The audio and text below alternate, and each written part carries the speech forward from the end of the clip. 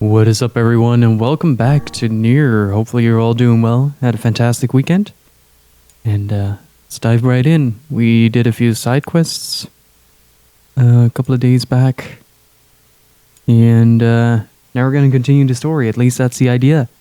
So hopefully you guys are doing good. I certainly am doing a lot better. Been having a day off, so I've been taking it easy, cleaning the house up a little. Still not done though. But I'm about halfway, so it's the effort that counts. As you guys have seen, there is a goal up for Mega Man 11. And yeah, that basically means that if you guys want to see Mega Man 11 streamed on this channel, get on participating in that. Beyond that, consider tweeting out the stream, and let's get this party started. The music is fantastic on the arrangement, I really have to say that.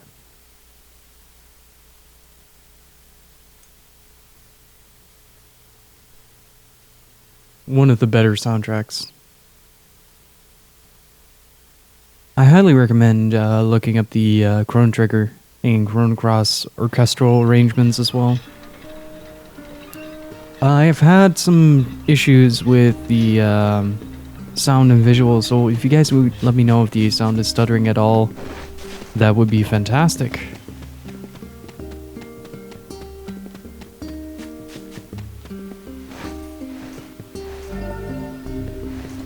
So yeah, I'm feeling a lot better. Had a pretty busy con this weekend, so I took a day off and took the liberty to sleep in a little bit for the first time in months, and I feel great.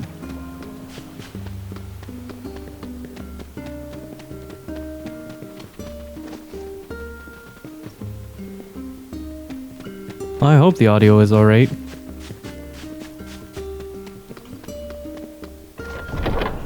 At least the visuals aren't stuttering, so that's good.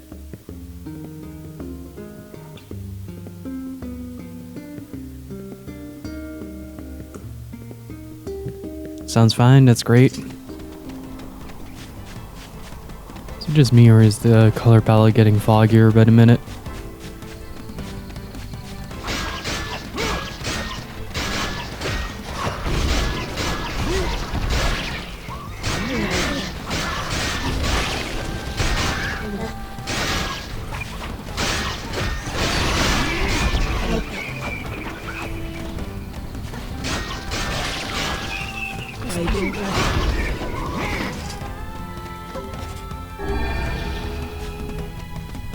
There we go. I think I can turn the volume up a little bit more on my side.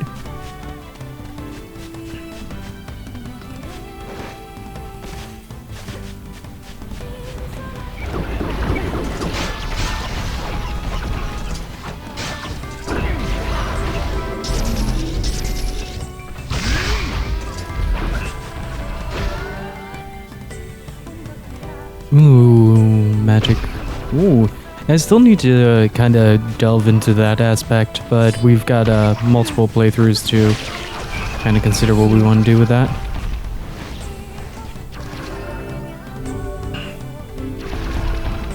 And again, as I might sound a little bit more active, mostly because I actually am. It's been a rough few weeks with a lot of work, and we're now entered the final week of having a lot of work, so that's kind of nice. How's this for a color palette? Oh boy, that is ooh, what happened there?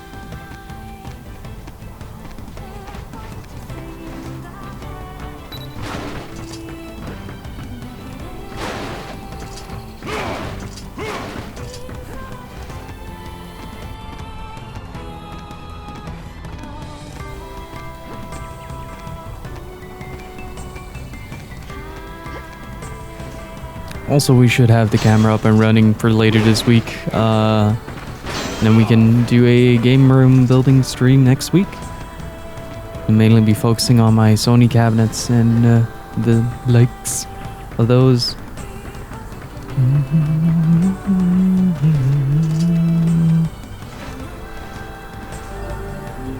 Been doing a lot of shelving tests lately to make sure that we don't have like the utmost boring aspect of game room building. We're just testing out if your shelves are gonna mix and match properly.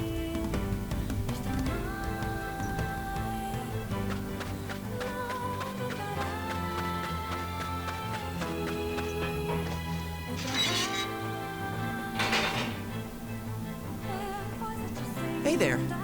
Your weapon is ready to go. Great. Thanks. Iron will. You know, with a weapon like that, You were going to say? I need to ask you for a favor. Oh, yeah? I want you to avenge my brother.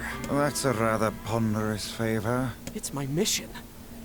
It's why I've been creating these weapons for the past 4 years. I don't care about money. I only care about making a weapon strong enough to kill those bastards. What bastards? The ones in the mountain. That little shade and his robot. There are shades here? Your brother was killed by a shade? Yes. And what have we decided, It's killing time. Mana's point. Worry more about them collapsing under the weight. No, these shells are capable of pretty much holding their own. Nice. Got a mouse tail. Be easier not to listen but not follow the story. Yeah, fair enough. Don't spoil yourself, dude. Please.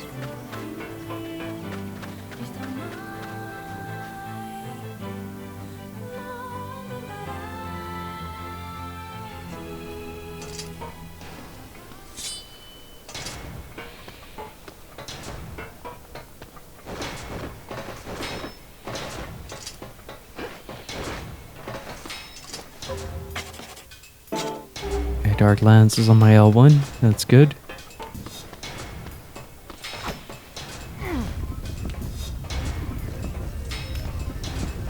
Now I need to see where I need to go for this.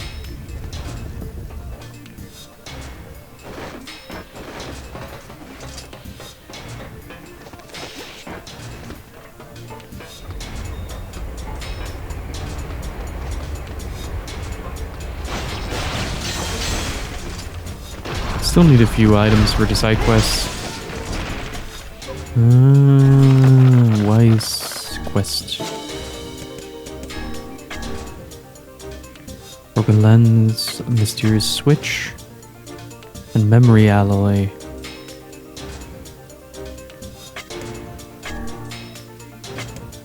Five iron ores.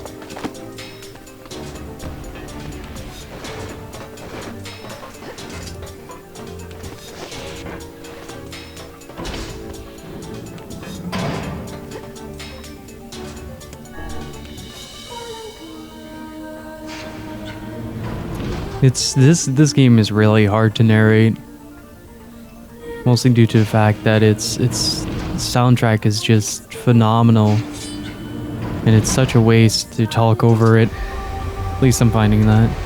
Oh, hello.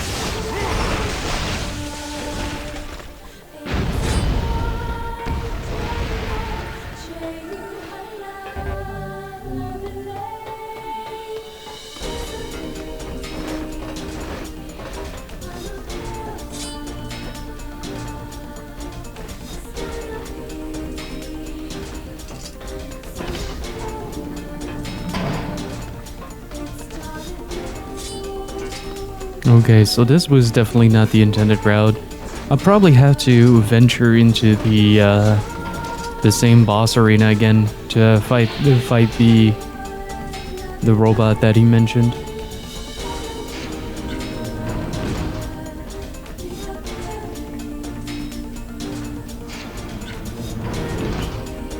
Yeah, that would be a great idea, Boogaloo.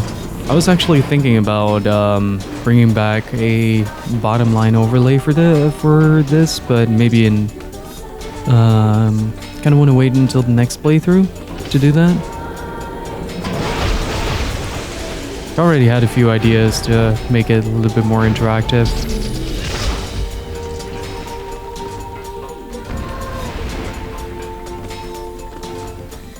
Yeah, just like a tiny little blob on the bottom.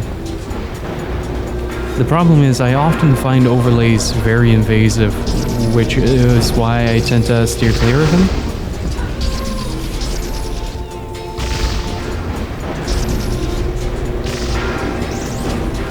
Except for the 4.3, because there is so much negative space on the screen anyway. Might as well add a little bit of pretty visuals to it. That's my take on the whole ordeal.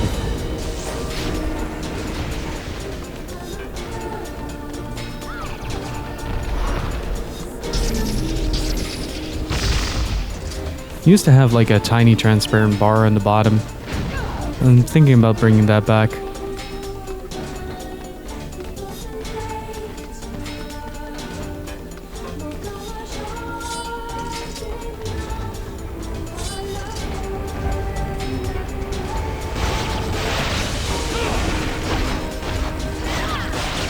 Yes, I needed one of those.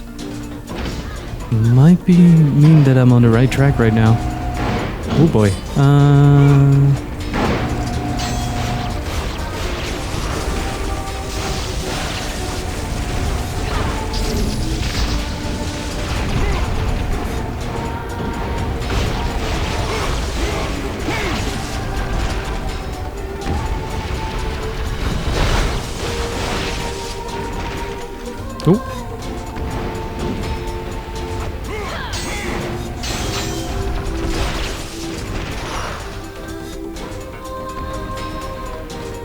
Yeah, something like that, maybe.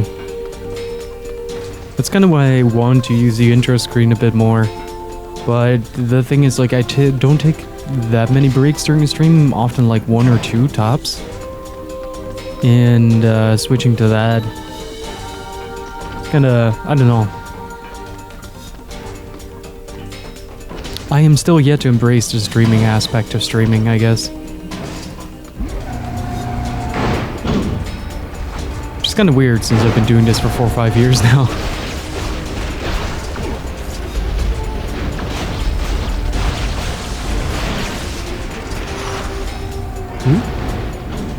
Be a bit more careful there.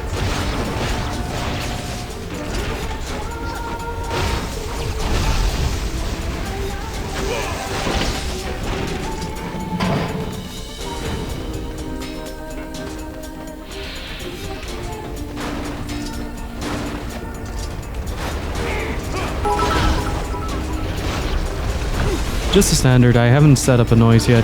Thank you for the biddies though. Really appreciate it.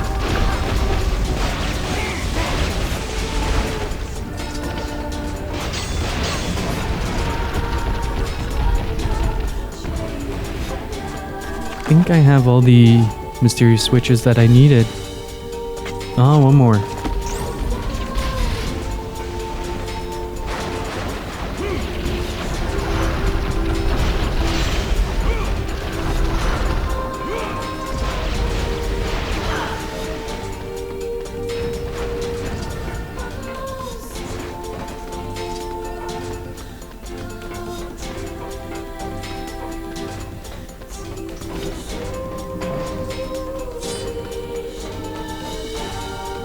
What's 4 bits called? Half as good? I don't know. I strangely enough honestly don't know. Probably has a name of its own. A nibble. Oh boy.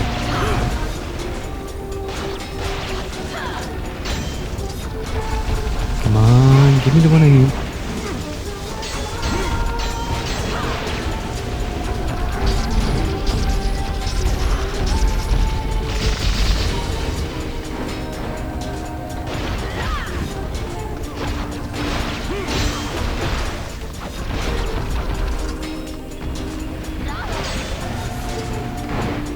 Nice, got a broken lens as well.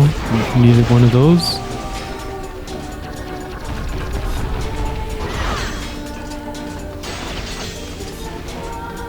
And one more broken antenna.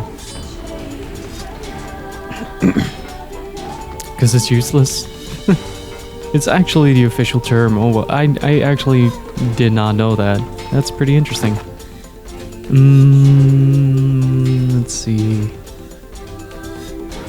Yeah, I do think it's the long path. Let's take the long path and see where it comes up.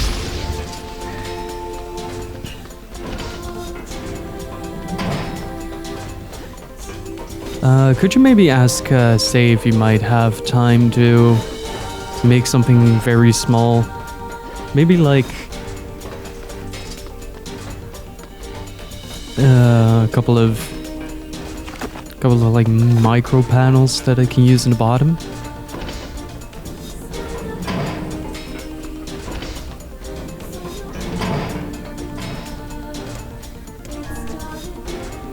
I think it was B2, I'm not quite sure. That's the furthest I can go at least.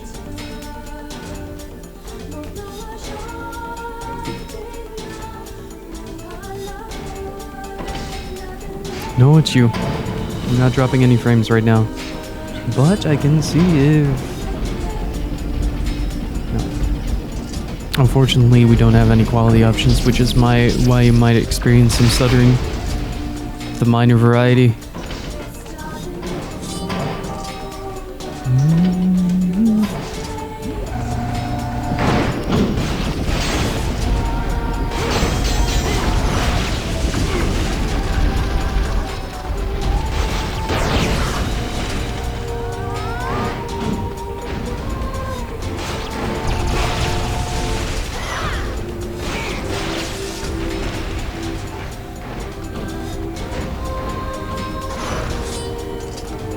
Oh, still enemies left.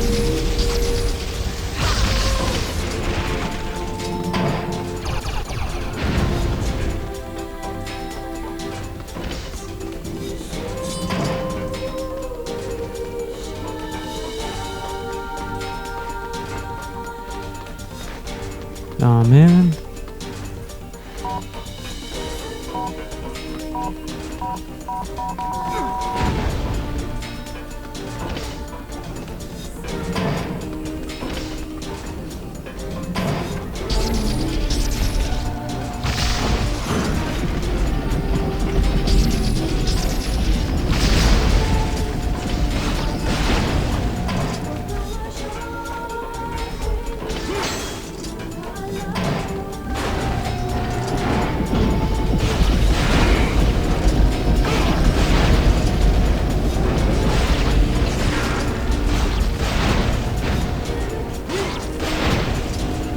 There we go.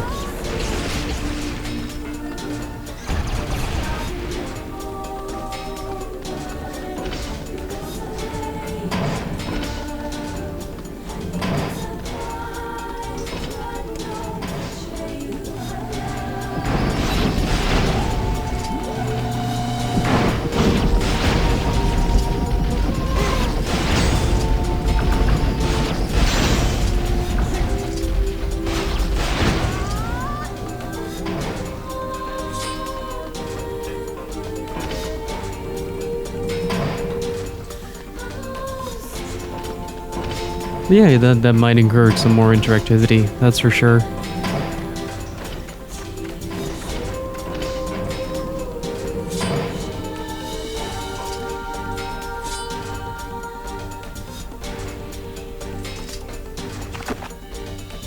Let's see.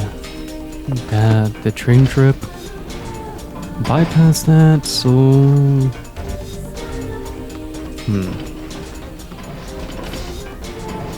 Where do we go from here? Ah.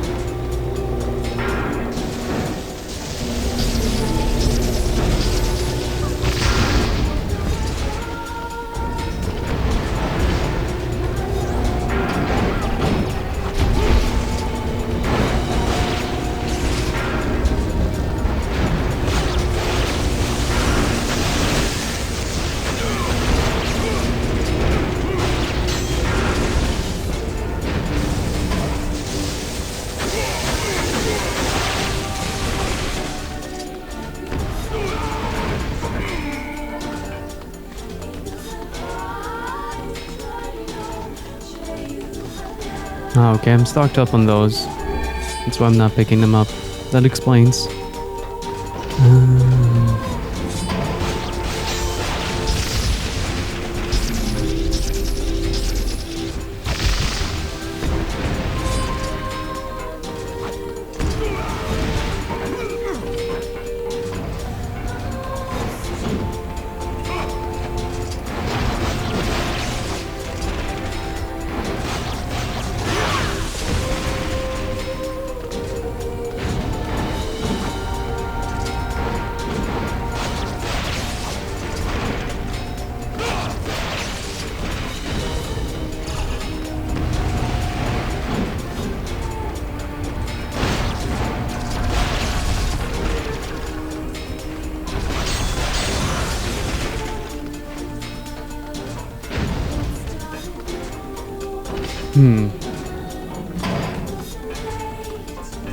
Can't remember where the P-33 fight was.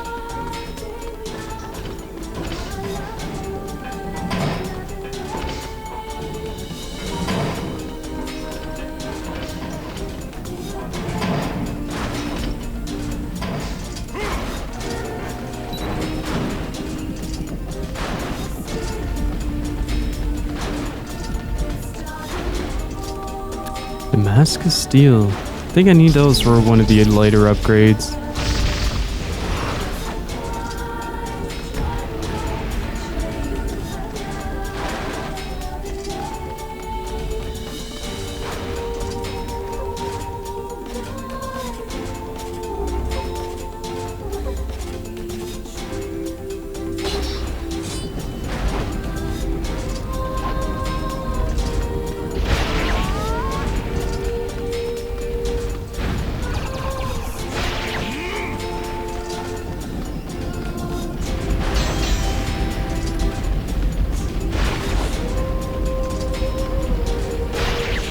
This is a pretty beefy...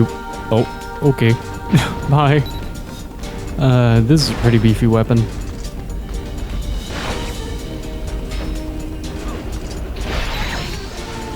Oh, nice. Level up. 25.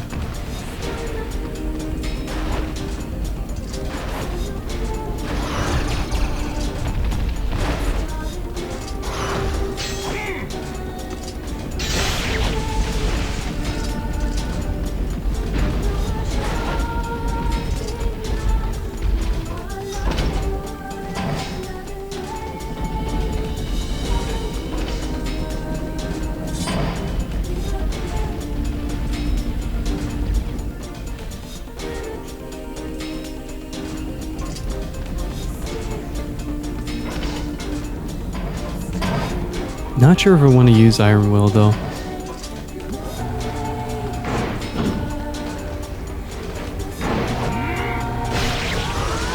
It's mostly because I find heavy weapons really unwieldy in this game.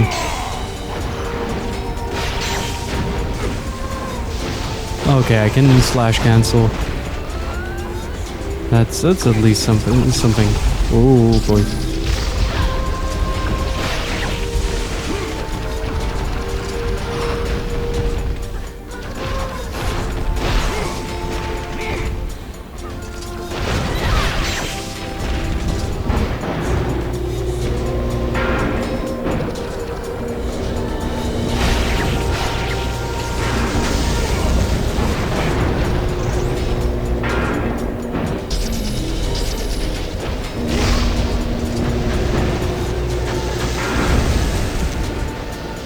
Well, I'm gonna say one thing in this game's defense, it at least is somewhat playable. As much as I love Dragon Guard 3, it is barely a playable game. Okay, I'm full on severed cables, machine oil, nice.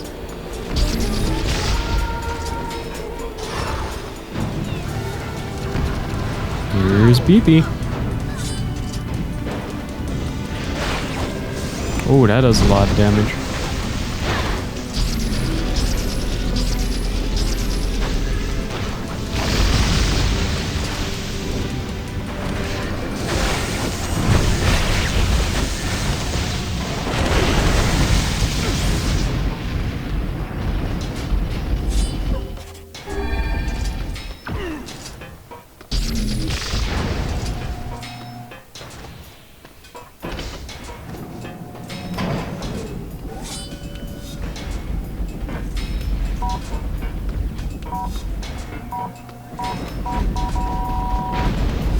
There we go.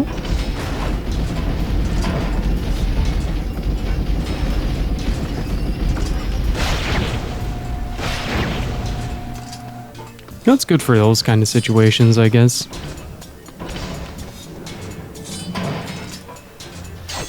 But there is a general inherent stiffness to the combat that just doesn't bode well for these kind of scenarios. Oops.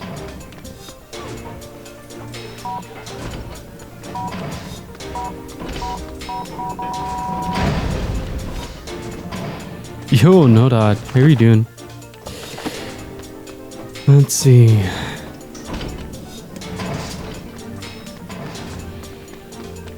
think this is the wrong way, but I might be wrong.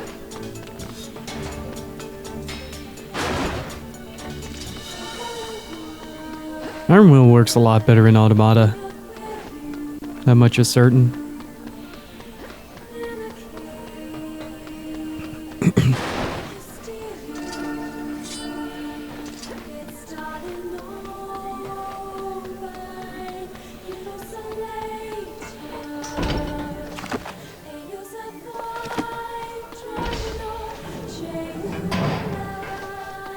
Okay, that's back there.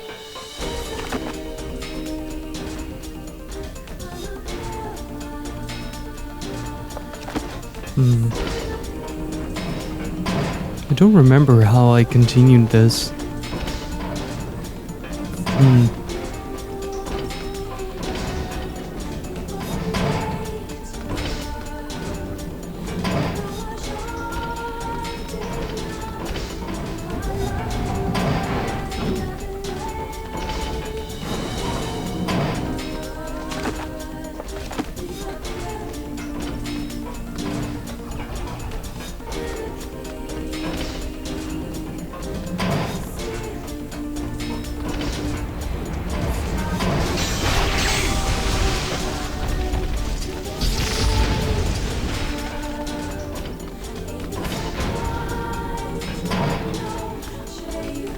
Let's see, not there.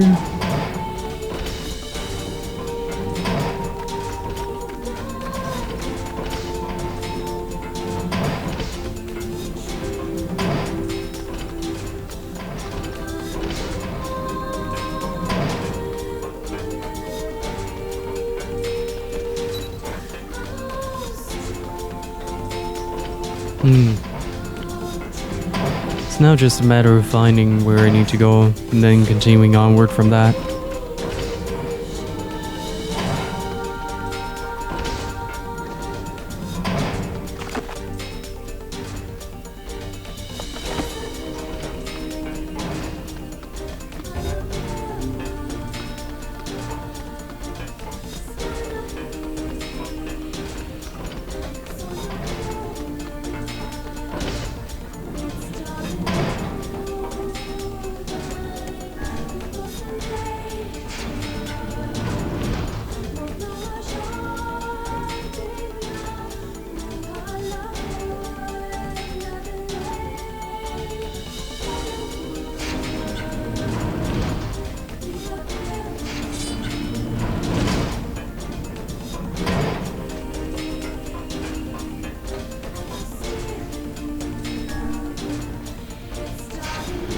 I'm very confused as to where to go right now.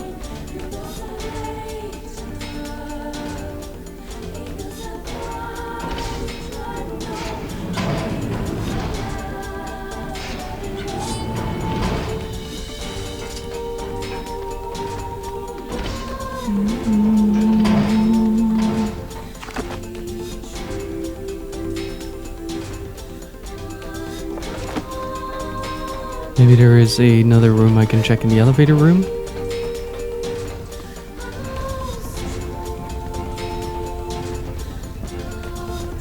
Or use the other entrance, that might work as well.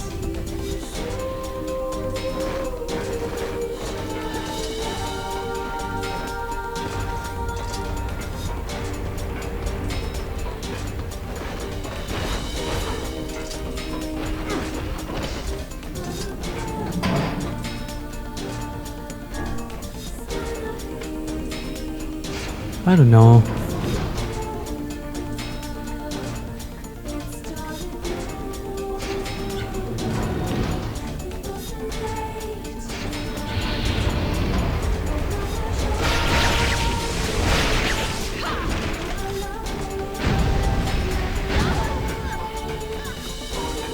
Not here.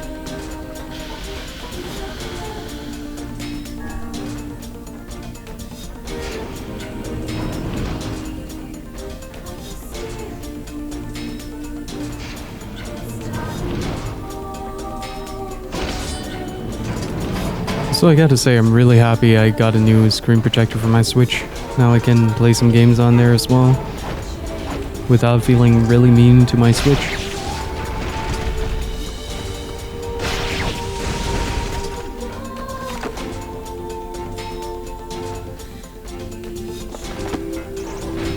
I think I need the outside entrance.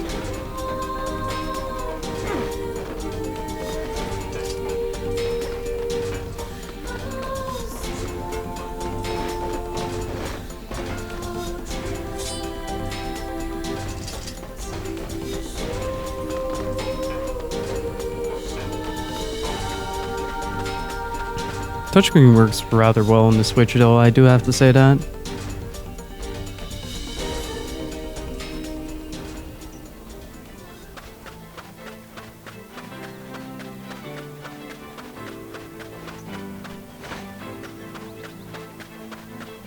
It also just clearly states that I need to go here. Oh, no, it doesn't.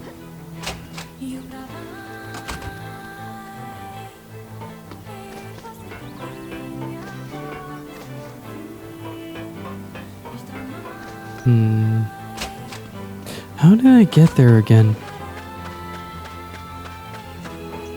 Hey, what's up, Nugget? How are you doing? It's good to see you.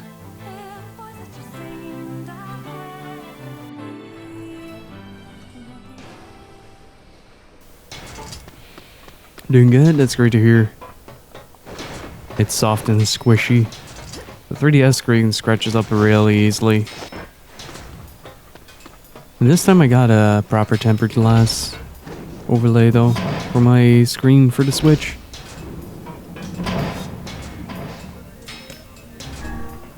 Let's try B2 again.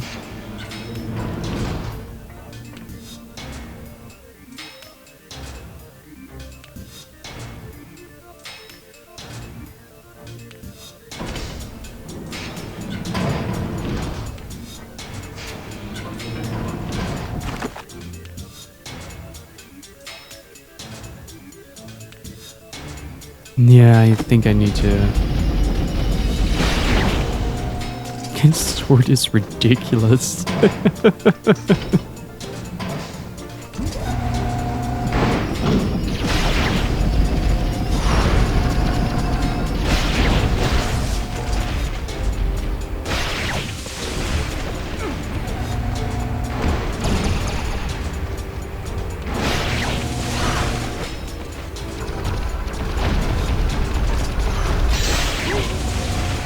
Oh, okay.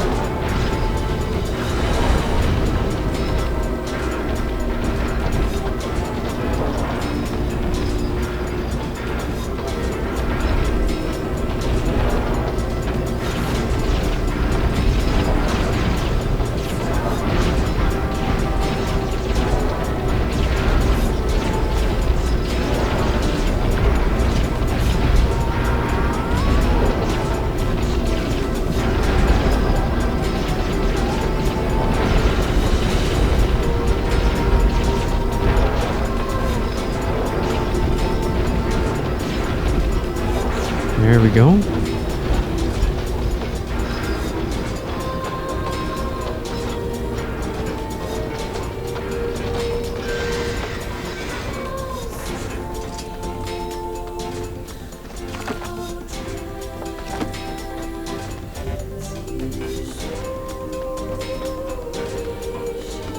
I keep forgetting that exists. I'll be honest. Like, I keep forgetting that The World Ends With You is coming out soon. Well, to be fair, I have the same with Kingdom Hearts.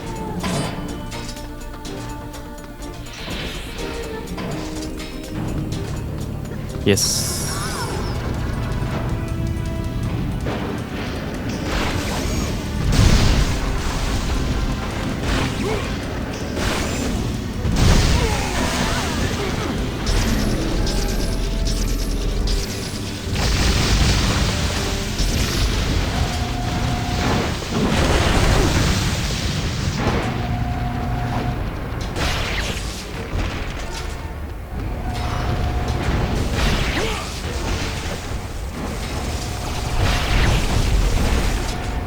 Oh, hi.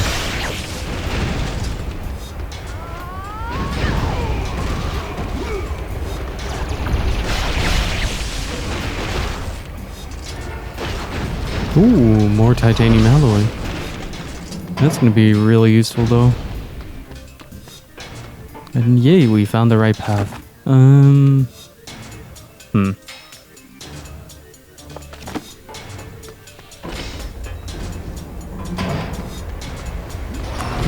I'm yet to play the ZX games. I heard they were absolutely fantastic.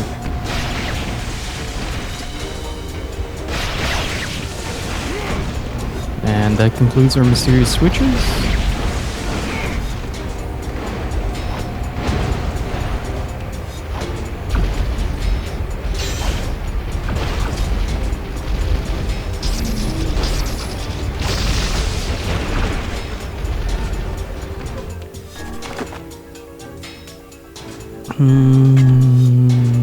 Just a broken lens. Oh, I got another one, so that's kind of nice.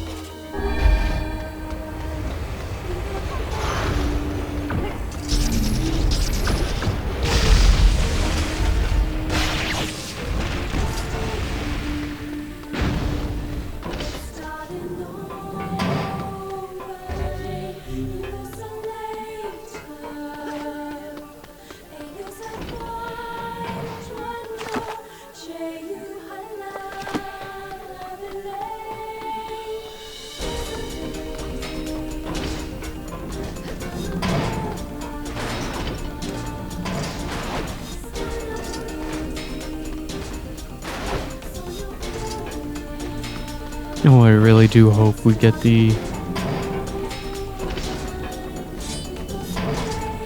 broken lenses in this part.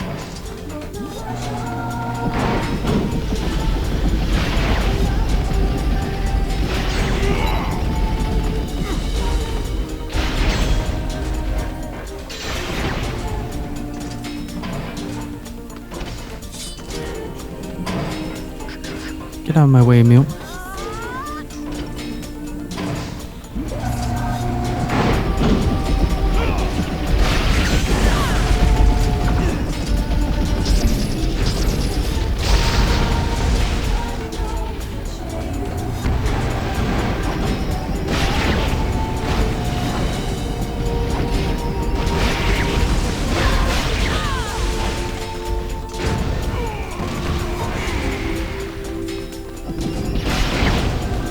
The cooldown on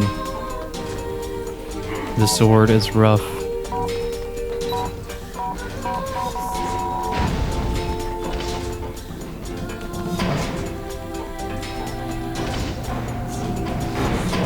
I'd love for Mega Man Legends 3, but I'm not holding my hopes up at all.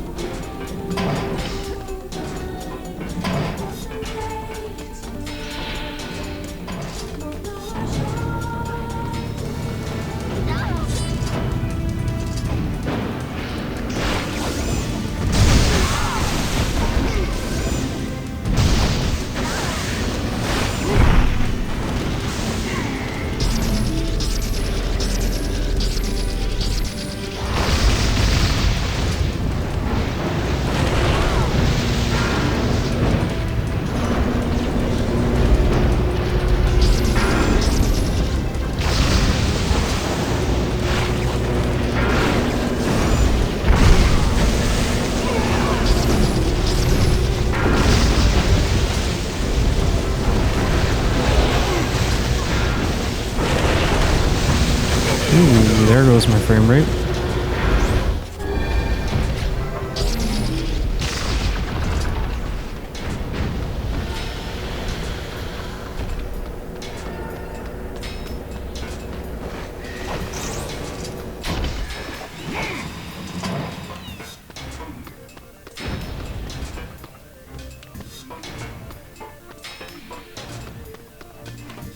Mega Man 11 looks really good though. I do wanna like really emphasize how good that game looks. I wanna play it so bad.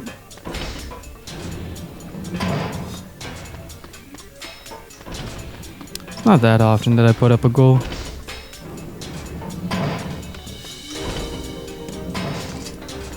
And it seems we have been shut in.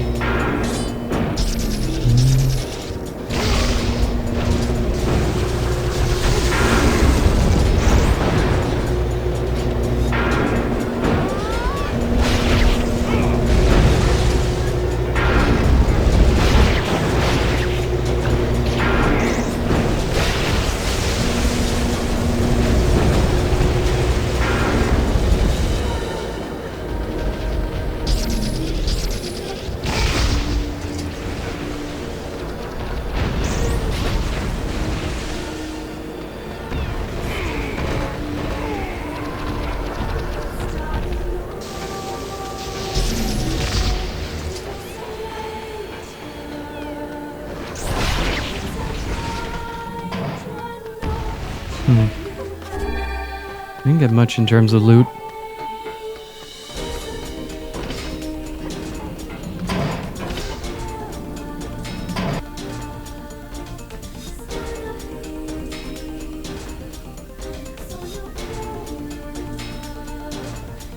I always hate it when you have that new screen projector and there's still the air bubbles underneath it. I know they go away after a certain while, but still kind of frustrating for the first couple of days where the air bubble is still stuck, ruining your aesthetics. Never heard of a shade living with a machine. What's that about? Doesn't matter. I'll kill the shade and anyone who gets in my way.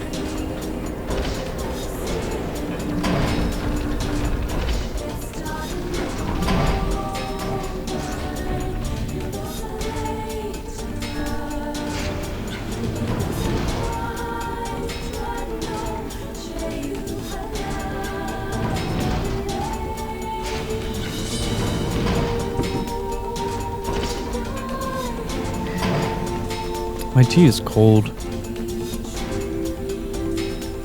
Beyond this hole lies the robot. I'm going in. I wish I had half the courage you possess. Oh, you're coming with me.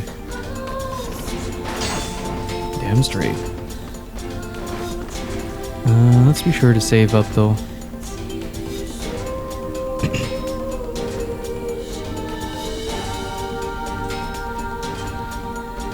I had it with one of my old Razer mouses that that it automatically went to the left.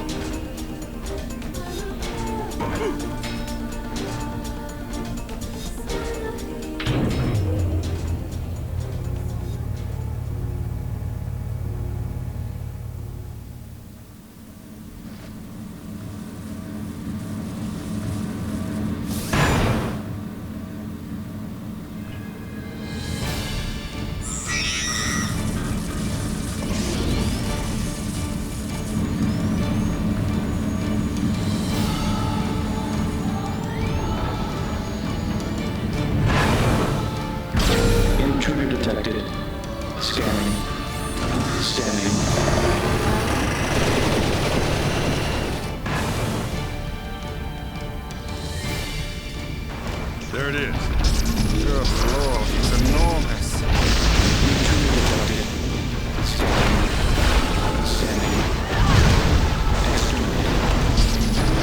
Look at the shape! That thing is commanding the robot somehow. Aim for the legs! Knock it down! Take out the shape!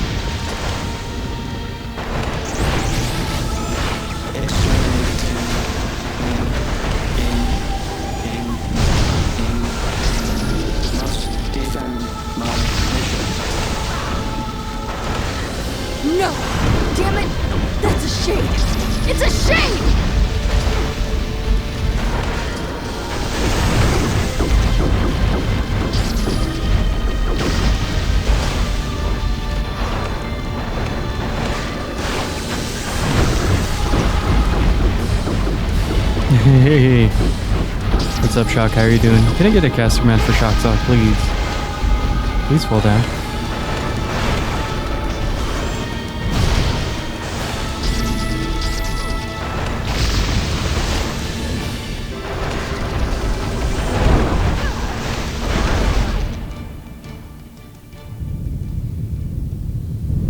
Caster man, not Shock Sock.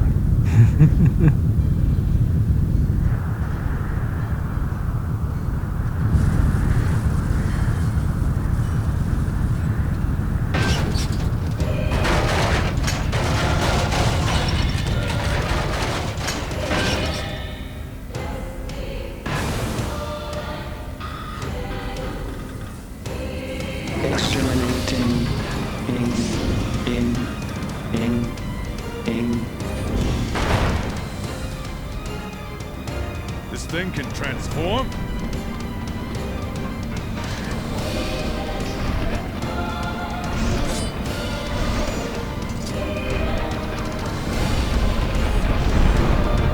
Watch for falling debris! Look out! Escape, escape, escape, escape. Go, see the world.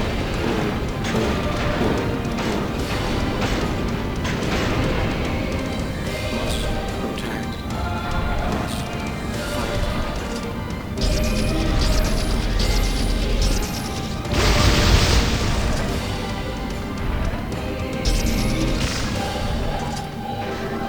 This bastard's pretty crafty for a robot!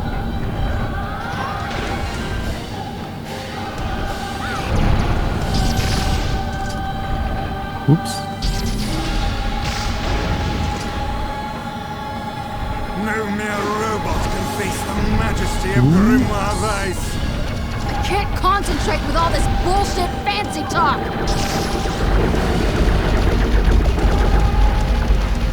Calm down. Ooh. Swat him down! I'm getting killed here!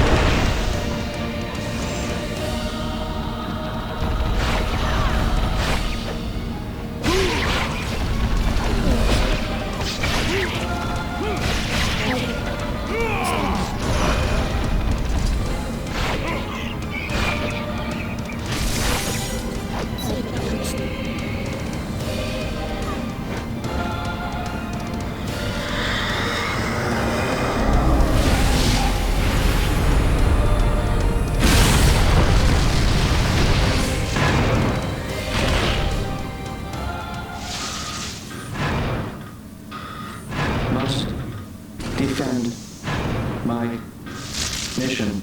My mission. Mission. You. You stupid machine! You killed my family! You took everything from me! Why did you have to be here? Why you? Why are you here? Why?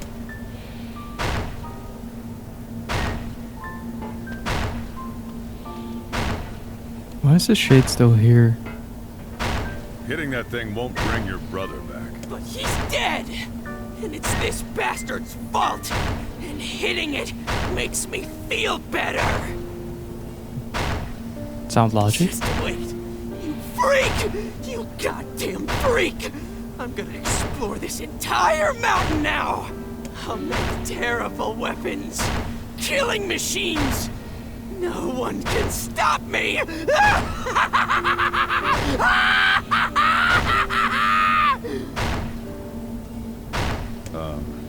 Yeah.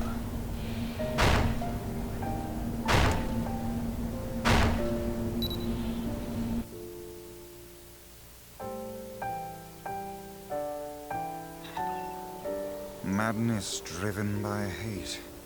This is hardly the happy ending I was expecting. He doesn't know any other way.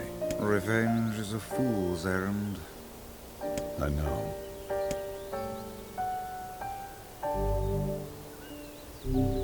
Laws of robotics. Maybe Popola has some new information. Let's go see her. Oh boy. Dave with a raid. Welcome on in, everybody. Hopefully you're all doing well. And Dave, you fantastic man. Welcome on in.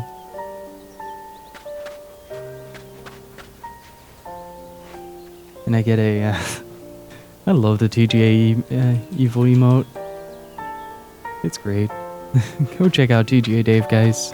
Absolutely fantastic broadcaster. Sorry I haven't been around as much. Trying to remain somewhat blind on Valkyria Chronicles 4. Well, welcome on in, everyone. Sit back, relax, enjoy some Nier Gestalt.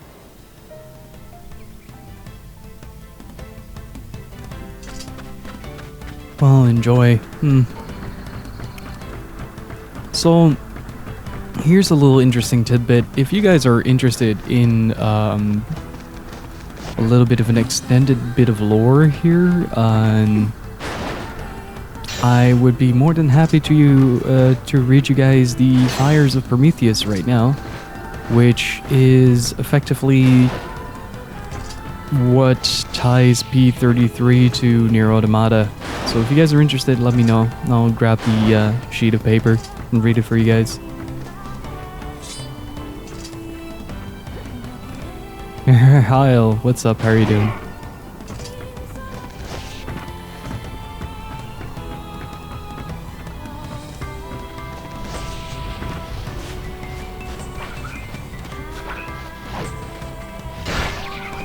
Iron Will is such a unwieldy weapon. I don't think I will ever get used to the sluggishness of it all. Damage output is decent enough though. So if you guys are interested in some in-depth lore, let me know. I'll grab the sheet to Fires of Prometheus.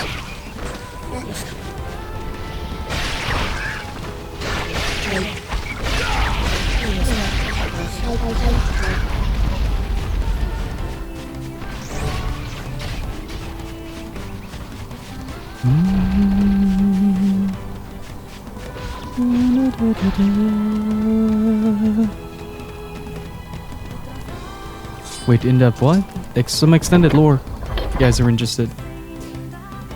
So the way that the Dragon Guard universe works is that all the games are tied together with some extra novels, and they kind of explain the gaps between the game. And one of them involves the boss we just defeated, called P33, or BP, as he's later known. And he is pretty much due to a... I thought you said vor. Okay, yeah, that's a part of the internet I'm not touching. I'm sorry, no dot.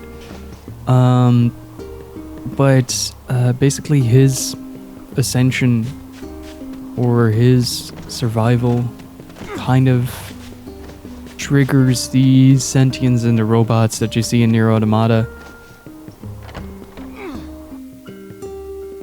So Pascal is a byproduct of P33 gaining absolute sentience.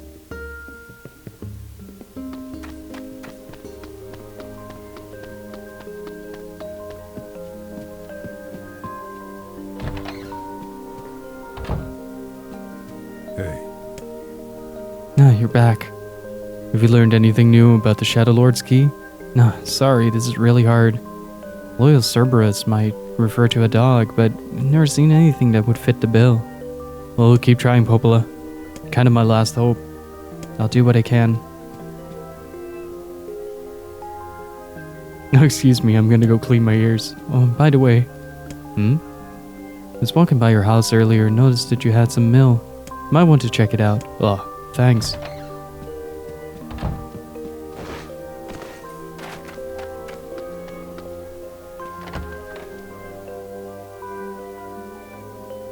So how has Valkyria Chronicles been, Dave? Hopefully it's been treating you well. From what I played from the demo, it's an absolutely fantastic continuation of Valkyria Chronicles 1.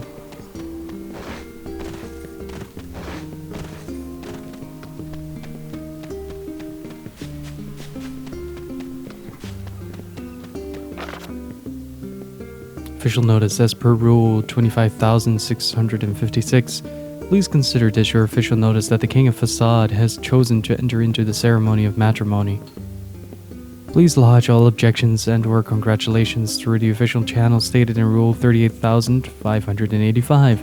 Sincerely, the Facade Royal Office of Marriage and Other Legally Binding Contracts and Concerns. P.S. Hey guys, it's me, the King of Facade.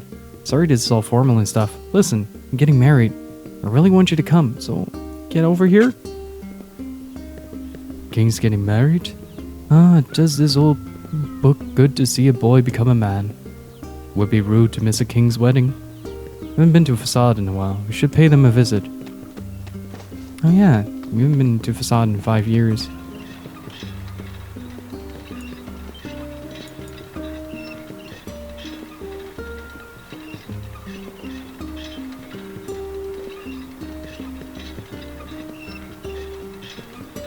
Hey Hadi, thank you for the follow, really appreciate it.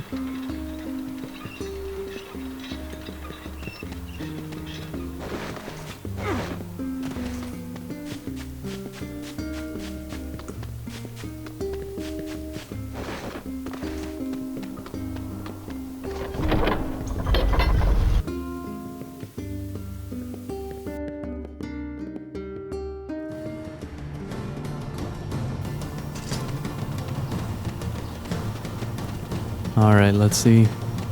Facade was to the right here. I do really love the physical representation. Termina, Majora's Mask within this world structure.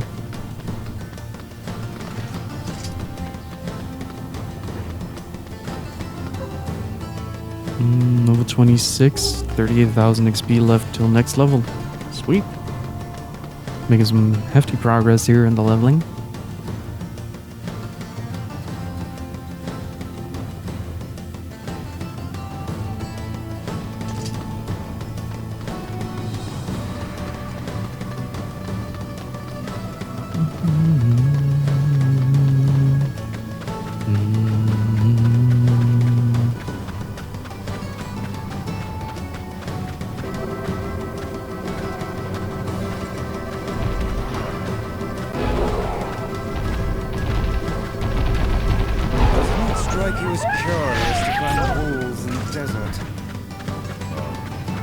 Not a bit, boys. Not a bit. Could they possibly hope to attain here? Looks like I should have said yes.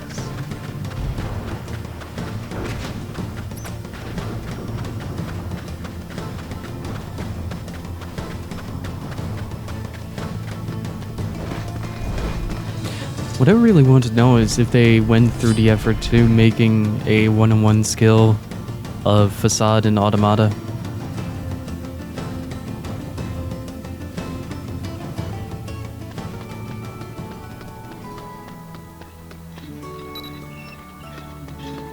Alright, we'll do the side quest later. Want to continue the story today? Ooh, there we go.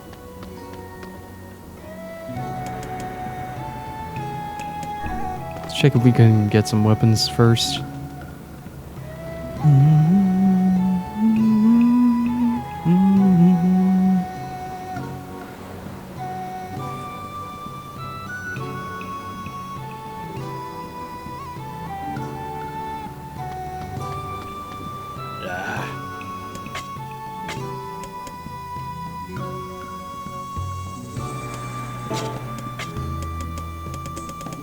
Think we can make do with losing some of the materials that we've gathered.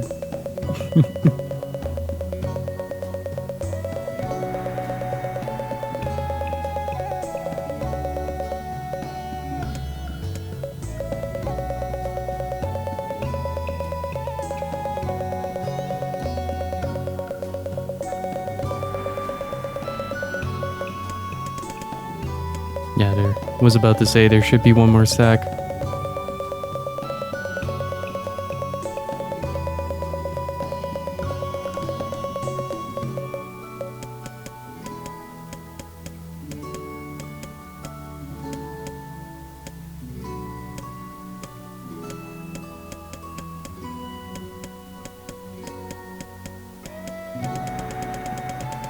see, is there anything else we can miss?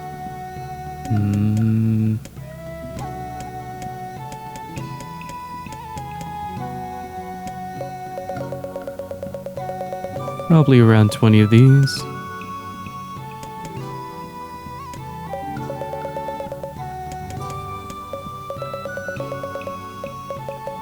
Let's do 15 of these and 15 of these.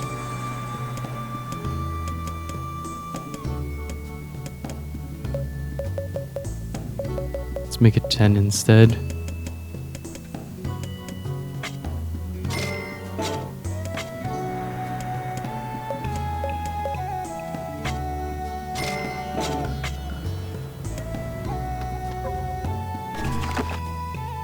It's for later. 67%. Okay, we're well on our way. I think I got 2 more endings before I need to have that 100%. Not quite sure.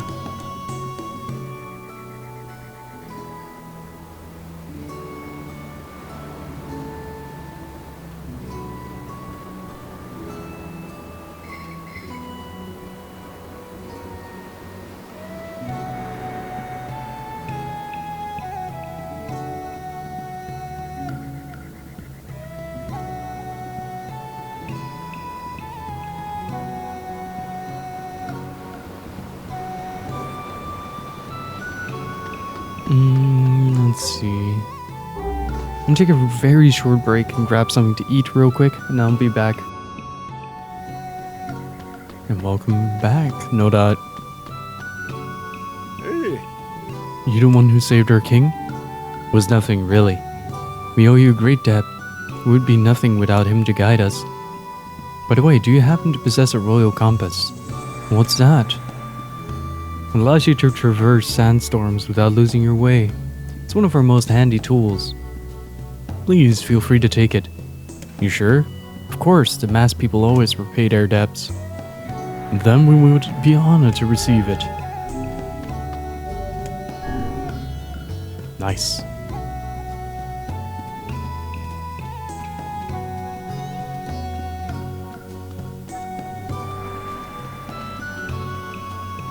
How does this work? I hear your days of bachelorhood are coming to a close, King. My deepest sympathies. I'm just kidding. You'll love married life. Forgive my prying, but we are all eager to know the identity of your lucky bride.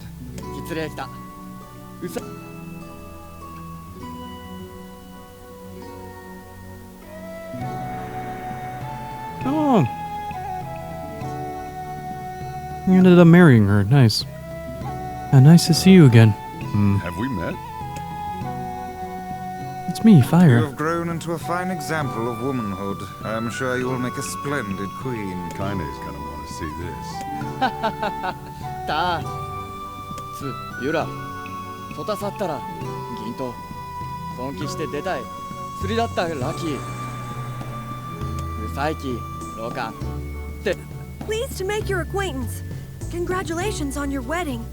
たく I'm sorry Kaine's not here, but けことぐるなろ日程して沢たいてそちラタチやたよりせれやりさたちとっていいてすれ Hey, what's up, Yuki-Wee? How can we refuse?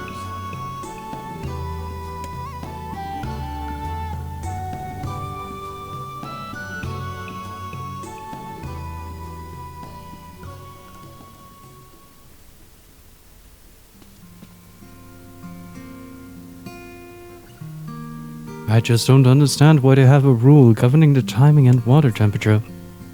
Just be glad they don't have any rules about flying books.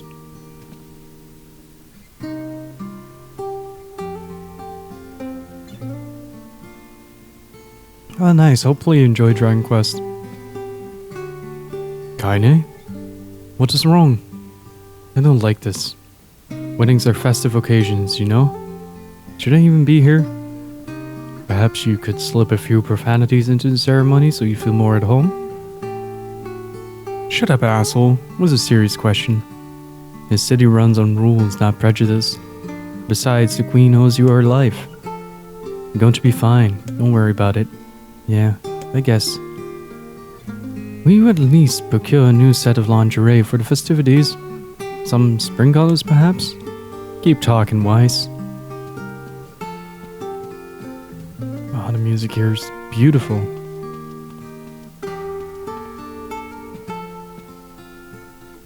Oh, can't sleep? Weddings are so exciting. Many sleep for days. Oh, Emil. Sounds like you're the one getting hitched. Yeah, I know. Although, I'd like to get married someday. I mean, if I can find a girl who doesn't mind what I look like. Yeah, so what's your wedding like? What was your wedding like? Did you have a huge feast where you made lots of toasts? Was there dancing and gestures and bears on unicycles? And it was a long time ago, Emil. Well, would you ever have another one? Alright, that's enough weird questions. Go to sleep.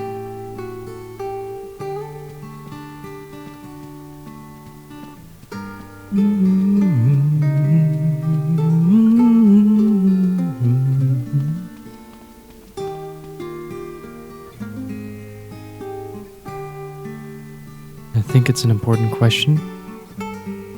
理由停滞ルエタゼルガーンとキウゼシ続いているカイザムときてとキゾとヤーズだトンシチ岩井ゾとタンサルアインだ Finding light in the bad times is the mark of a true leader. I couldn't have spoken better myself. Your people deserve a moment of rest and celebration. こうだった And a man works better when he has something, or someone to fight for. Trust me, this is a subject I know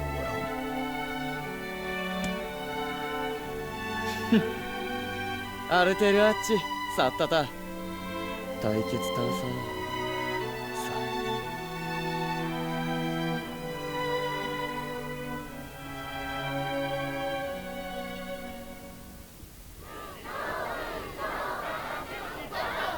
How nice! A wedding! Flowers everywhere. Everyone's happy. It's great. I'm kind of jealous. Aren't you kind of jealous, Kaine? Oh, come on. Kaine is kind of grumpy about it.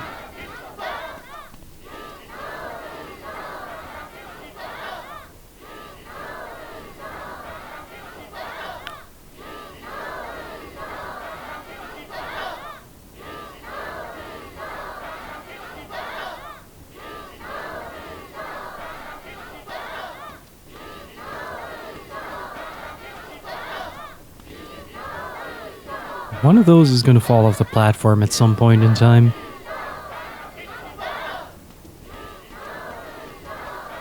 Reminds me a lot of Paprika.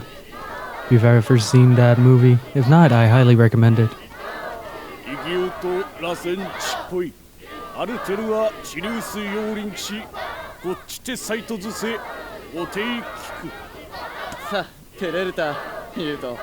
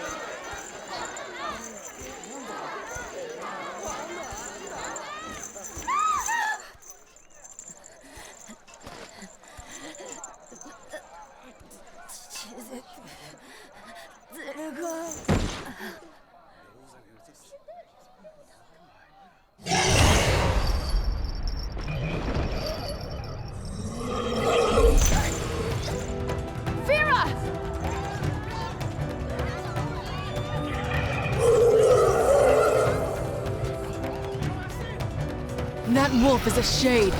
Party foul, dude. Has the power to reflect magic.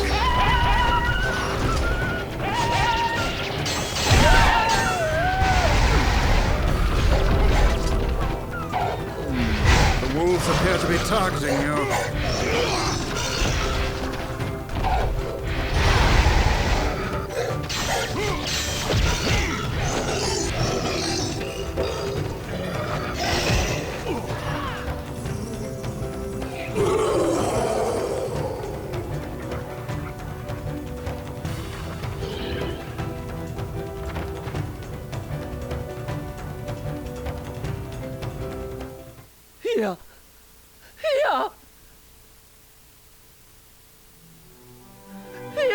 さて久しぶり決戦改ざんぐさちあっち我いやこんたよりにたく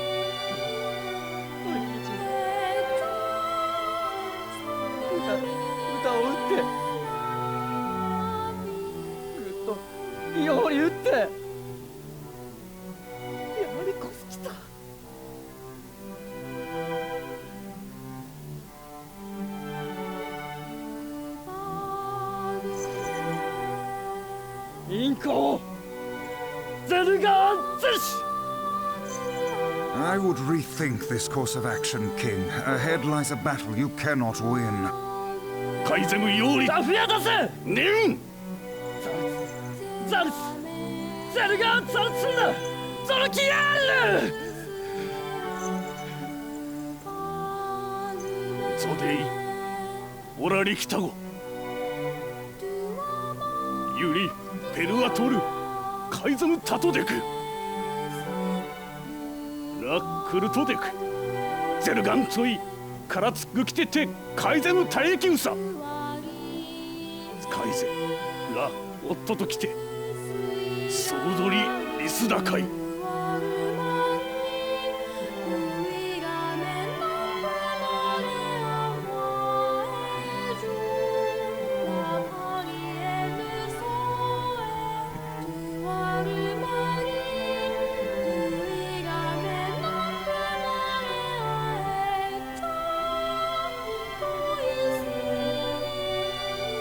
The king's grief is strong. I doubt he will stand down at this point. I think you're right. Sooner or later he'll go charging into the wolves' den. Will we let him go by himself? Of course not. And we must prepare for the fight. Will not be an easy one. I know.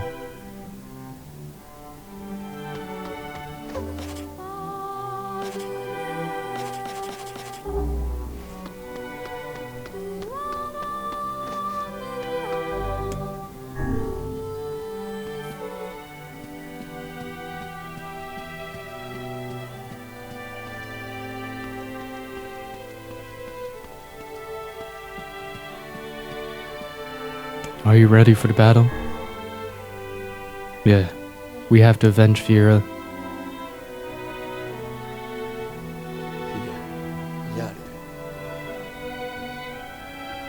ゼルガンキゾとヤージーとメレイギュジケイスアウルアルテルアダとスコスラエダ Madness. The wolves who attacked were only a fraction of the pack. How will you fight them all? セルシタイ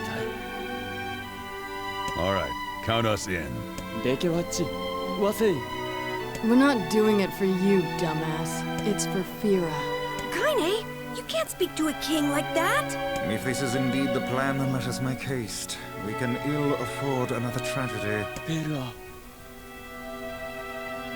タコ、取っていい。ユラ、あるいは銀刀。Ancient Overlord. Ooh. I'm both kind of sad and excited. カイザム・アコラ。ゼルガン撃つと避けた。これでサト・アルテルア・チンクルチーラス。アルテルやトラーヤリアフィーヤくすったあティンフィーヤギッキタタトサダキラツヨーリュータタキツシリューストサティンヨーリワイトソフィーヤとつだったあティンハンダドセティンドシケンユーカイザムデクなんだルアミスカー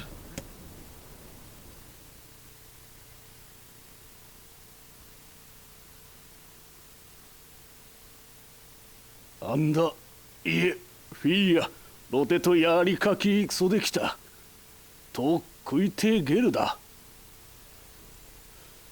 ユラグラーデペアとカイザムってカイザムとアイソフィーヤアイサムってフィーヤチネセキタとトラゼルガンってアンダーゼルガンヤーイズガッチクルソーカイザーゼスタルペア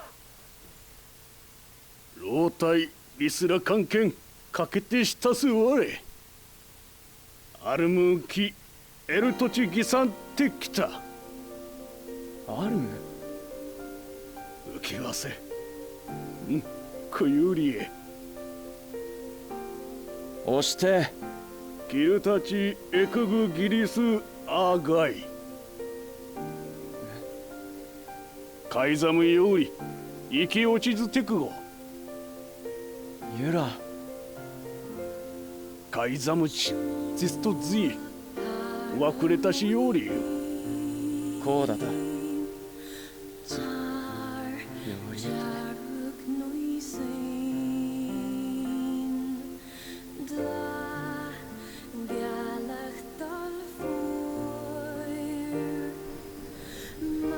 クリゼルガンタチトクだ Sorry to ask so much of you. Forget it. It's Rafira. Let's move. Isn't it the Ashes of Dreams that's playing right now?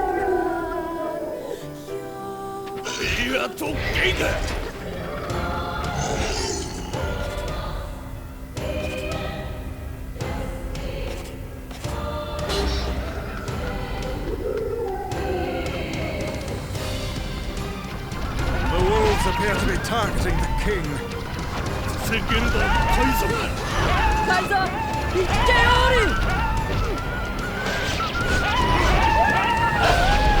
He seeks the king of facade.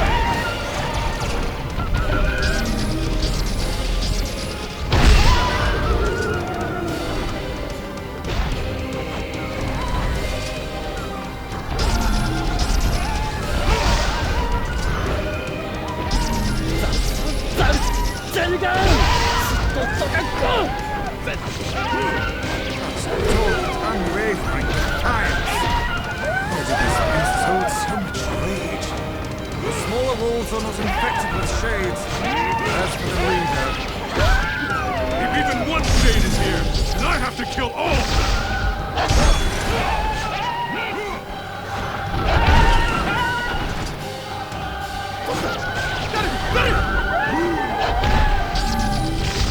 Cleanse it, man. Just keep pushing.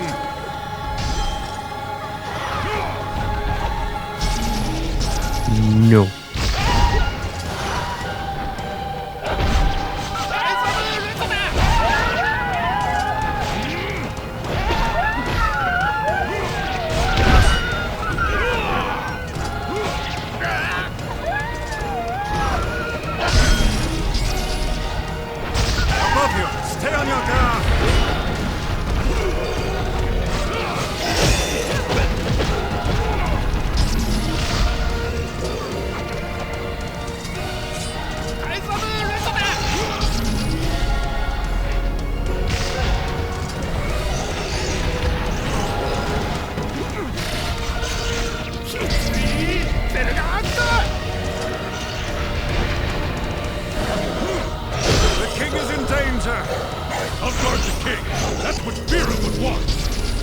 worry about protecting more than yourself in this battle.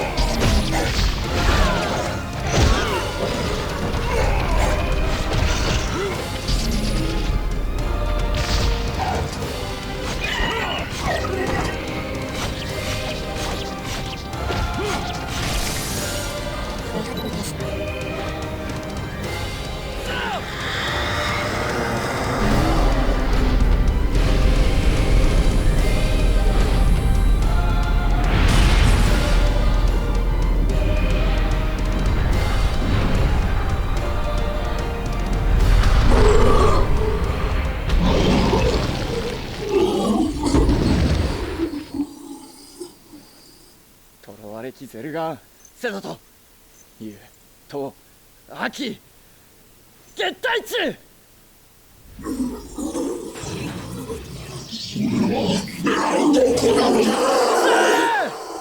ヒヤとゲイヤ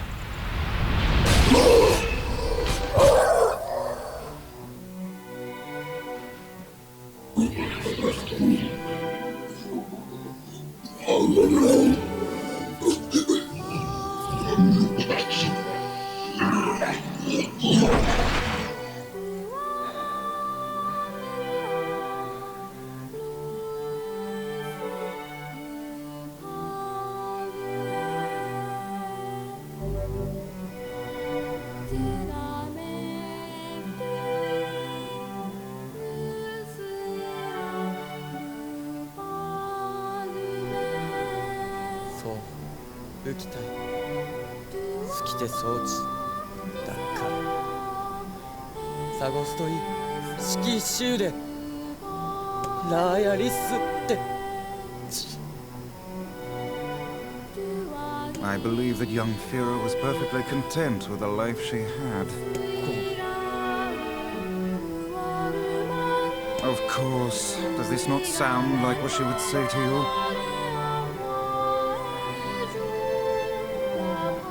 She was terribly proud of her king, and now you must do all that you can to honor her memory.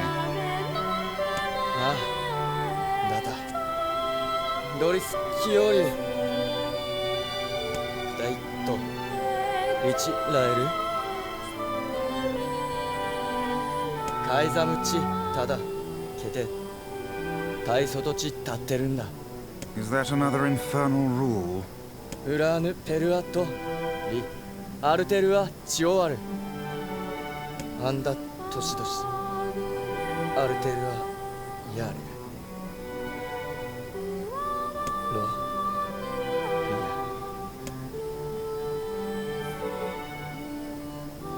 Poor king. I know, but there's nothing more we can do for him. Sad truth indeed. Hey Lhasa, how's it going, dude?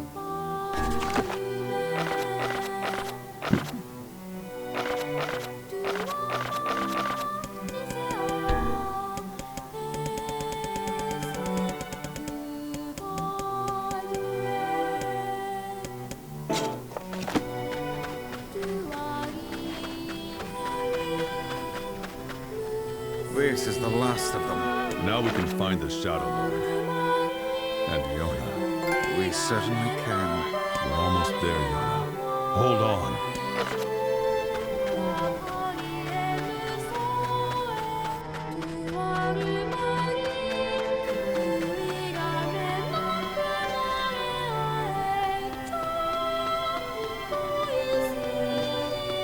I don't know where to go. Oh, there. No map. Cool. Okay. We should return to Popola and see if she has any final words for us.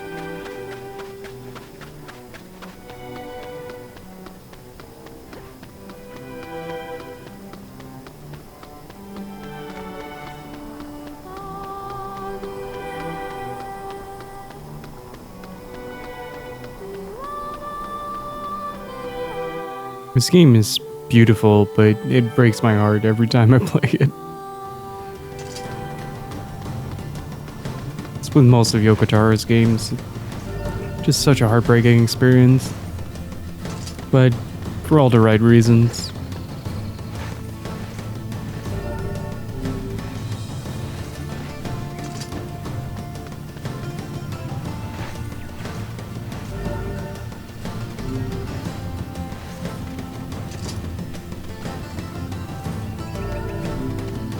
It's kind of hard for me to talk right now.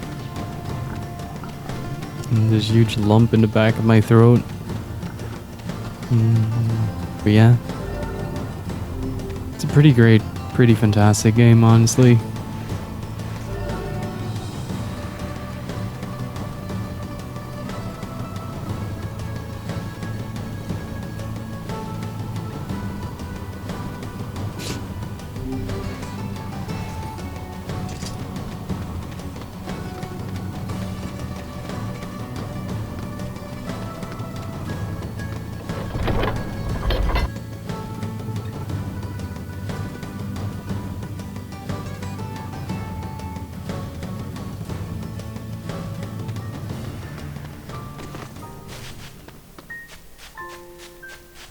I marvel at how relatively simple a task this retrieval process proved to be.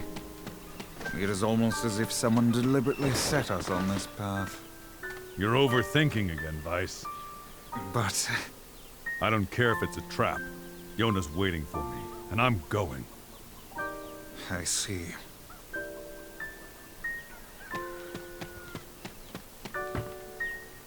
So I want to tell you guys a little bit of a fun story that happened at the convention this weekend. We had Nier with us at the convention, a couple of copies of Nier, and there was this girl who really wanted to have the game, and it is quite a expensive game to get, especially considering PlayStation 3. It's like one of the rarer games on the system. But she pretty much started crying when she got her hands on the game. That was a really nice thing to see. Just someone feeling so passionate about a video game that the mere thought of them owning it brings them to tears. Kinda got reminded about myself with .hack GU. It's pretty great.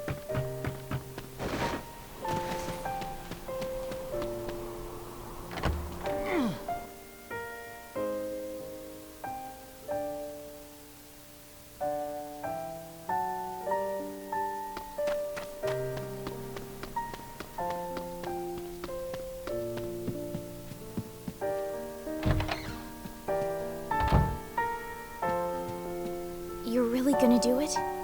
The whole village is buzzing. They say you're gonna rescue Yonah. It's true. This is my final journey. Hard to believe this is the end. I'll bring her back. I promise. About that. What? Nothing. Never mind. Popola just loves to worry. Anyway, you be careful. Yes, do be careful. I will. Watch over the village while I'm gone.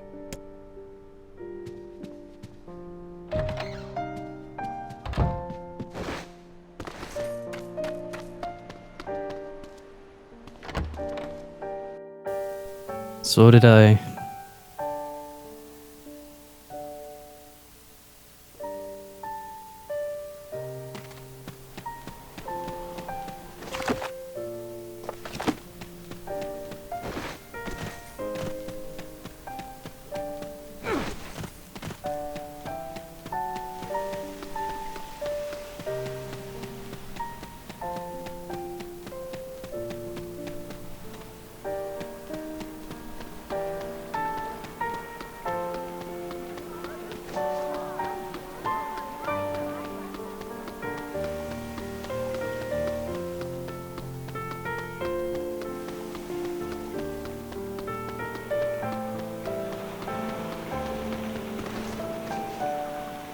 Oh, there, getting on?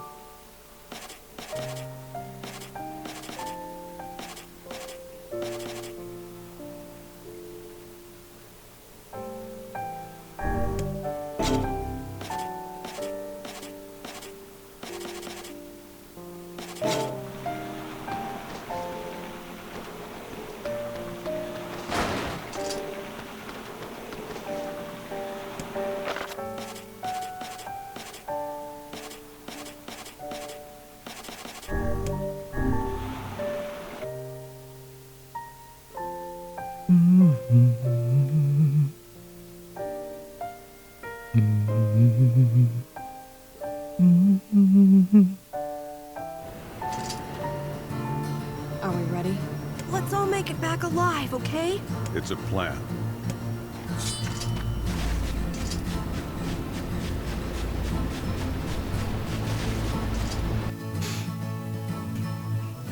Glad you enjoyed .hackgu. I did as well. It was worth the wait.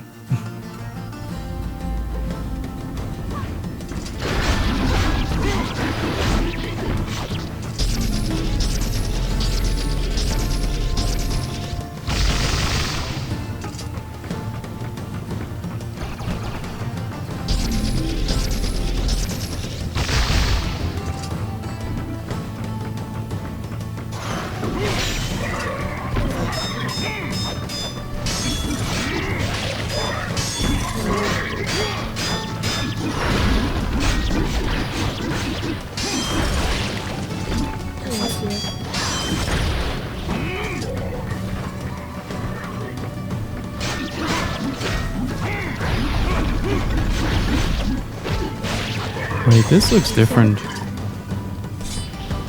That looks more solid.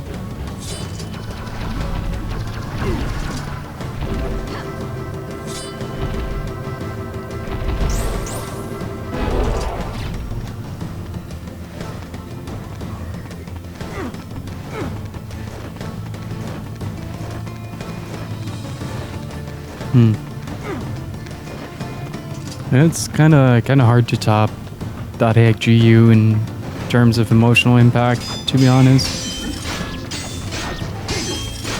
It's kind of a weird contradiction within my brain, is that I thoroughly enjoy melancholy in stories, which rather than stuff making me sad for some reason, if a game has a melancholic theme and does that well, I tend to really just enjoy it rather than feel sad about it.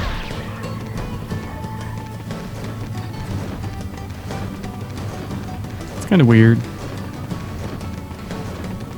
Which is why I enjoy Yokotara's game so much. I don't really like do the old teary thing that much. Rather just sit there with a sad smile and just choked up a little bit.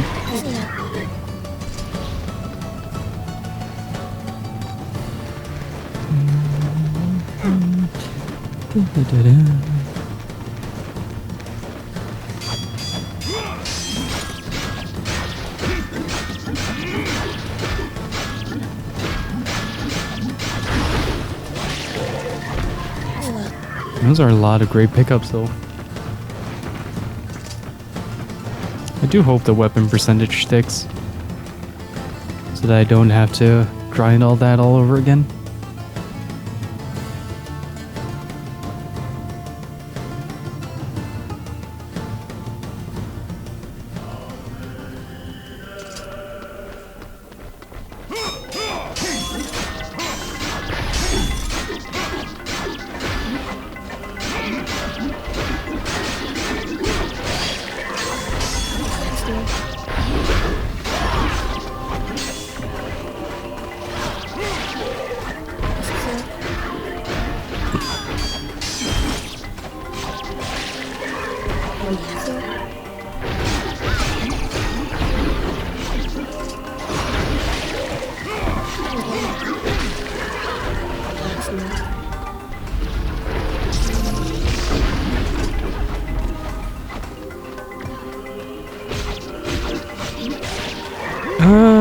It's an action RPG with a very sad story and fantastic music. How are you doing, Sci-Fun? Think of it as a more mature Legend of Zelda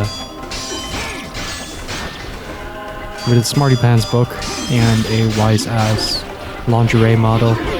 Ooh. That's a good place to be.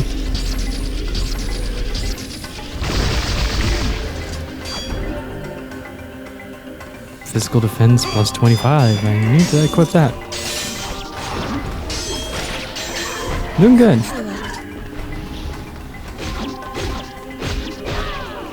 That moon is Emil's face. But yeah, pretty much. it has the same atmospheric density as well. Yep, there you go.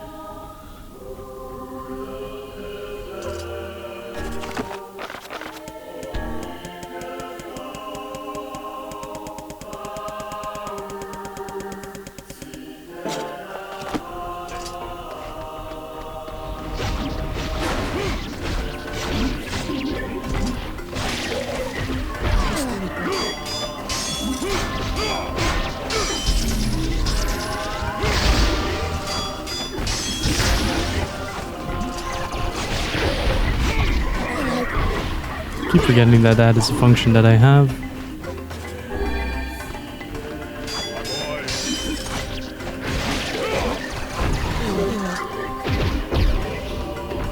But that's it's kind of a very unique type of thing. Did you change games? Change games whenever I feel like it.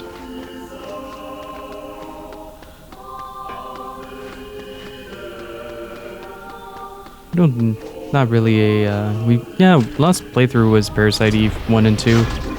Or at least an attempt at 2. Ooh.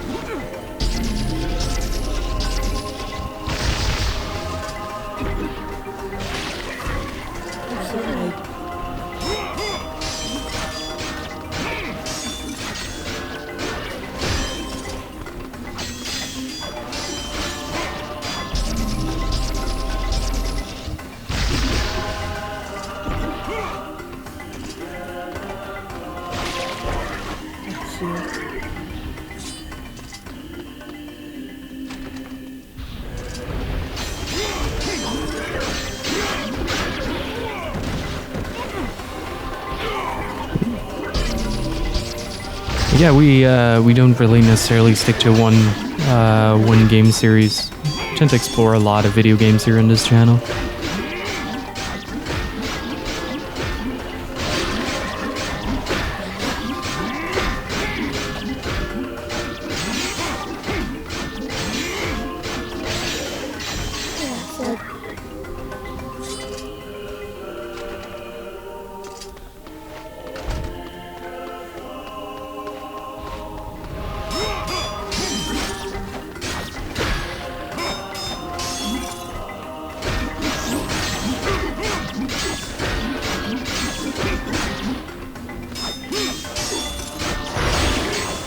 Your top 10, top 20 you enjoyed the most? Ooh, that changes very frequently. It's a good question though.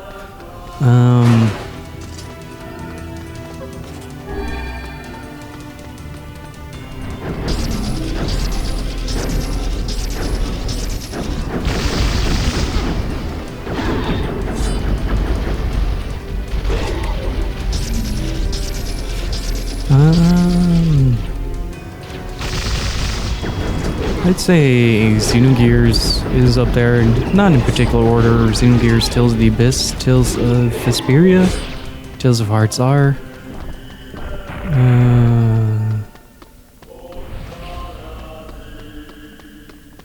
Nier Automata, Dragon Guard 3, though I wouldn't necessarily recommend Dragon Guard 3. Like, as a video game, it is not very good, but it is one of my favorites. Kind of like the magic of storytelling kind of thing.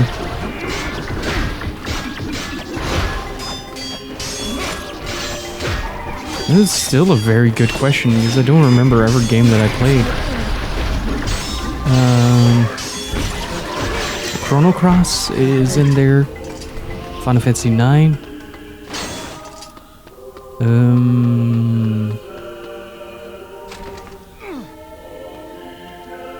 Devil May Cry, like 1, 3, and 4.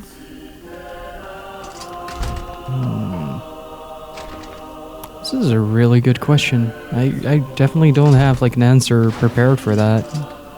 Just start mumbling off titles, I guess. Hope that's okay.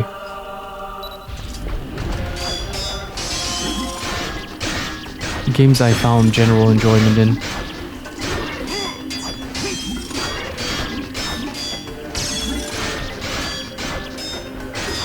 Metal Gear, of course, like pretty much the entire series up until 5. So Metal Gear Solid 1, 2, 3, 4, and Peace Walker are definitely up there as my favorites. Metal Gear Solid 2 is my favorite non-RPG game of all time. That much I know for certain. .hack GU.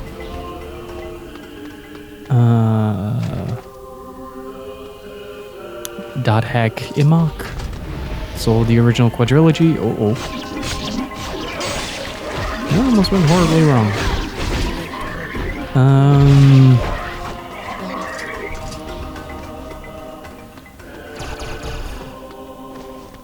Yeah, it's as you can see, like that's kind of what the number is for. The 132 is the playthrough countdown or count up. All right, Loss. Have a great dinner, dude.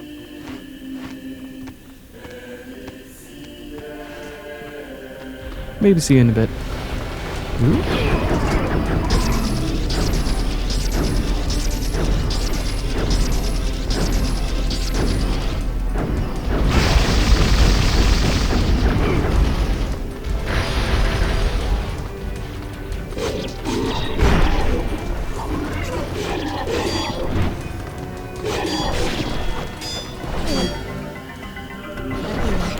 That might be nifty for later.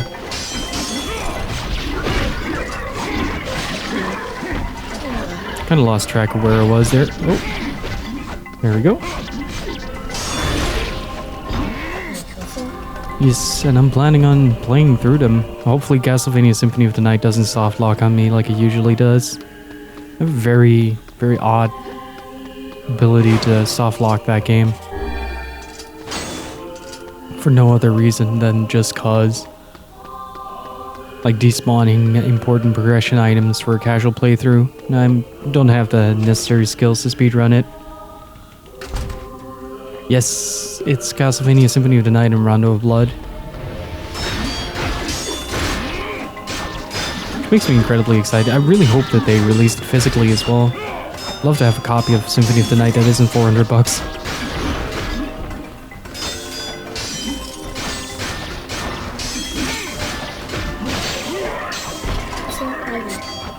So this is pretty interesting. You can do like a perpetual guard break by doing square, square, triangle in succession.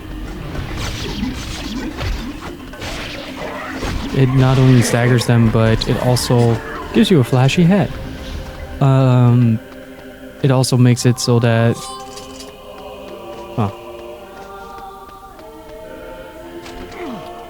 you instantaneously reset your attacks. So it's 1, 2, stomp, 1, 2, stomp. Otherwise you have like this little cooldown at the end. And he goes into that mode and then does the shoulder bash. This way I can sort of like repeatedly attack without having any interference from any cooldown timers on, recovery timers on his attack animation. Thus far I've only found something like that on the lighter weapons.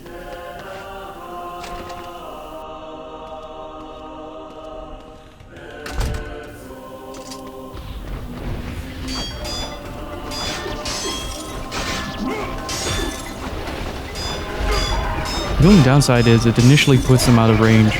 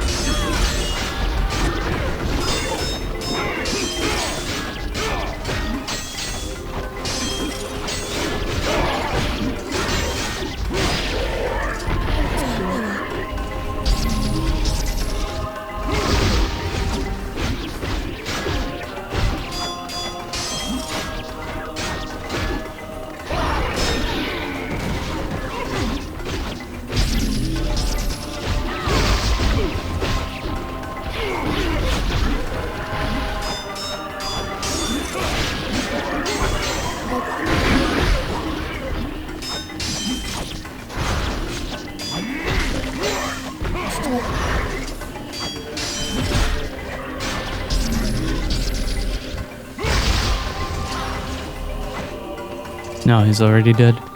Okay. But that was a good question. I need to make a top X amount at some point in time.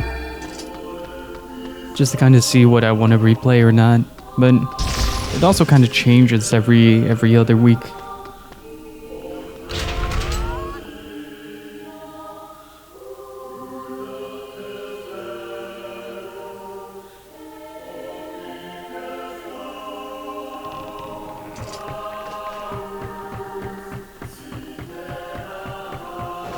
Are we gonna get some scary jumps again? Wonder. Nothing so far.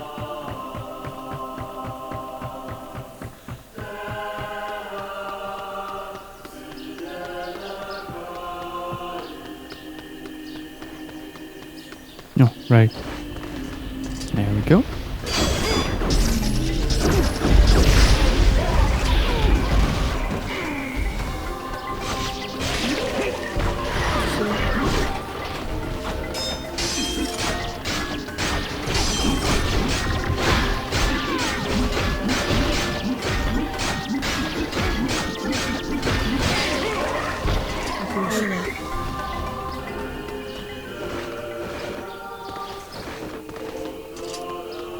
The first time we needed to go there, the fact that I didn't know how to double jump make that somewhat embarrassingly hilarious.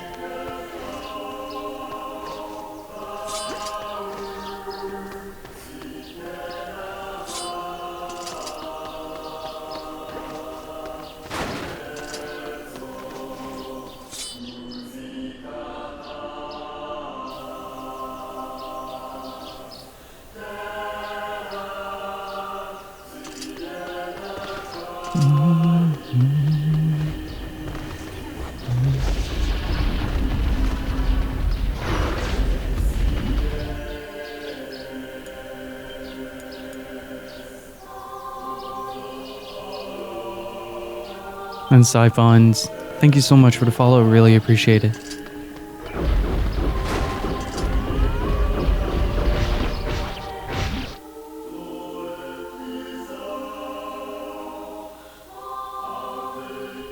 Such an ominous sight, and yet I find it strangely nostalgic.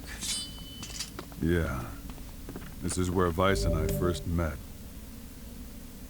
Wow! This is where you used to live, Weiss? Well, yes, I suppose. In a technical sense. Pretty nice digs for a floating magazine.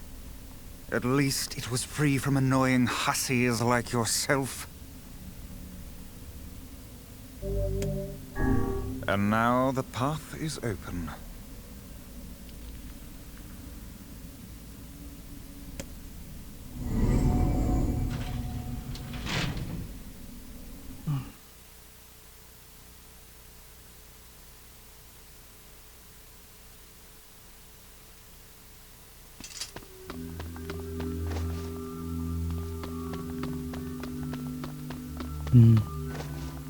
Ibion, how are you doing?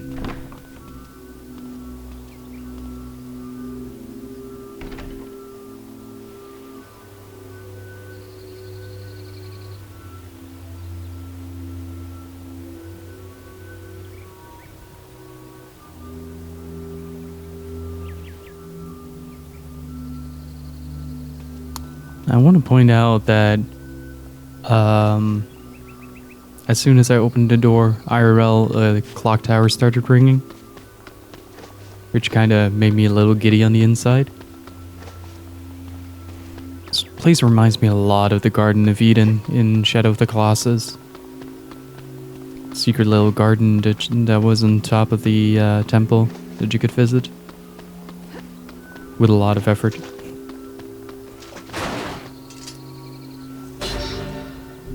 Oh. I already have one of those.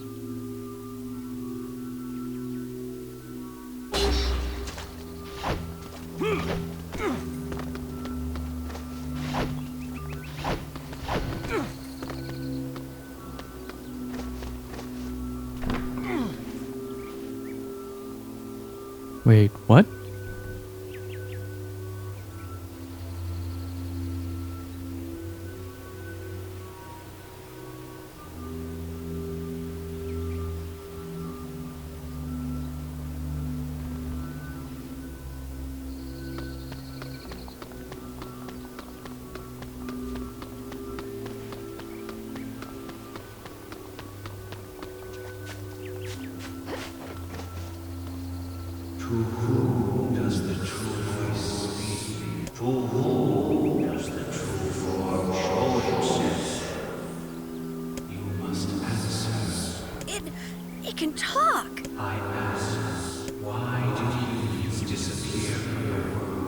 hell should I know?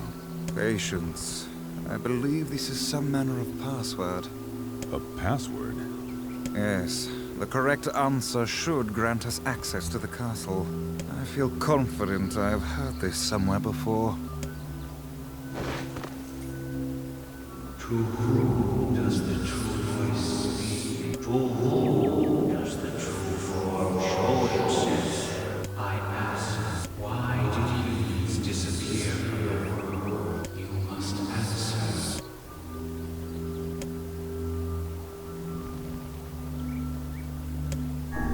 I answer because of a black disease. I ask, how can humans extend their lives?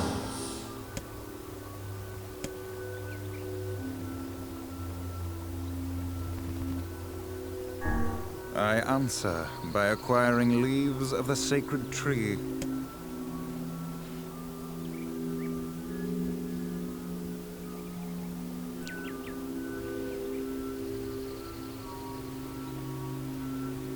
I'm about to go all Gandalf on you guys and just go, I have no memory of this place. Blast. I appear to have made an error.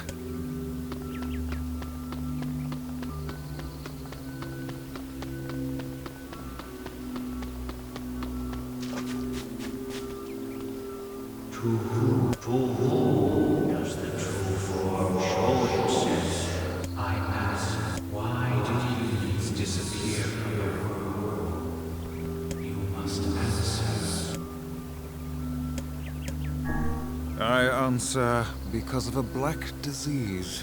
I ask, how can humans extend their lives?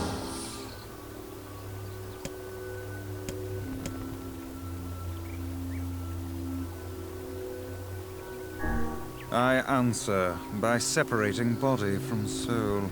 I ask, what is the destination of souls?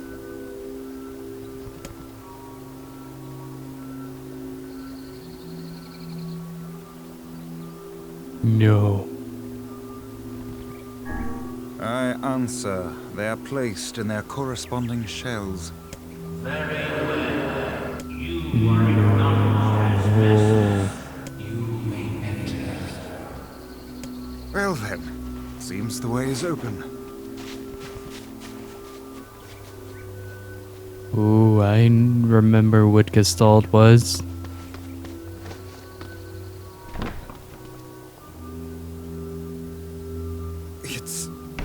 It's the twins Wait, from what? our village. Popola, Devila, what are you doing here? Hey, any chance you'll just go back to the village? This is a very dangerous place. Even if you can find Yonah here, you probably can't get her out. How did you get here? Shh. We're asking questions right now.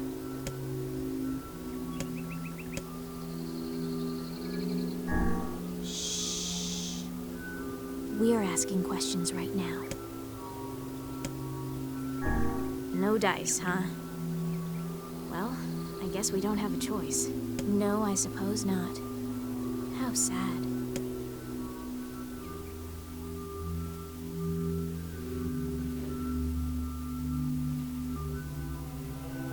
We didn't want to fight you. It's true. We didn't want to.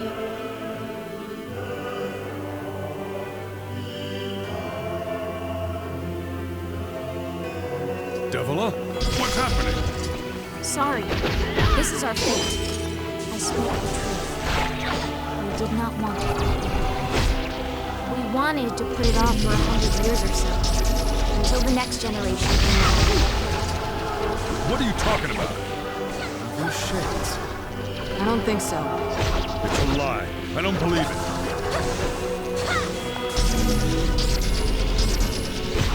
I never thought you'd grow to be this powerful.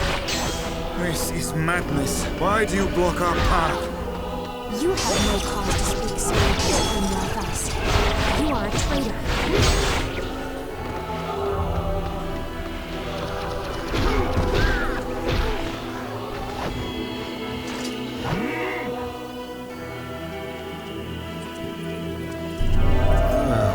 So now...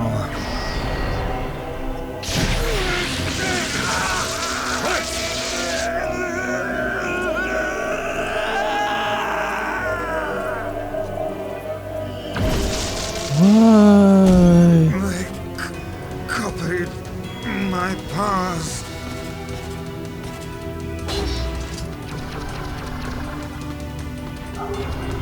Can I still use them? We can use the sealed verses. Of course we can. The power came from us in the first place. We simply loaned you a small portion. Vice, are you alright? Devil, Popa, why are you doing this? Why are you siding with Shades?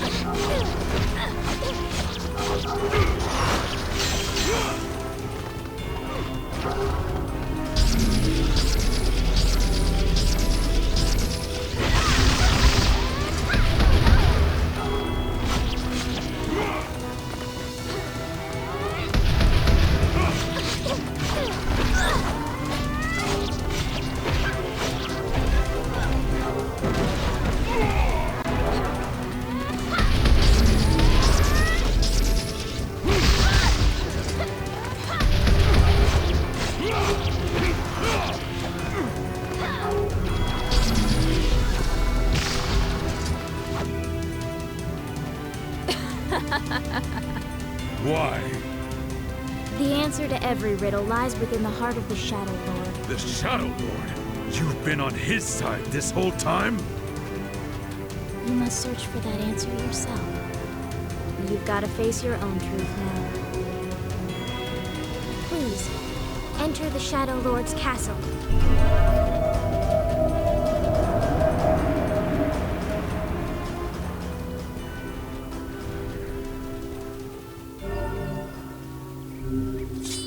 What? Are fighting us. Yes, they do seem to be putting us through a great deal of...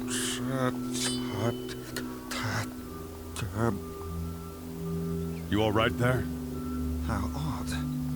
For long years, my mind and tongue have been my greatest assets. But now the latter seems to be far...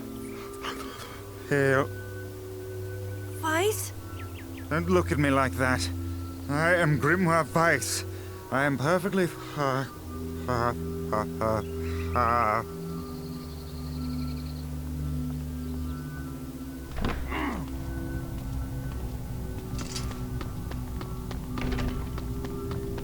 think I hear a waltz.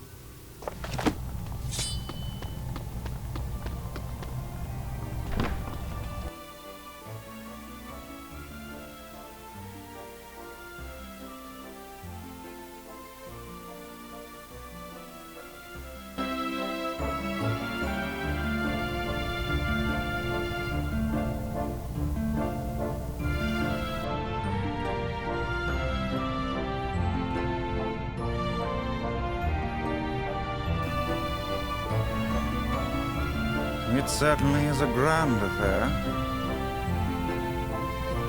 Bunch of dancing bastards. They're all Shades. Ah, the royal ball, how utterly deserved. I think we're locked in. Not like I was planning to leave. Yeah, it's a bit late for that.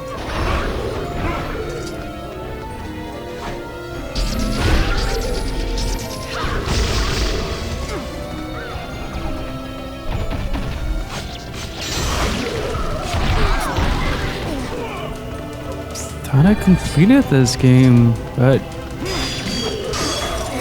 I am so confused right now.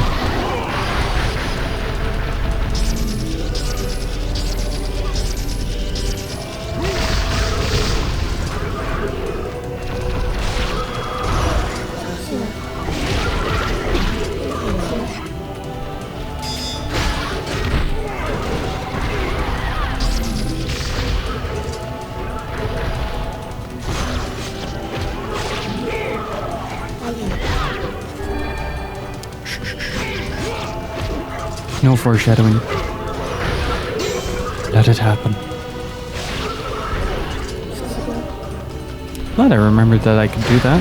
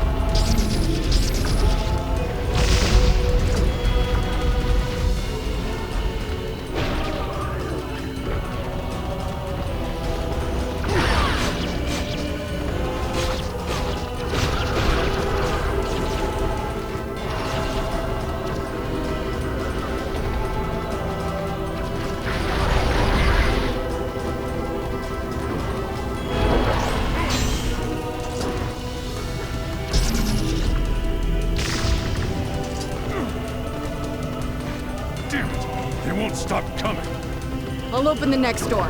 Cover me. Oh, I do love a good dance. Knock it off, Vice. Oh, right. Protect the hussy, yes.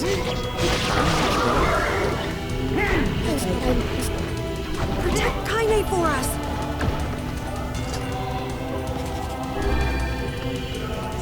Door. Come on. Oh, come on. Kinda, hurry! It's not open yet? Do I look like a goddamn locksmith to you? Oh, you idiot. What are you doing? Lock doesn't want to open? Fine. I'll just break it down.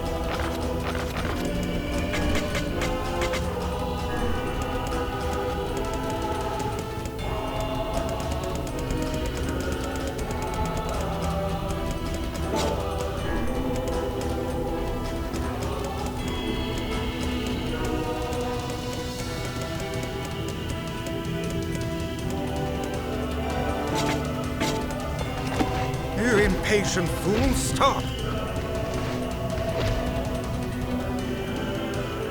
Goddamn no good bullshit bastard! Come on! Got it. Kaine, look out!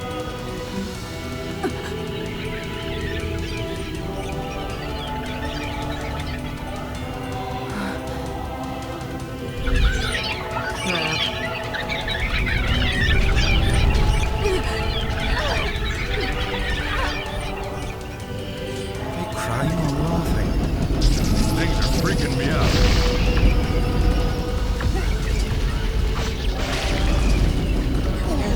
Kaine, what's wrong? We need to help Kaine.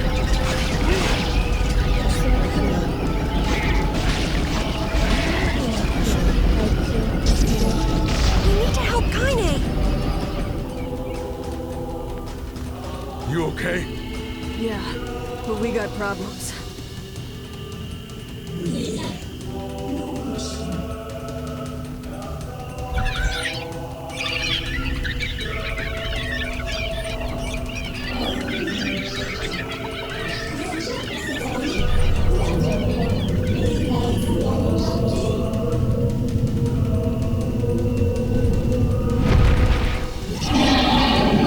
Ooh. That is a big boar.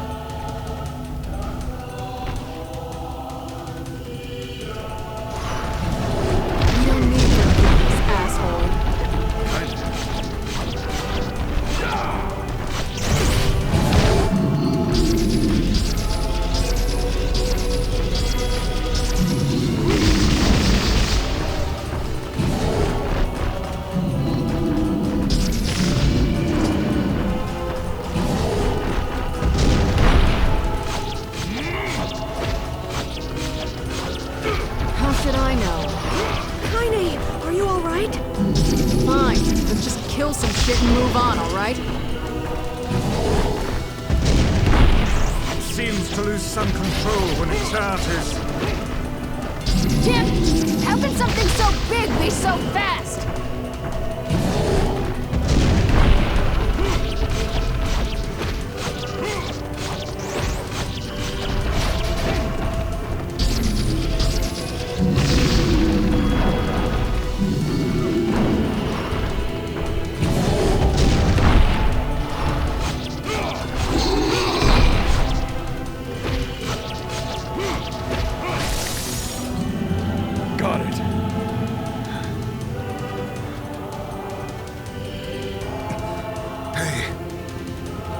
Wait, what? Oh. Super pig. It's ultra pig.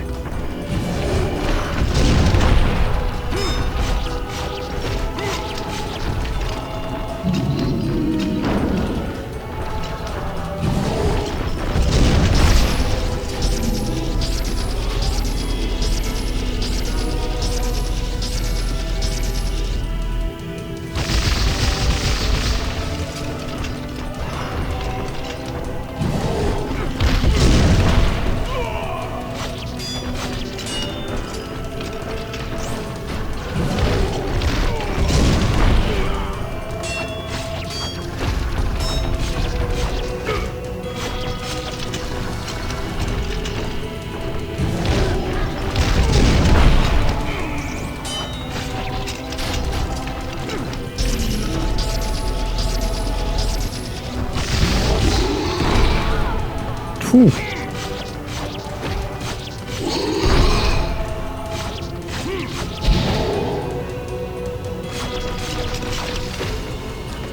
Can What? we even hurt this thing? Fog! Oh no! Stop now. Stay focused, Kaine. No, don't fall victim to such distractions. Come on! We have to keep going! Move it!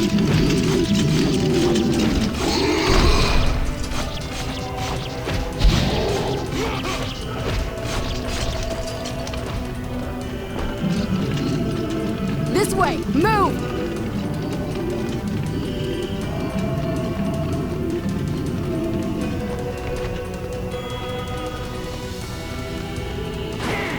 What is going on?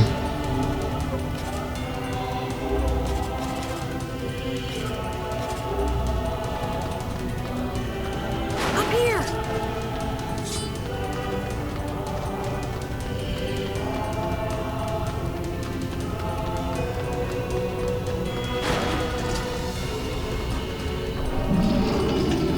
How can we deal with this thing?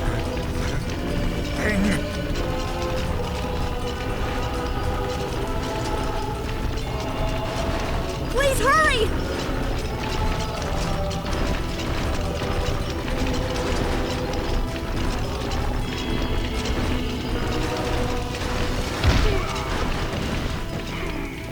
That was bound to happen.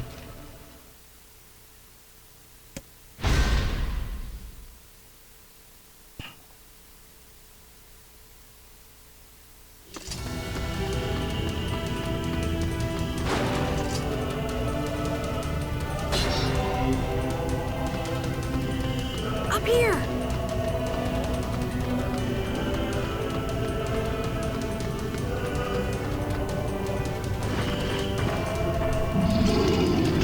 How can we deal with this thing?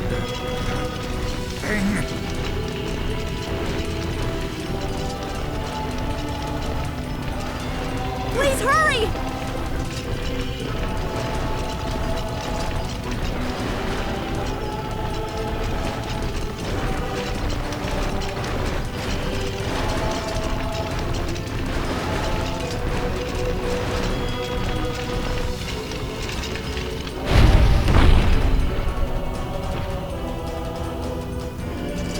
Ooh, okay. Damn it, I can't get it open! Wait, I have an idea. Attack incoming!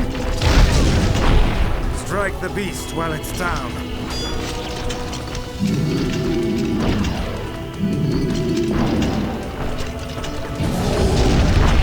Hit the thing while it's down! The entrance is locked too! It seems that we're in a bit of a predicament.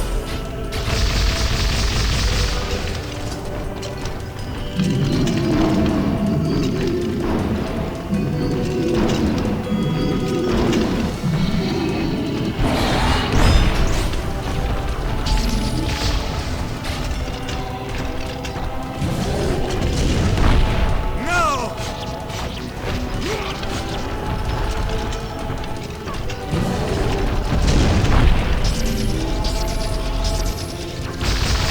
Hey, Phonic, how's it going, dude?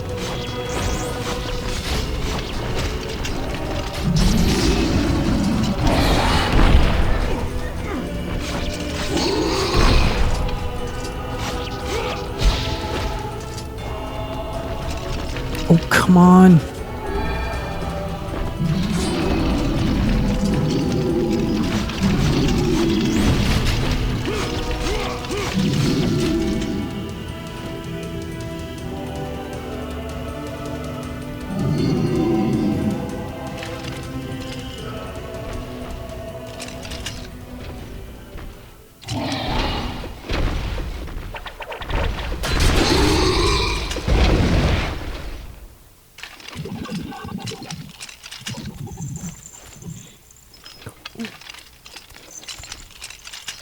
傘程度どっちいるとって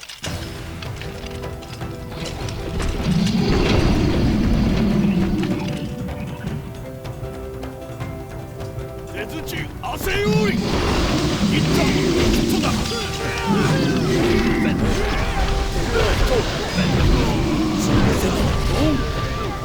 ミラコック。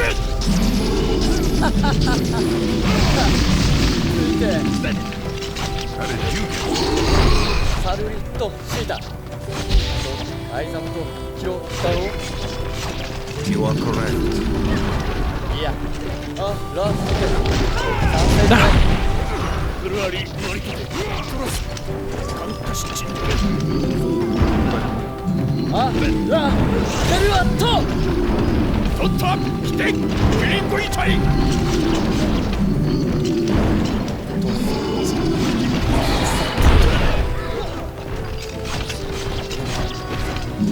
アイザム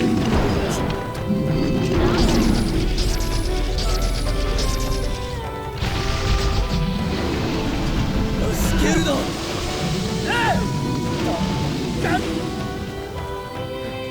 Hey, stop!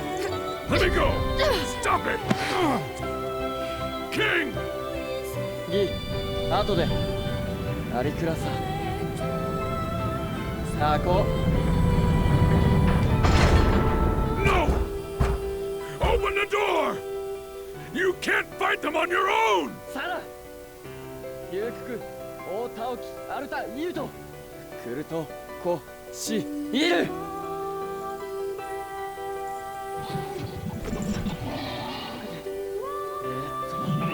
ケイタルイートエチケイロアルテスタセギウズカクイシギシ新旧カレータ改ざんテーラス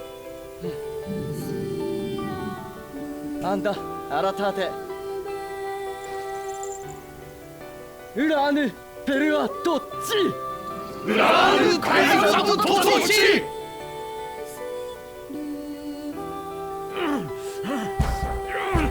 Open the damn door!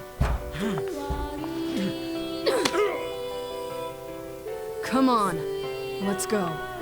Kaine. He's fighting for you, and for Fira. Don't let him die for nothing. Damn it, Yokotaro. God fucking damn it.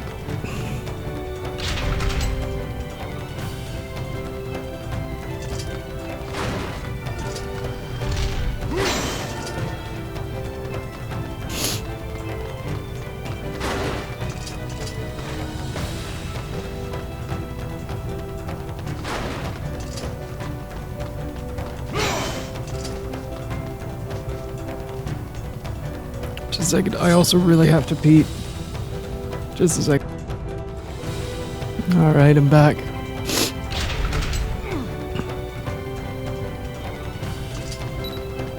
I don't trust shiny doors anymore.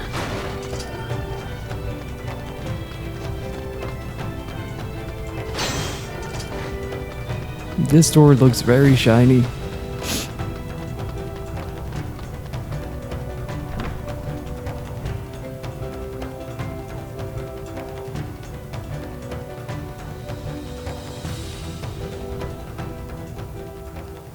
Wait, what?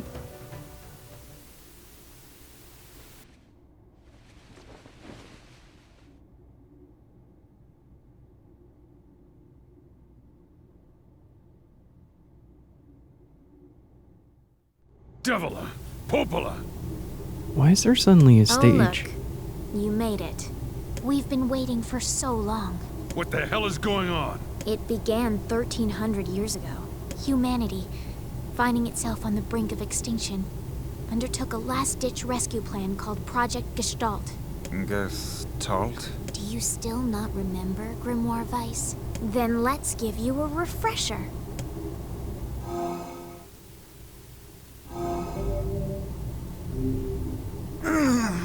Weiss! My mind... I remember, Devila. Popola. You are not human. In fact... Oh no. Yeah, sometimes the truth can be a real bitch. You want to finish that thought for him, sister? All of us, every person standing in this room, are mere shells created by the true humans. You lie. Nope, not this time. You're not human. None of us are. So then humans, I mean the true humans, they're extinct? No, they still live on. You know them as shades.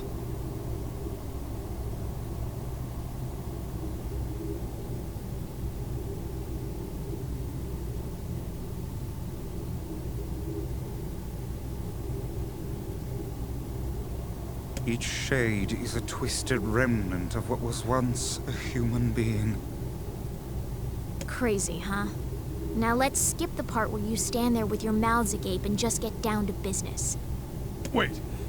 Wait. Sorry, but we're gonna be needing that shell of yours. The rightful owner has been waiting for a very long time. Please don't be angry with us. We are only doing our duty. Under the command of the true humans, we live eternally for the sole purpose of controlling others. That's the only reason we exist. You have your own motives, your own desires. And we have ours. I fear it really is just that simple. Don't speak such foolishness. Sorry.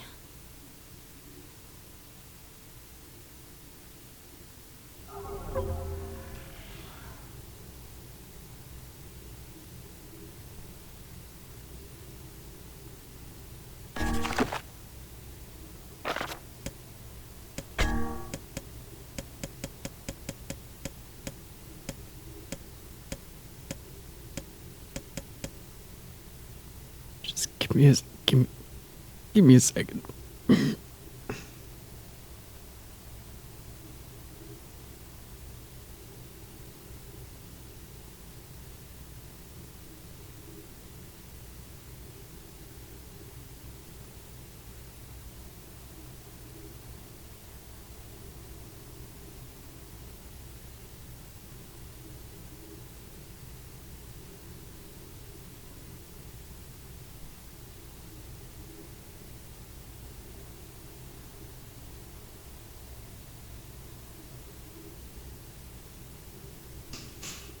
Can confirm I've never seen this part before. I thought I finished this game before. Trying not to throw up in my mouth.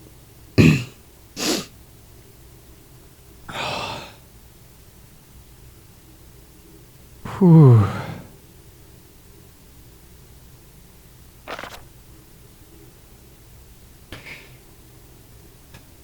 Project Gestalt Report 0923. It's noted in the previous report, implementation of Gestalt mode can prevent white chlorination syndrome we recently experienced. Transfer of bodily information to civilization repressed replicants is proceeding as planned, with the genes of the original safely stored inside. Our role as surveillance androids to prepare for when incurable bacterial disease eventually dies out is also underway. So far, this is proceeding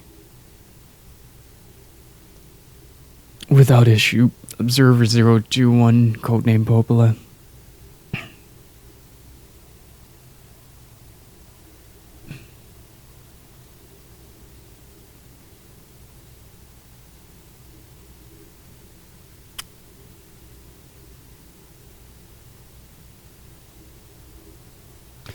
I don't really know how to describe this. Like, I knew about the Gestalt project. I knew that because I've been investigating the Dragon Dragoon timeline for a while now without trying to dive into the specifics, but jeez. It kind of hurts to realize that you've been slaughtering kids this entire game. And it's sort of like a similar realization as I had with Spec Ops: The Line. And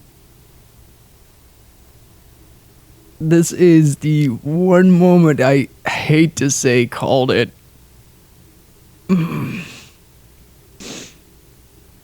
So what happened there at the cutscene is that's one of the moments I wish I had a camera. My face has never contorted in pure that much disgust before. Oh.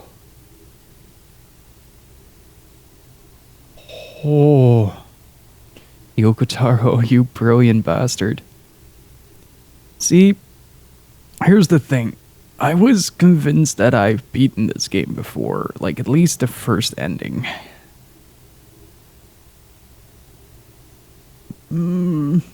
I was wrong.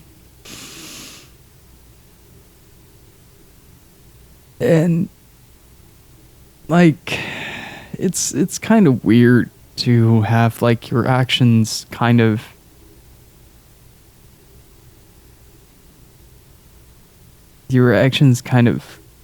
hit you in the face, as like it's kind of weird to have a game impact you that much, but it's kind of a weird process where my mind has already connected the dots but sort of suppressed it for the sake of, I don't know, mental stability, I guess. Like I've been rummaging around with the idea since we got to Emil's mention, and I started realizing we were picking up school books and school bags and stuff like that. But to actually hear the game confirmed that is a whole different feeling, and yeah, it just kind of gutted me for a second, and I had to really struggle to not throw up. It's... oof. Oh boy.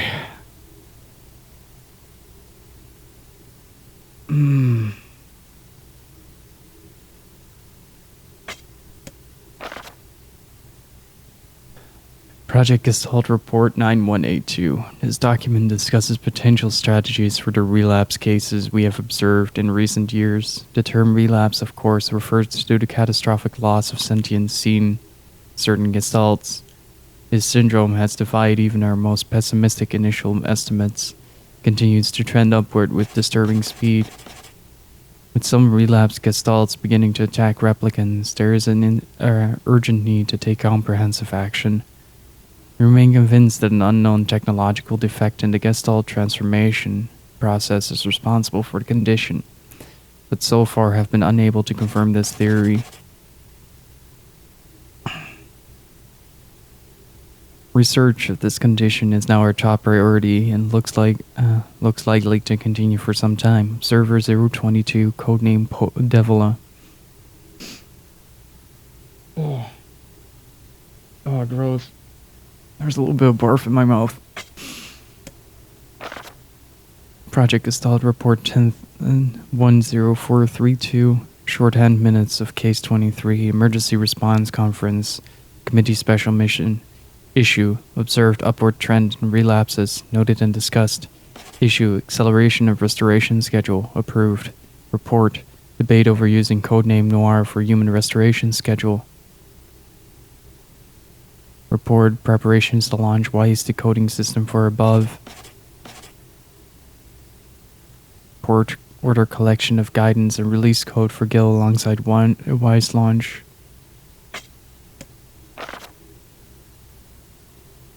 Project Gestalt Report 11242.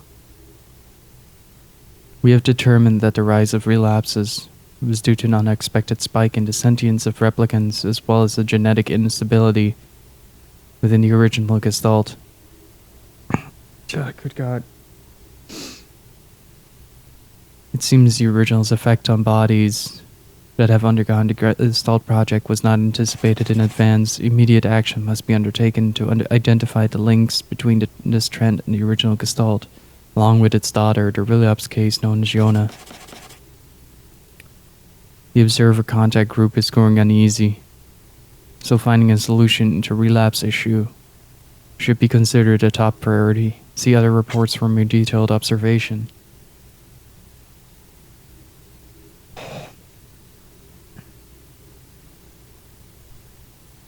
You know what's really clever about this? This part isn't even a twist. This has been under your nose the entire time. But you just fail to contextualize it as a player.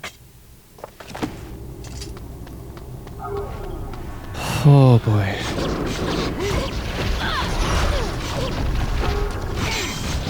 We're the same.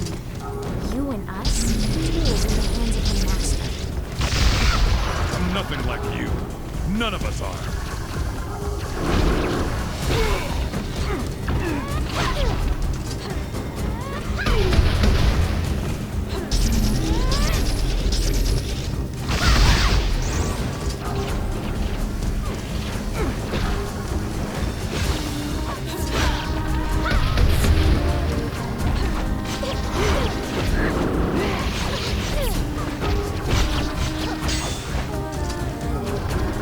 Hey Lost, welcome back.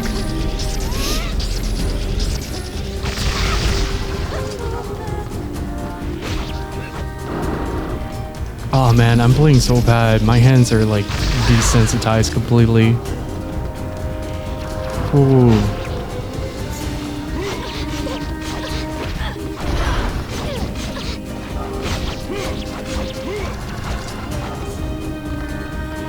Yeah, Song of the Ancients is just in general a fantastic song.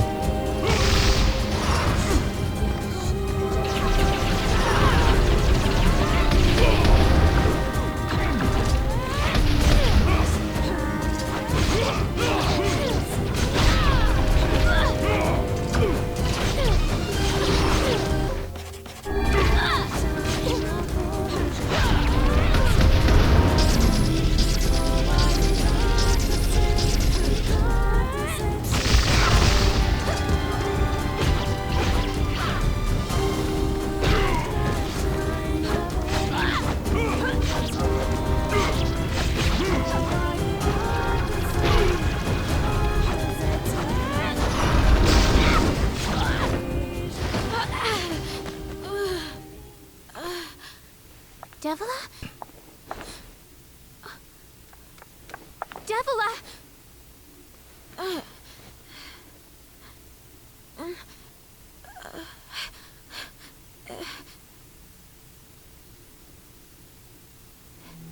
Hey, Opla. You crying? No! Don't die! You know, I understand now why we're twins. It's because we were born without souls. Devila! I can't stop the bleeding. Oh God, I can't stop it! This world is too lonely for one without a soul. There's too much emptiness.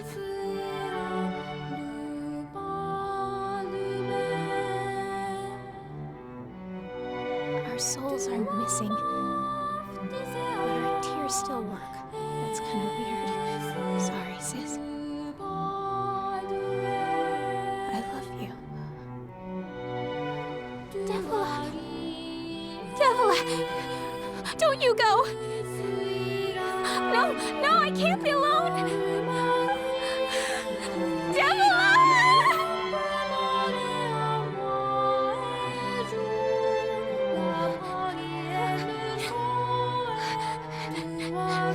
Popola. Let's stop this now. Stop. You want me to stop? You think I have the luxury to stop? You cut down my sister like an animal, and you tell me to stop? Popola, wait! It doesn't have to— No one stops! It's way too late to stop! No one stops!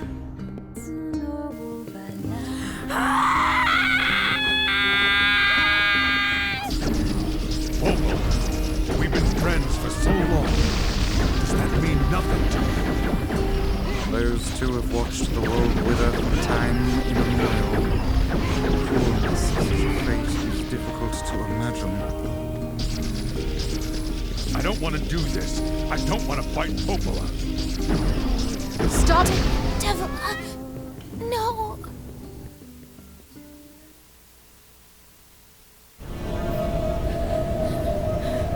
No stopping. No stopping ever.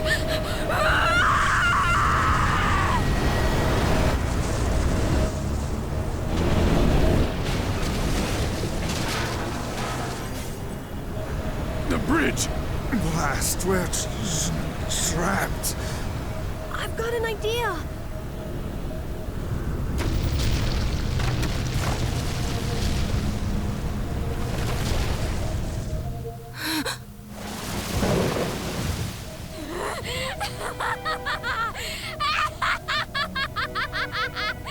I fear we're done for.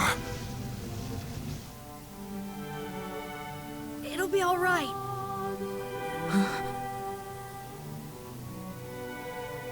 You know, when I was young, I hated my eyes. And now that I'm older, I hate what my body has become. But there's something else there now. Something like pride. You know? I mean, without all this, I couldn't have become your friend. Goodbye, my friends.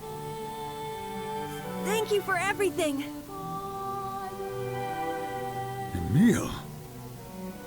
For so long, all I could do was destroy. But now, I have a chance to save something. No! Keep going. Move. Emil. Don't worry. I'm gonna be fine.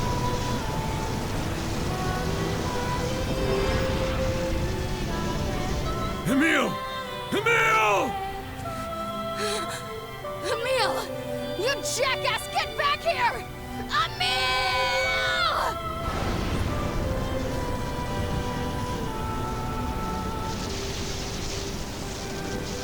Oh dear. Kaine's so unstable. And Vice can't stop arguing with people. I hope they can hold it together once I'm gone. Well, guess they'll just have to learn.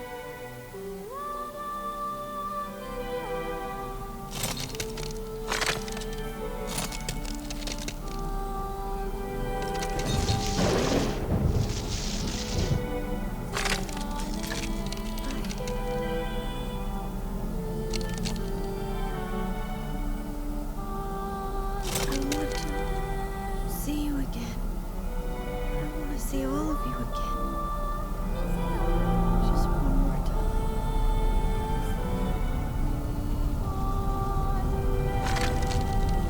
I'm scared. I don't want to die.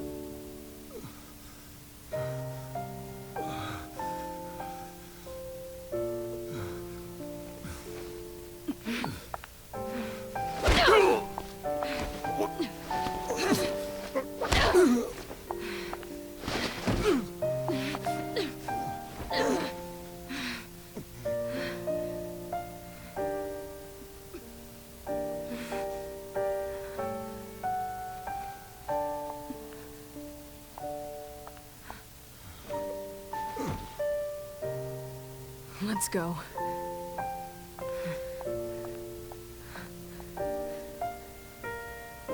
Sure.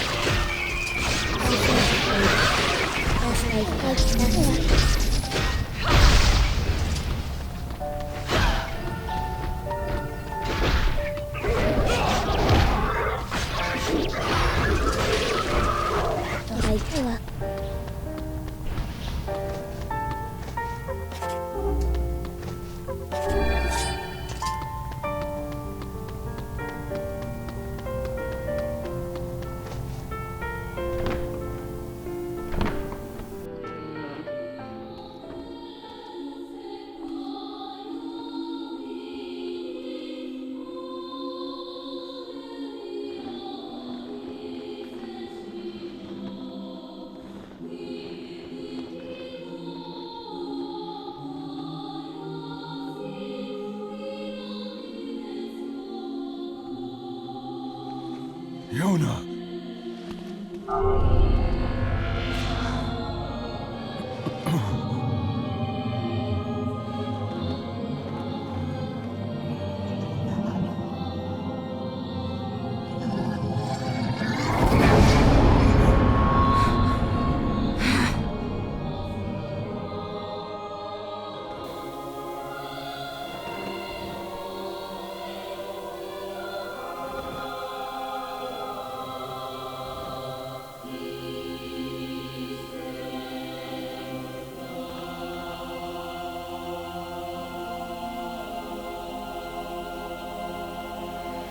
I'll kill you. Strike hard. Hold nothing back.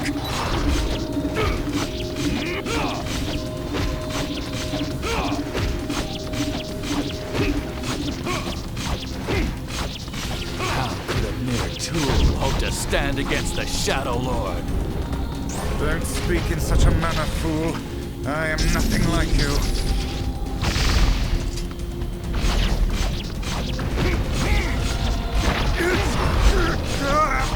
Coming!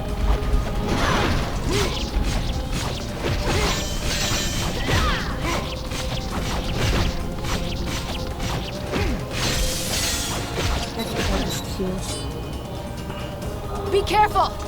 You too.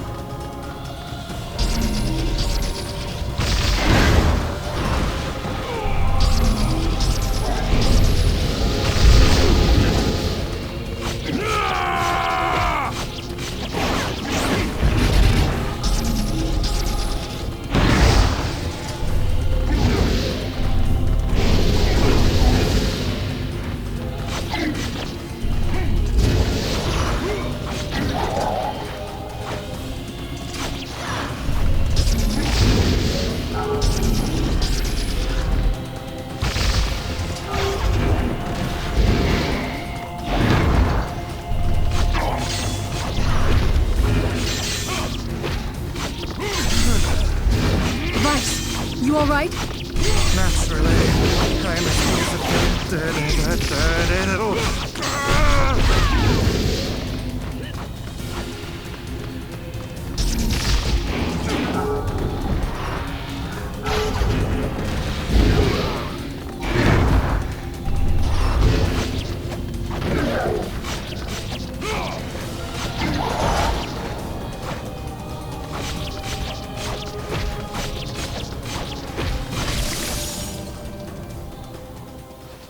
Wait.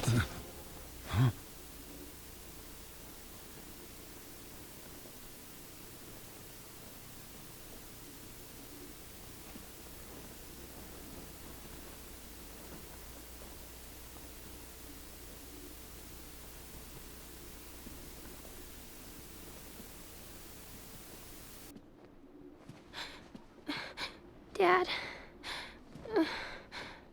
Yonah.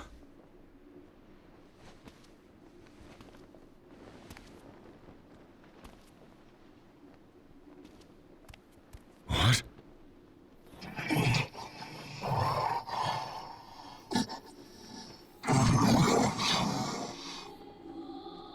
Dad. Stop.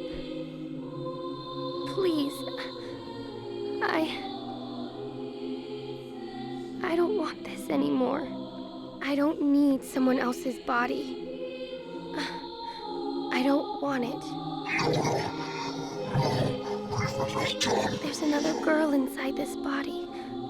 I can hear her. She keeps crying. She says she wants to see her dad. Yonah's been possessed? This girl loves her father too, as much as I do. She loves him just as much. It's not right that she can't see him.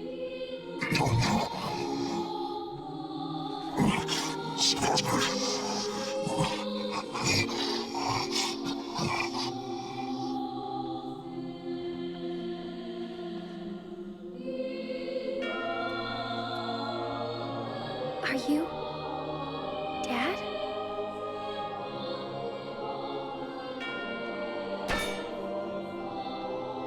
Yes, I am. Let's go home.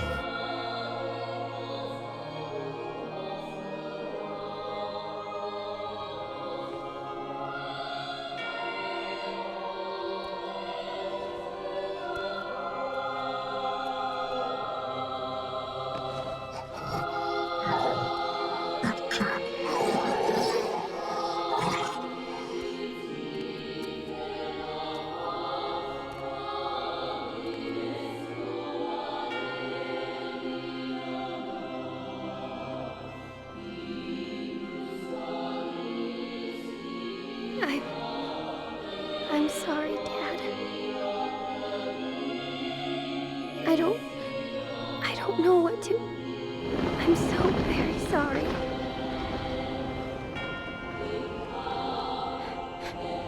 I love you, Dad. I love you.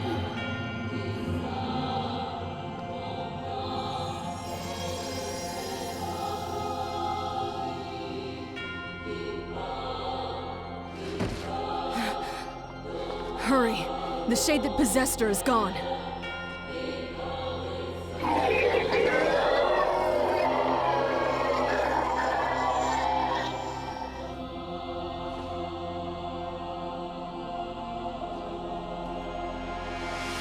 Kaine, watch over Yonah for me. You want me to understand your sadness? You think I'm gonna sympathize with you? I swore to protect my daughter and my friends. If someone puts them in danger, they must stand aside or be cut down. Come on, let's go!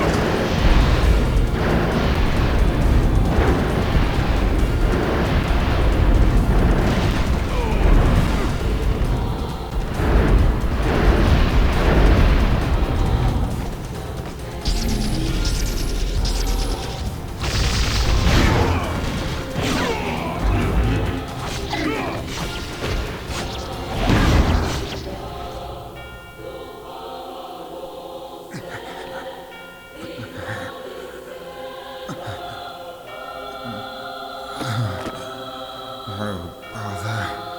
One moment, please. You okay? Fine, just fine.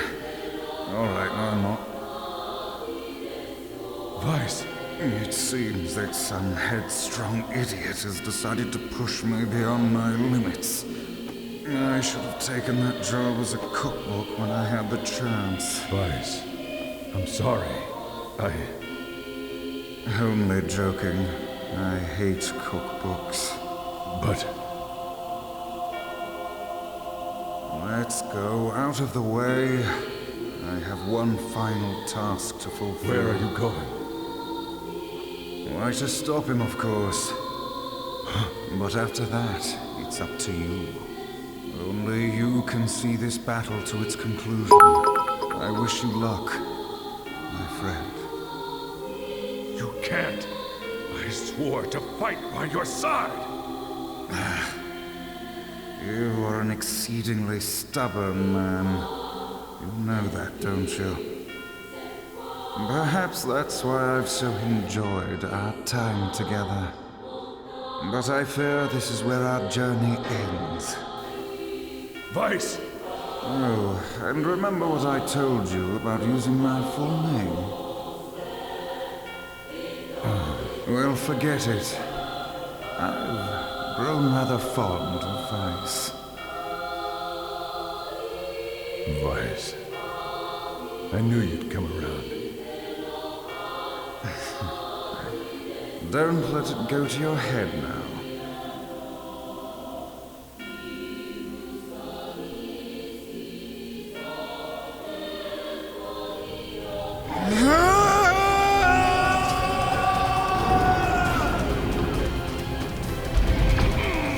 I have something to defend. I have a reason to live.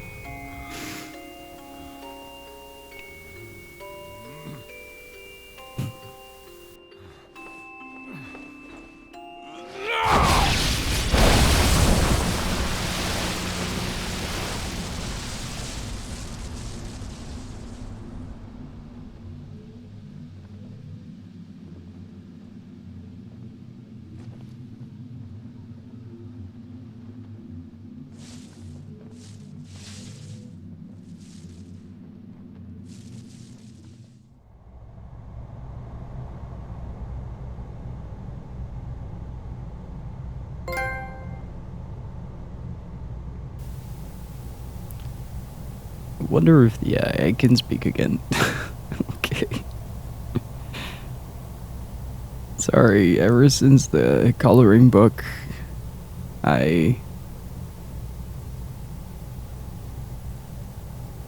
yeah.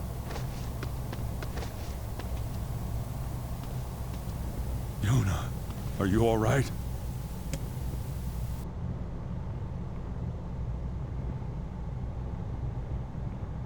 Oh, God, no.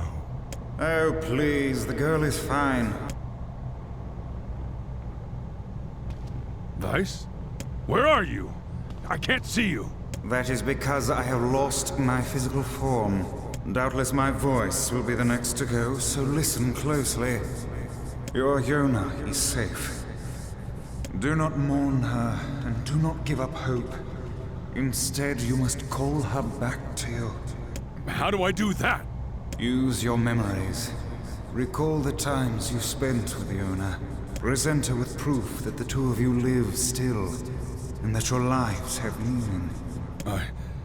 I don't know. Typical. But take heart. I know you can do it.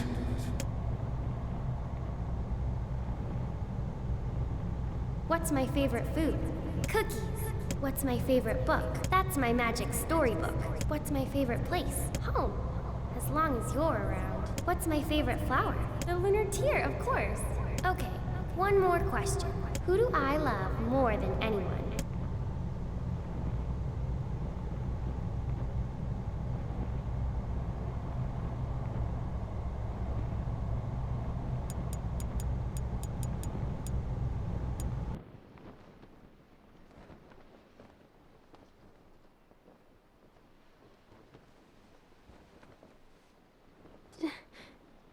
Dad?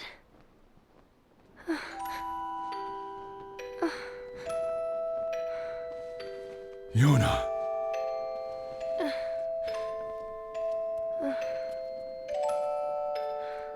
Is this my body? Yes, yours, and yours alone. You look stronger than before. You look good. Well, you haven't seen me for a long time. Have I been asleep? I think so. Wow. It's like I'm a princess from some fairy tale. I'm so happy, Yonah. I'm so very happy. Oh, Dad. Kaine? You two have a good life. Okay? Where are you gonna go, Kaine? No, I'll... You could stay with us. Thanks, but I'll pass. You know how it is. I got my own shit to take care of. What do you mean? Personal shit. That doesn't involve you. Take it easy, alright? Kaine. Dad, look! It's beautiful. For the longest time, someone kept calling out to me, wanting to see the light.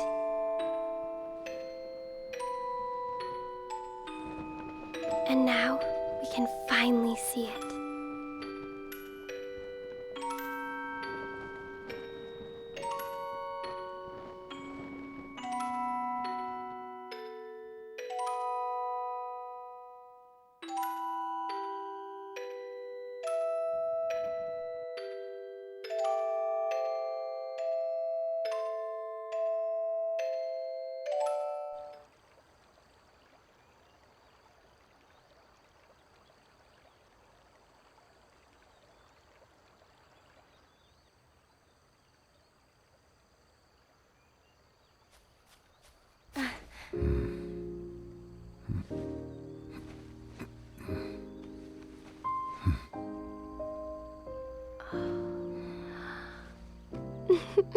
Thanks, Dad.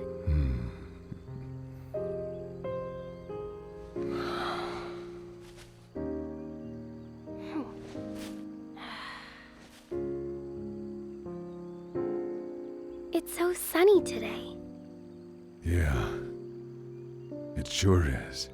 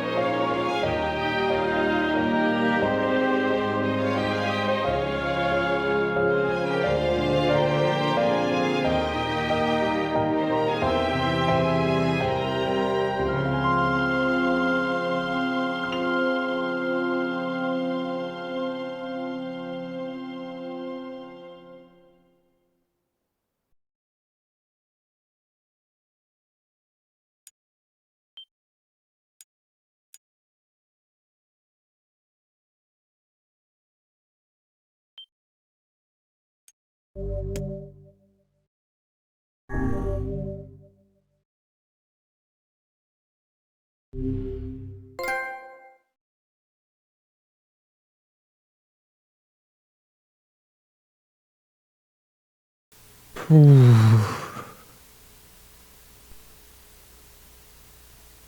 I have been shaken up by games before in my life, but I am shaking, I am leaking, I am grossed out. And it's so good. Oh boy. Vice! You dumbass! Start making sense, you rotten book, or you're gonna be sorry. Maybe I'll rip your pages out one by one, or maybe I'll put you in the goddamn furnace. How can someone with such a big smart brain get hypnotized like a little bitch, huh? Oh, Shadow Lord, I love you, Shadow Lord. Come over here and give Vice a big sloppy kiss, Shadow Lord. Now pull your head out of your goddamn ass and start fucking helping us!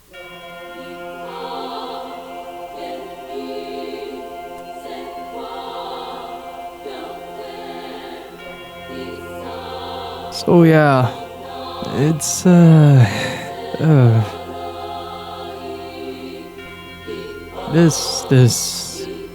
this fucked me up pretty bad. This fucked me up so bad.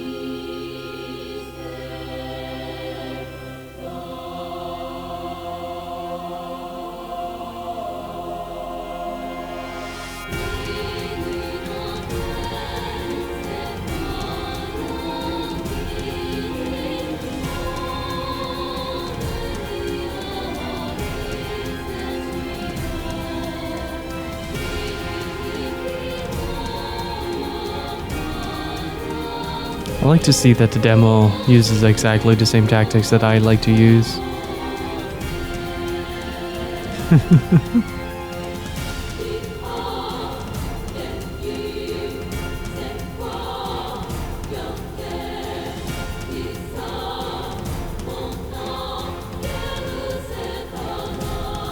Good God, this game. Yokotaro, you're awful at gameplay design, but good God, do you write a story?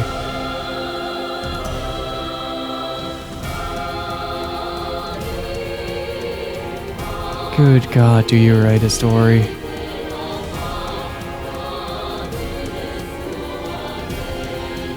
Just realized there are so many spoilers in this. So freaking many spoilers in this intro.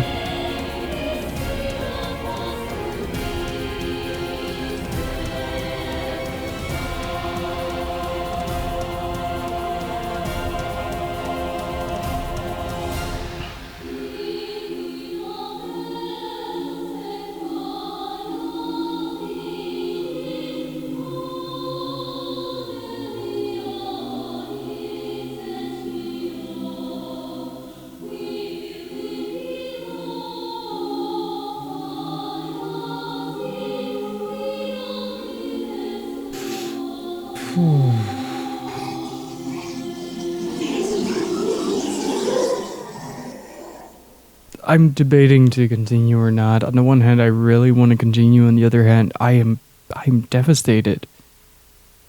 I am absolutely torn apart.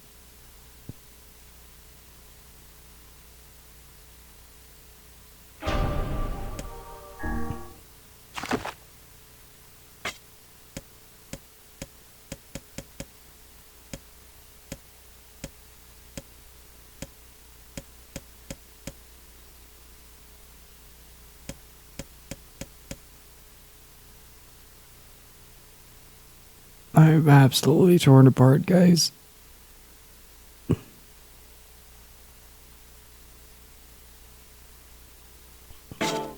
Nah, I promised you guys a long stream. Let's go.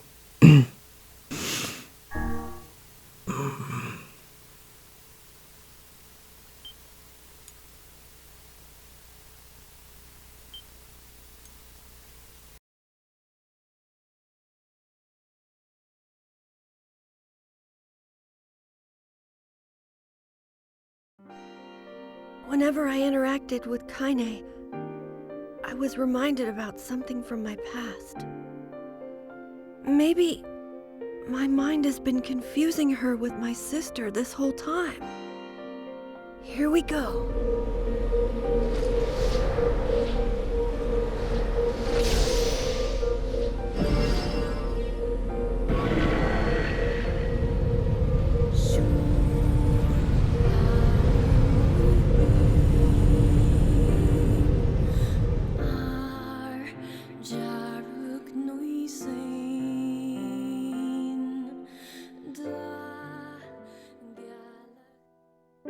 Oh boy. The sound of rain filled the village. The steep cliffs that surrounded the area magnified sound, causing even the slightest drizzle to rattle like a thunderstorm. Thin wisps of smoke streamed from huts as the villagers huddled in their homes and waited out the rain. A single child, however, that braved the downpour, was now wandering slowly towards the wooden hawk-shaped weather vane at the center of town. The wanderer reached the vane, which had existed for as long as any could remember, and stared.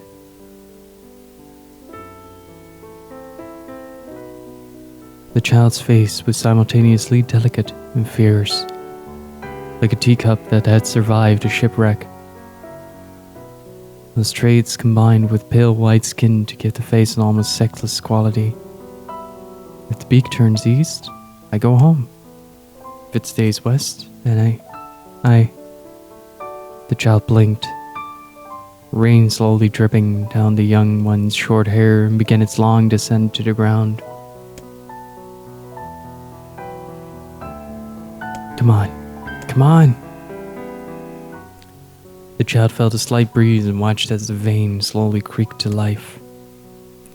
Spinning this way, that, for a moment, finally settled with a beak pointing firmly to the east. East? Really?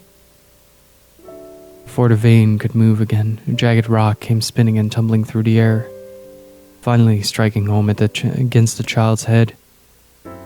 The force of the blow dropped the child to the ground as a hail of stones began to fall all around. Oh no, they found me. A heartbreaking smile crept across the child's face as the stones continued their assault. Through the rain, the sound of multiple footsteps grew louder before a voice rang out. Yo-ho, Kaine! The voice belonged to Demo, worst of all the bullies in Nier. As Kaine struggled to stand, a final stone came skittering through the mud, bounced against her foot. Blood oozed from a cut above her eye and blurred her vision. She could make out the shapes of Demo and his usual gang of idiots. The boy seemed taken aback for a moment by Kaine's seeming indifference to the blood dripping from her face, but quickly regained his bravado. What's up, freak? You like the rain? Getting all wet? Or did you finally decide to run away from home? Though she knew it was futile, Kaine turned to leave. Before she could get more than a few steps, the other children scrambled to surround her, cruelty burning in their eyes. Kaine knew those were not the only eyes on her. The tormentor's parents watched from the safety of their homes. She was attuned to the sensation. It was one she had experienced many times before. While some villagers simply turned a blind eye to the actions of their children, many encouraged it openly. In a society ruled by superstition and fear, Kaine was something to be hated, and if possible, destroyed. I didn't say you could leave, freak. Demo's words chewed at her like a worm through an apple. Can't hurt me, she lied to herself. Be strong, be brave. Can't hurt me, can't hurt me, can't hurt. Oh look, the little freak's gonna cry. What's wrong? Are you sad that everyone hates you and wants you dead? Kaine prayed for the rain to flood down, carry her away from a world that seemed to have no place for her.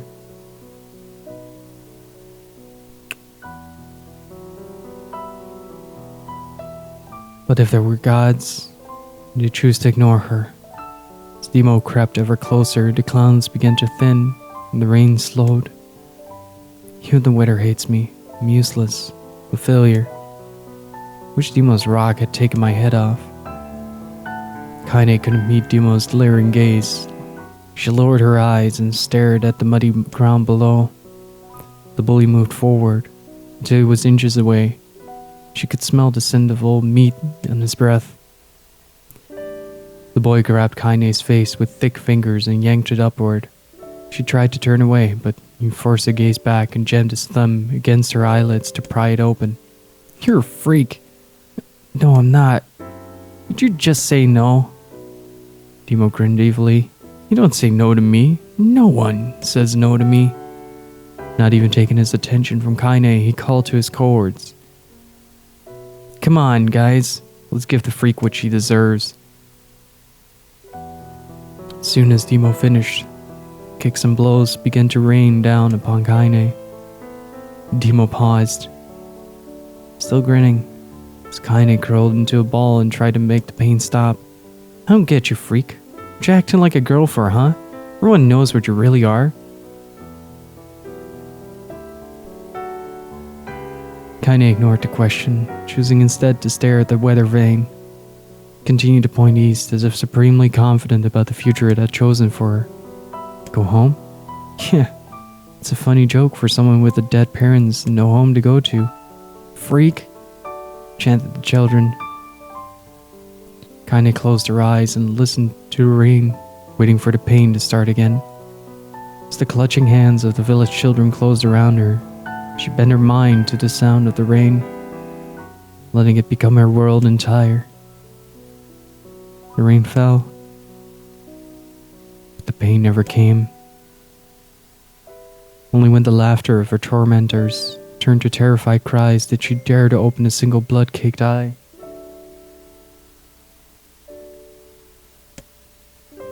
Kaine was shocked to see Demo sprawled on the ground, holding his head and screaming in pain. She could see blood welling from spaces between his fat, twisted fingers. Oh my god, he's crying. He's actually crying. Deprived of their leader, the other children glanced back and forth between themselves, as if waiting for someone to step forward and take charge.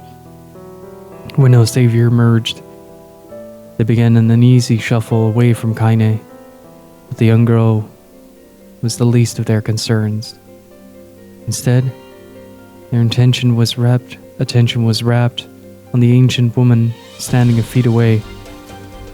After struggling for breath for a moment, she finally spoke in a voice thick with rage. There's like a bitch, don't it? Now I suggest you scatter before I throw another one. And if any of you little bastards ever touch my Kaine again, I'll do far worse than to throw a rock. You can count on it. The old woman crouched down and gently touched the hand Demo was using to cover the wound. Before I could think to protest, she ground her palm into the wound and twisted back and forth. Ow! He screamed, leaping to his feet. Stop it! What are you doing? Quit whining. No one ever died from a scratch. Hit me with a rock, you stupid bitch. Big one. The thing could have killed me. The old woman shrugged. Death is the best cure for stupid. Demo's face twisted with rage at her words. Locking his eyes on Kaine, he took a step backward and spat on the ground. Get out. Leave this village. No one wants you here, either of you. Seeing the old woman grab another stone, Demo and his companions turned tail and ran. As they fled, the old woman grabbed her sides and barked out a single laugh. Look at the fat boy go. Guess he's healthy enough to run from a fight. The woman's smile faded. She turned her attention to Kaine. Kneeling down, she removed her shawl and placed it around the young girl's shoulders, then produced a cloth from the folds of her dress and began blotting at the blood on her forehead. Oh, Kaine, she said. Why didn't you fight back? You're stronger than that lot. The words of her grandmother stung Kaine. She turned away. Don't be nice to me, she said. You don't deserve it. Nothing matters anymore. Her tears held in check for so long, finally, and to fall on the muddy ground below. Everyone hates me. Think I cause bad things to happen. They think I'm a freak. Wish I was dead. As Kaine's tears turned to sobs, she felt her grandmother's hands on her shoulders. Despite her advanced age, diminutive size, she was a woman of surprising strength, and Kaine found herself unable to turn away. Don't talk like that, Kaine. It's a river wide and deep, flows between the realms of this world and the next. It grants no mercy to any that attempt a crossing. You got a duty to fight until your last breath. Understand?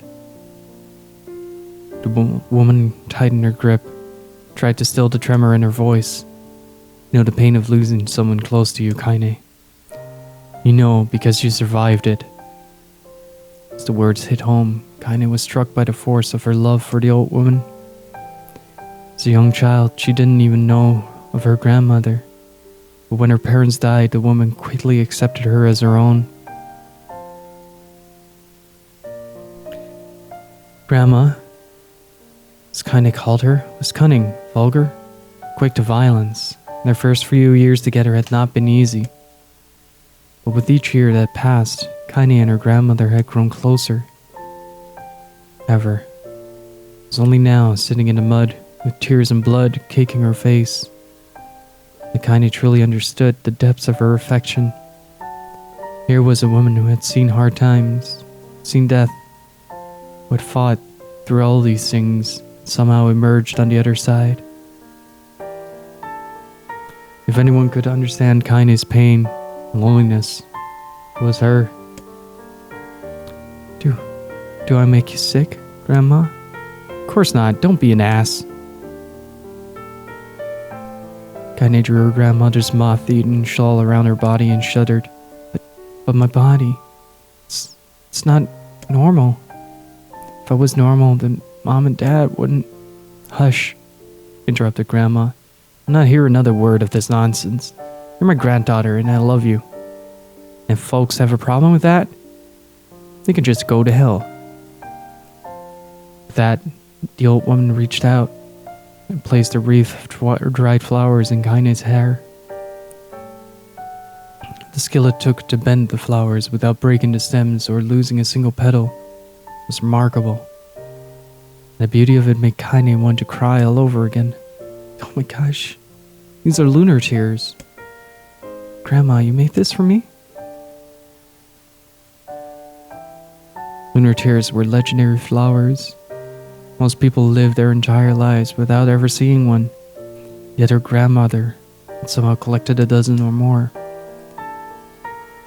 Kaine reached up and touched the wreath, as if she couldn't believe it was real. Where did you find these? Oh, you know, just stumbled upon them one day while I was out doing shopping. The old woman turned away as she was explaining, leading Kaine to suspect that the search had been much more difficult than she was letting on. The pains she took to construct the ornament, let alone track down the flowers used in its construction, made Kaine's heart hurt.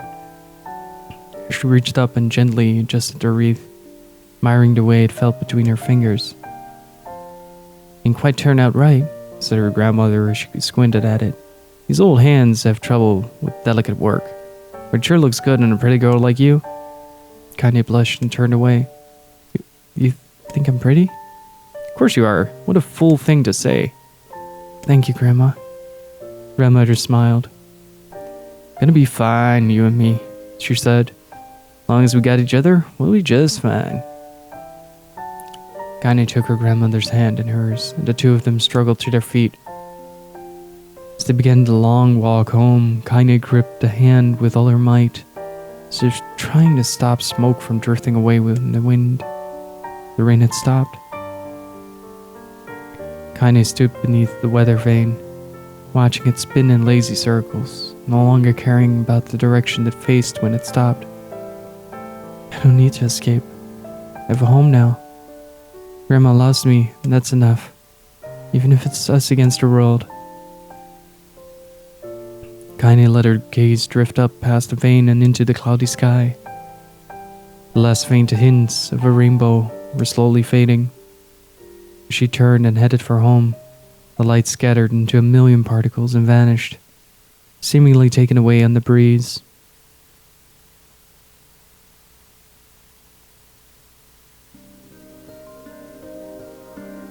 In the distance, Kaine heard the steady sound of an axe striking wood. The noise had a purposeful quality to it, as if she was hearing a master woodsman go about his work. The firewood being produced, however, was as far from a work of art as could be. Pieces of every shape and size were being flung about a barren yard with wild abandon. Anyone trying to stack such wood would probably die of frustration before the job was through. Stupid piece of shit axe. Kaine's grandmother flailed away with the axe, filling the air with both splinters of wood and words that would make the most hardened sailor blush. "Grandma," called Kaine. "What?" yelled the old woman, taking her eyes off the wood for a moment. "Oh, it's you, Kaine. Don't get too close or I might make you take your goddamn foot off by mistake." She brought the axe down on a piece of wood, sending chips flying in every direction. One spun past Kaine close enough for her to hear the whistle, at which point she decided to step back. When she'd scuttled a safe distance, she cupped her hands around her mouth and shouted, "Grandma, do you need help? Can I get you water or lunch or a new axe or something?" The axe, poised to strike another wobbly blow, paused in midair. The old woman considered her granddaughter's offer for a moment, then smiled. Tell you what, since I'm doing such a piss-poor job at chopping, why don't you come here and take over so I can go get the water? Shades have been restless lately, you know? I don't want you running into them, bastards." Relinquishing the axe, her grandmother picked up a long pole with wooden buckets on either side. Gathering water was by far the more difficult of the two jobs, but Kaine knew better than to complain. Once her grandma's mind was set, there was no changing it. Kaine did her best to help with chores, but Grandma took every task that required travel to the village. Though she had a long list of plausible excuses, Kaine knew the real reason. She didn't want her granddaughter to be taunted and harassed by the villagers. Once Kaine moved in, Grandma decided to take up residence a good distance from the area. Out of sight and mind seemed to be the best policy when it came to the villagers and her granddaughter. Rare were the days where any but the two of them could be found on the rocky acre of land they called home. Kaine enjoyed the solitude, but harbored a secret resentment that her grandmother was forced to spend her golden years in such a place. After watching her grandmother leave, Kaine turned her attention to the task at hand. She had never chopped wood before in her life and soon discovered why the old man hated the chore. Swing after swing of the axe produced only a tiny crack in the wood, and when she finally managed to connect it with a solid stroke, the tool embedded itself into the log and refused to budge. Frustrated, Kaine swung the axe around her head and threw it, log and all, across the yard. Damn it, crap.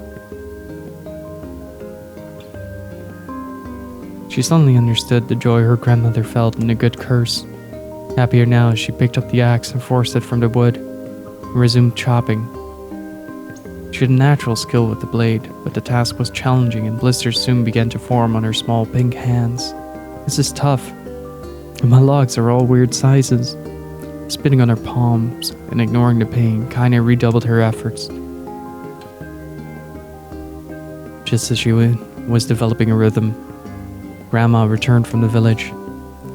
Setting down her buckets with a small sigh, she took one look at the log and coughed out a wheezy laugh. "Pretty clumsy, girl. You better practice if you... Grandmother suddenly collapsed to her knees, causing one of the buckets to wobble precariously. Eyes wide, Kaine dropped the axe and ran to her grandmother's side. "Grandma!" The old woman shook her head and pointed a trembling finger at the bucket. Get the bucket. Can't let it spill." Kaine steadied the bucket with a foot as she knelt by her grandmother. A small bit of water sloshed over the side and made a new home in the hem of her dress. But Kaine didn't notice. Grandma, what's happening? Crazed with panic, she grabbed her grandmother by the shoulders and shook. After a moment, the woman lifted her arms and batted Kaine away. Stop that, just stop now, she cried, breathing heavily. It ain't like I'm dying. Just tired from the trip is all. Kaine desperately wanted to believe her, but one look at the old woman's shaking hand, a worn face told her more than words ever could. Her grandmother had lived a long, hard life, and it seemed the bill was coming due. The time when her grandmother watched over Kaine was ending. Soon neither of them had feared the positions would be reversed. The next morning, Kaine came to the side of her grandmother's bed and took her wrinkled hand. Grandma, you're sick and you need medicine. I'm going to the village. The old woman shook her head and tried to rise, but Kaine gently pushed her down. It's alright, she said. I'll be fine. Her grandmother fixed her with a gaze that could melt steel. After what seemed like an eternity, she finally lowered her eyes and sighed. I don't like it, goddammit. But I guess I should quit being so stubborn and let you grow up.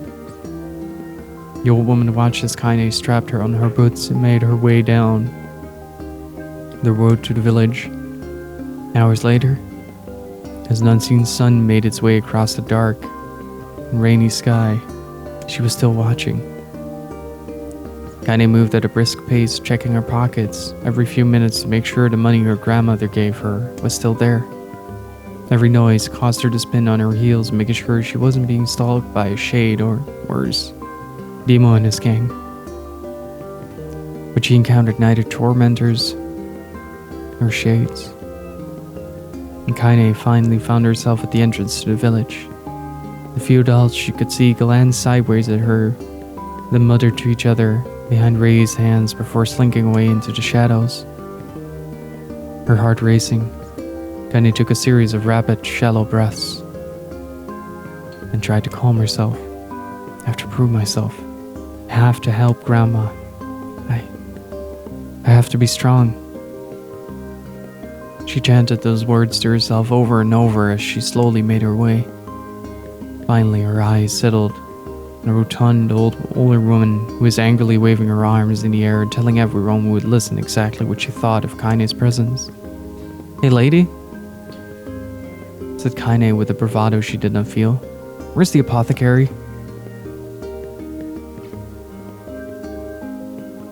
The woman's flabby cheeks shook in bewildered anger. How dare this thing speak to me? They seemed to say. But Kaine saw that her eyes held a different emotion. Fear. Yeah, we're both scared, lady. Trust me on this one. Which way? Kaine repeated. The old woman pointed at a small building to her right before hitching up her dress, stumbling off in the other direction. Kaine cringed, expecting a stone to come flying from the assembled crowd, but no one came. Her mind was filled with strange sense of pride. She made her way to the apothecary. But the new emotion had little time to take root, for as soon as she opened the door, she noticed a familiar customer at the counter. It was Demo. He'd clearly been sent here on some kind of family errand because his gang of followers was nowhere to be found. Oh my god, she sputtered. What are you doing here, freak? The insult was delivered without force, and Kaine happily ignored it. Stretching on tiptoes to see over the counter, she asked the shopkeeper for the medication. Barked Demo. That old bitch finally keeled over? Go to hell, Demo. The boy's eyes grew so wide, he seemed ready to fall out of his head. But before he could let fly a comeback or worse, a punch, the apothecary told them to knock it off before he kicked them out of the store. I'm so happy we played Octopath. Demo slunk out of the shop, cursing Kaine under his breath. Once he was gone, she allowed herself to breathe once more, taking a brief tour of the shop while the owner prepared her medication. Countless tiny bottles filled the cramped store, each with a label written in some indecipherable language. An ocean of aromas assaulted her nose, creating a scent that was exotic, but not altogether unpleasant. Seeing such a variety of supplies gave Kaine a sense of peace. Surely in a world so vast there would be a place that she could call home. On the far wall behind the counter rested a portrait of a stunning young girl. The picture at once contained a bright, vibrant colors, but time had worked its magic, and they were beginning to fade. The beauty of the work, however, remained undiminished. You like that picture? Kaine turned to find the apothecary, with a small vial of medicine in his hands. His eyes were gentle but sad, and he seemed to stare through her and into nothing as she spoke. It's my daughter. Sketched it when she was just a little girl. She's been dead a long time now. Kaine didn't know how to respond. She just stared at the portrait and tried to come up with the right words. Pictures are wonderful things, continued the shopkeeper, and let the ones closest to you live on forever. He shook his head slightly, then looked down at Kaine and smiled. Handing her the medication, he reached into his sizable green apron and produced a handful of old wax crayons. You should have these. There's no one left that I wish to draw. Kaine took an instinctive step back, causing the shopkeeper's face to darken. Yes, I've heard the rumors about you, he said. It's a small village, and word travels quickly. Between you and me, not sure which of them to believe, but I also don't think they matter much. I knew your grandmother Callie, and I think the way she was driven out of this town is just deplorable. Grandma's name is Callie? Thought Kaine suddenly. She was still mulling this new fact over in her mind as she reached out and gently took the crayons from the apothecary's hand. Grandma is an old friend of mine, he said as Kaine scooted away yet again. I owe her much. I'm willing to wager that she would like it if you drew a picture of her. I think she would like that very much. Kaine murmured a quiet agreement, but inside her heart was bursting. Never before had a villager treated her with anything but complete contempt. It was a tiny, almost imperceptible step, but it was a step nonetheless, and with enough tiny steps, she might one day discover the rest of the world. When Kaine returned home, she found her grandmother asleep in her bed. Her feet were blackened and raw, even bleeding a bit in places, leading Kaine to think that she has been pacing around the room until exhaustion finally caught up with her. She placed the medicine by her grandmother's pillow and turned to leave, but found the old woman's hand clasped around her arm. Back already, are you? Asked her grandmother with a yawn. Come here, let me have a look at you. Grandma sat up and examined Kaine from head to toe. Finally satisfied that nothing terrible had befallen her grandchild, she leaned back and allowed herself to relax. Well, how was it? Did those bastards give you any trouble? It was kind of fun, said Kaine with a small smile. No, seriously, it was. It was fun, was it? Asked her grandmother in a voice which implied she believed anything but, uh-huh. So anytime you need me to run an errand, just let me know. She spoke, Kaine removed the crayons from her pocket. After a brief explanation of their source, she informed her grandmother that she was going to sketch her portrait. Portrait of me? Ridiculous. No one ever wants to stare at a wrinkled old crone. But Grandma, it'll make you live forever. Horse manure, said her grandmother, throwing back the sheet up from her bed. Living forever would just piss me off. Now put those crayons away and help me with dinner. Kaine would not relent, and in the end, Grandma found herself leaning against the wall of their house, as a posing for a master artist. Kaine took up the crayons and eyed her subject carefully. Just as Grandmother was about to nod off, Kaine finished her work. After staring at it for a bit, she released it from her grip and let it slowly drift to the floor. It's terrible. It doesn't look like you at all. I'm sorry, Grandma. Thought these crayons would, you know, make drawing easy or something. The old woman's eyes narrowed and let her grandmother's disappointment. Me be the judge of that, she said, ignoring the pain in her back and reaching for the paper.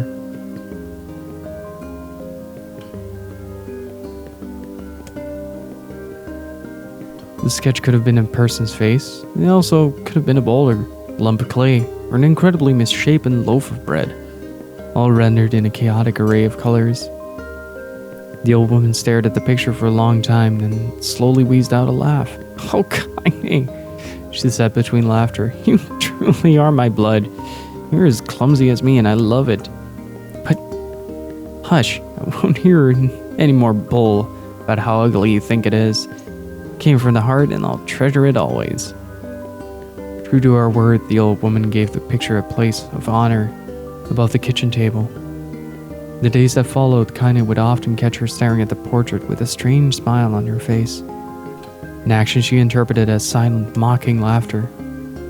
A week later, Kaine could stand it no more and asked her grandmother to take the artwork down.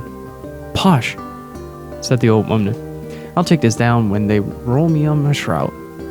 She pondered this for a bit, then turned to Kaine and dropped to one knee. "Oogie, thank you for the follow. Listen to me, girl. Seeing this picture makes me happy in a way I've never felt before. And it makes me want to go on, so that someday you can feel the same happiness." It was a moment that burned itself in Kaine's memory. Perfect blend of pride and joy, and love. They came together to form a lifelong remembrance. She swore to never forget this moment, to never forget the old woman who had made her place in the world possible. Time moves on. People and memories come in and out of life like ghosts passing through a hall. This moment will be different. Kaine swore, because I will remember it forever. Forever. Before we continue, I'm gonna grab a quick drink.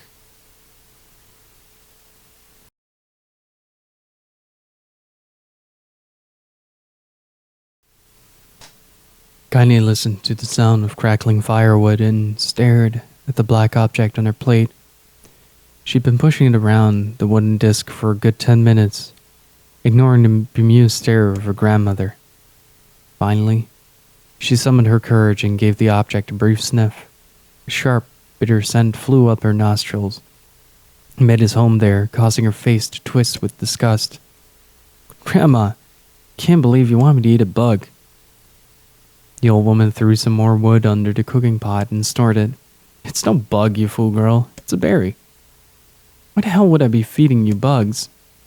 "Yeah, well, sure looks like a bug," said Kaine. "I think it's burned or something, 'cause it smells terrible."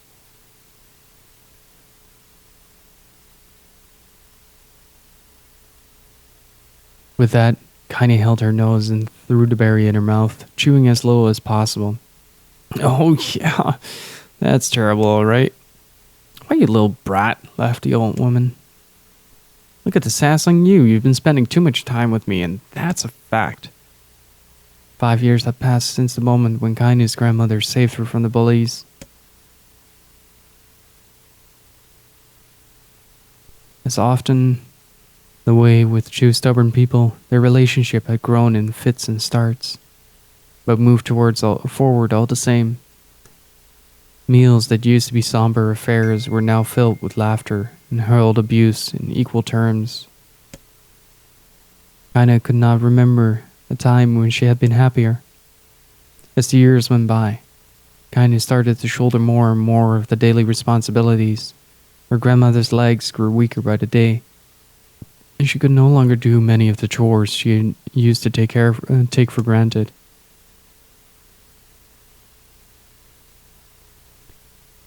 And so this morning found Kaine lacing up her work boots, with breakfast of burnt berry rolling through her belly. "Where are you going today?" asked Grandma suddenly. Kaine looked up, surprised. The old woman rarely asked for specifics anymore. Well, I was gonna check out the calma trees and see if they were ripe. I thought we could make some jam or something. Oh, and I'm going to pick up some flagstones, so I need to take it to wheelbarrow. Flagstones? What in the hell for? Kaine stared at the grandmother, then held down an arm and swept it around their home. Constructed mostly of cloth, rope, and rubble, the old place sagged like a boxer in the final round. Grandma, a dying cat could chew through this house. Want to build a stone wall so we have some protection. The old woman laughed, exposing her toothless grin to the world. God damn, girl, if a bunch of thieves want to ransack this old place, let them come. We got nothing worth stealing anyway. I'm not worried about thieves, I'm worried about shades.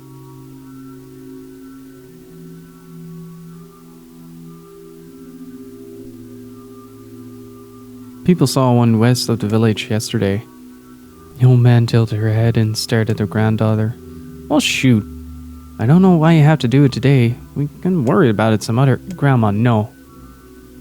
Don't go to the calma trees. We won't eat tonight. You know that. Confused expression passed across the old woman's face. For a moment, she was a small child lost at a carnival. Yes, she said after a bit. Yes, of course you're right. I'm sorry, Kaine. Lately my mind is... She didn't finish the thought. Instead, walked over to her nightstand and gently taken the wreath of lunar tears from the drawer. The flower's petals had aged to a brilliant whiteness. Kaine thought it was more beautiful now than the day she first received it.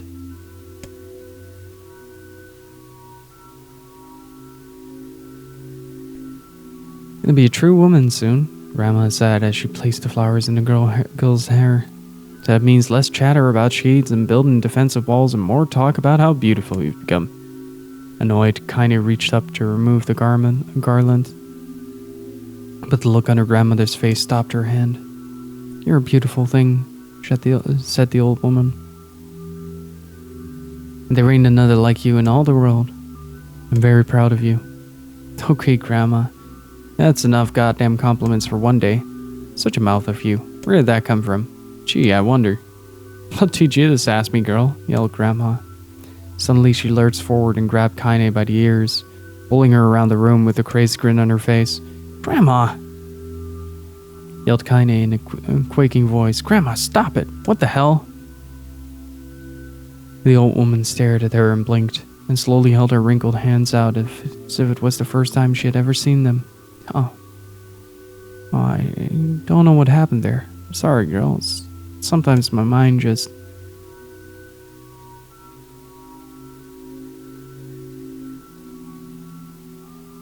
Just a second.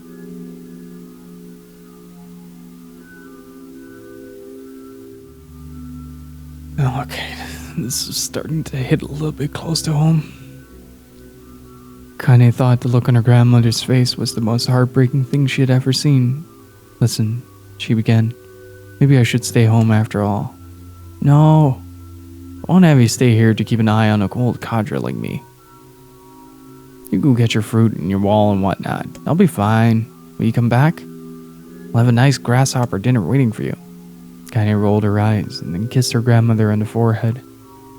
Made ready to depart, trying desperately to ignore the worry that was gnawing at the walls of her heart.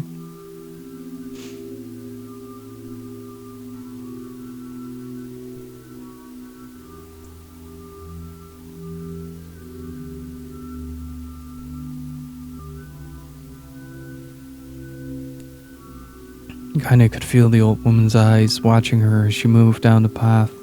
Don't turn around, she told herself, but in the end the temptation was too great. She spun on her heel for one final look and saw a small, bent woman standing in front of a ramshackle hut with a sad expression on her face.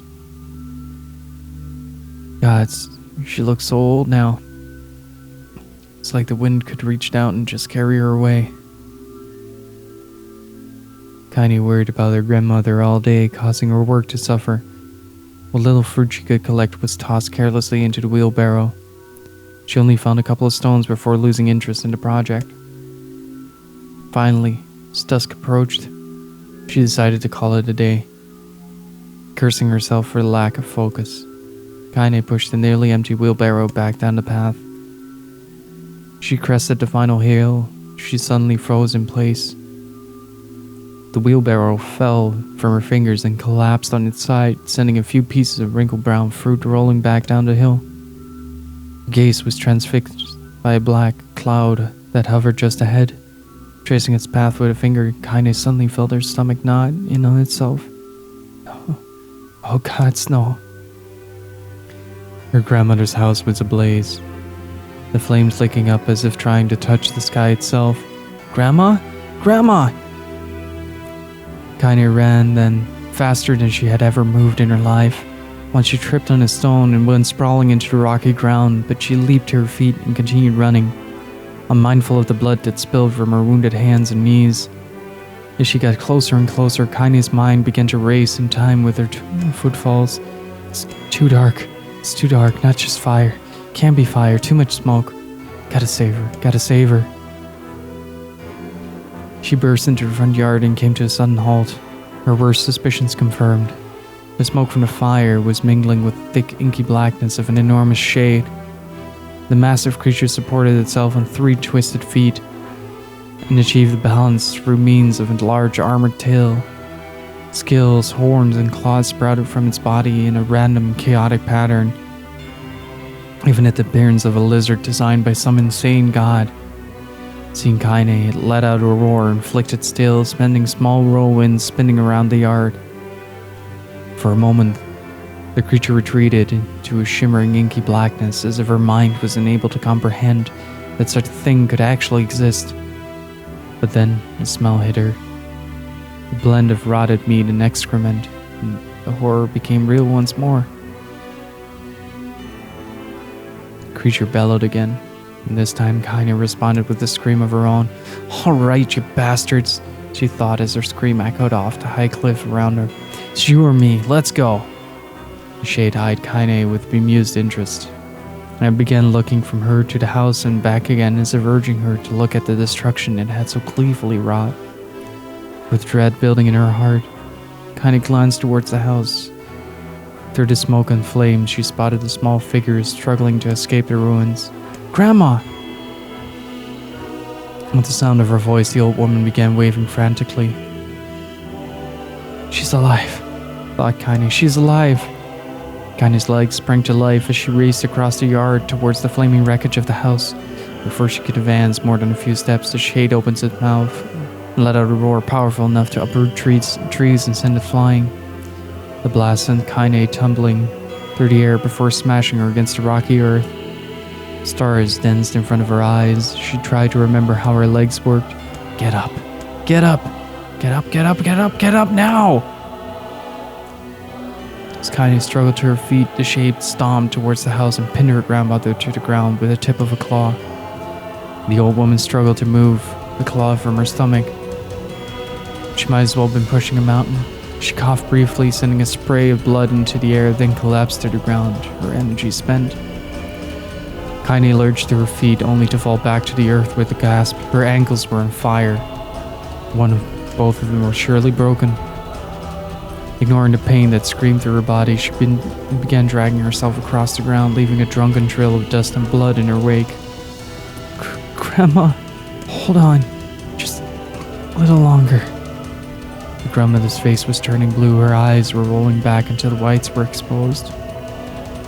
Kaine pulled herself across the ground with maddening slowness. The distance seemed to increase with every second that passed. The shade glanced between the two women and flicked out its tongue. Its giant mouth turned up at the corners. Short, panting breaths belched from somewhere deep inside its core. Bastard, laughing at us. She had no idea how such a mindless creature could experience emotion, but there could be no doubt. The shade was taking joy in their suffering. "Yeah, I see your plan." The shade moved its claw slightly, allowing Grandma to breathe again. It was clearly keeping her alive, only to snuff out her life when Kaine was close enough to touch her. "I'm gonna kill this bastard." Summoning all her strength, Kaine rose to her feet.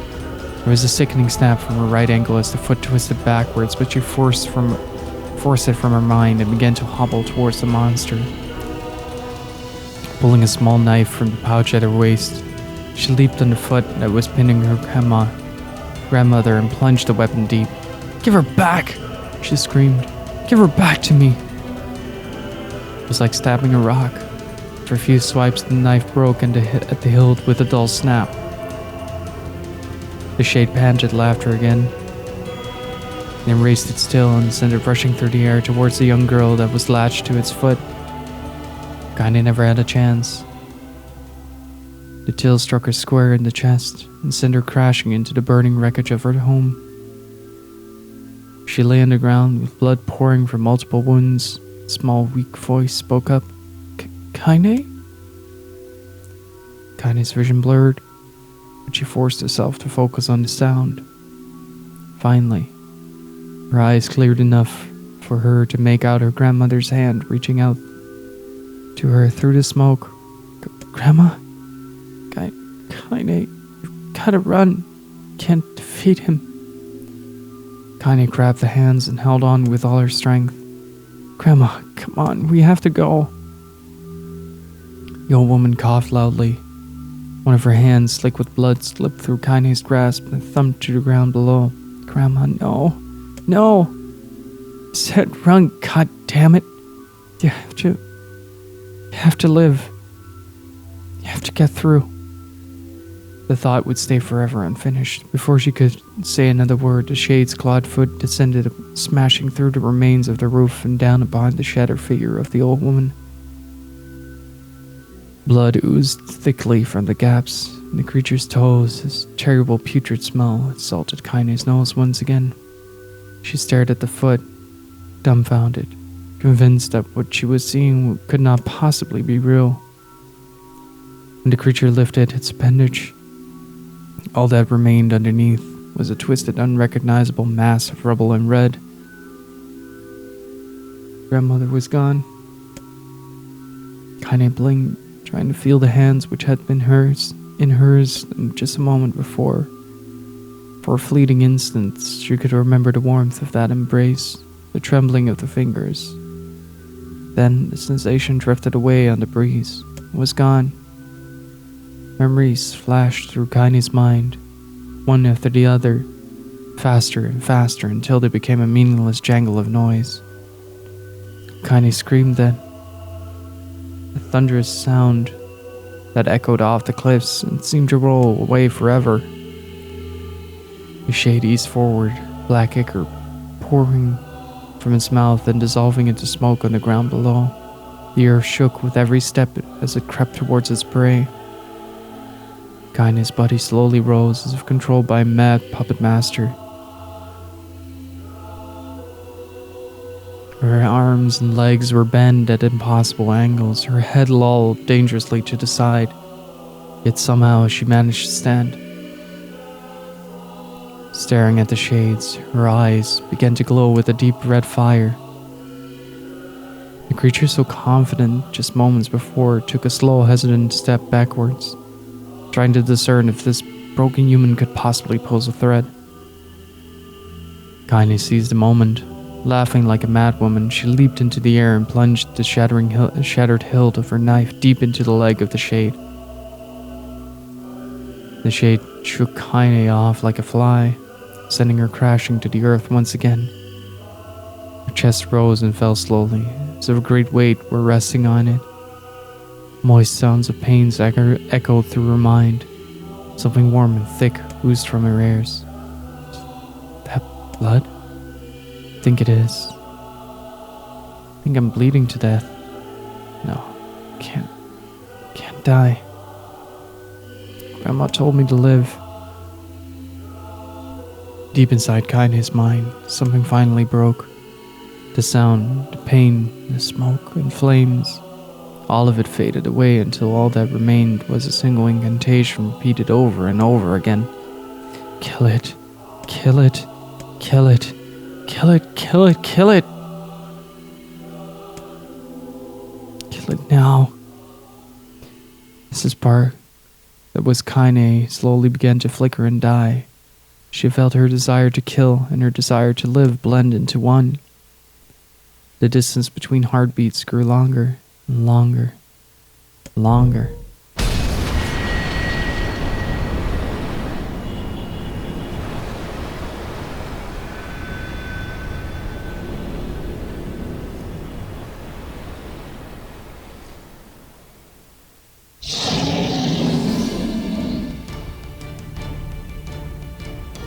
The beast approaches.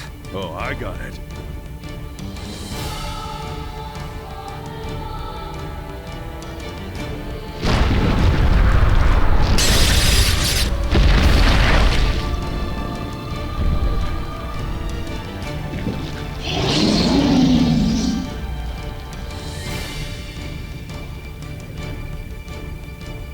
Oh, this is a surprise.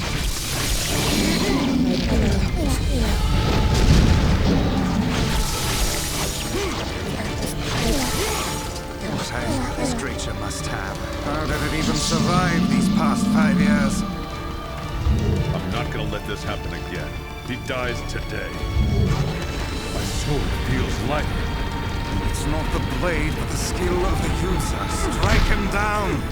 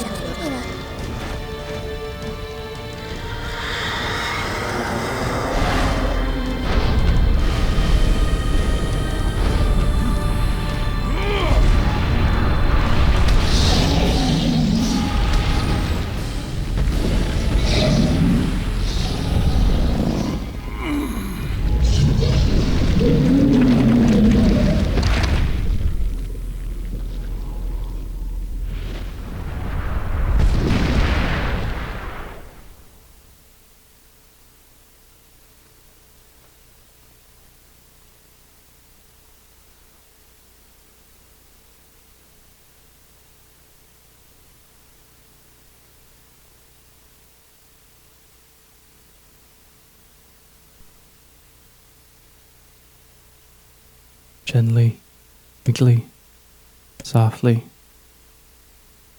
The shade, sure that its tormentor was dead, turned and stomped off towards the horizon, stopping along the way to bellow one final roar. Couldn't kill it. So sorry, Grandma. Couldn't avenge you. Shamed beyond imagining, Kaine tried to turn her head to the side, but only succeeding in coughing up a huge gout of blood. It was getting difficult to see, and only after a moment of fierce concentration did she realize that her left eye was gone. Wait a second.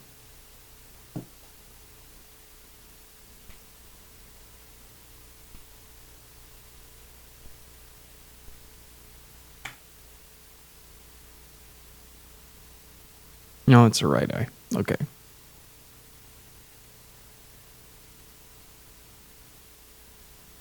Laughing to herself, she turned her remaining eye to the ruins of her home and noticed a ragged stump of arm resting a few feet away. Yeah, it's mine, she thought with a mad giggle. This is gonna make clapping a real bitch. Ha! Cried a sudden voice from the depths of her mind. Finally gonna die, are you? Oh, you had it coming. Go to hell, Demo, she thought at the unseen assailant. Go to hell before I pluck out your eyes and feed them to a dog. The voice of her childhood terror evaporated into smoke, only to be replaced by another, more recent voice. Hold still, said the apothecary, materializing from the ruins like a ghost. Want to draw you. That way you can live forever. Oh, stop.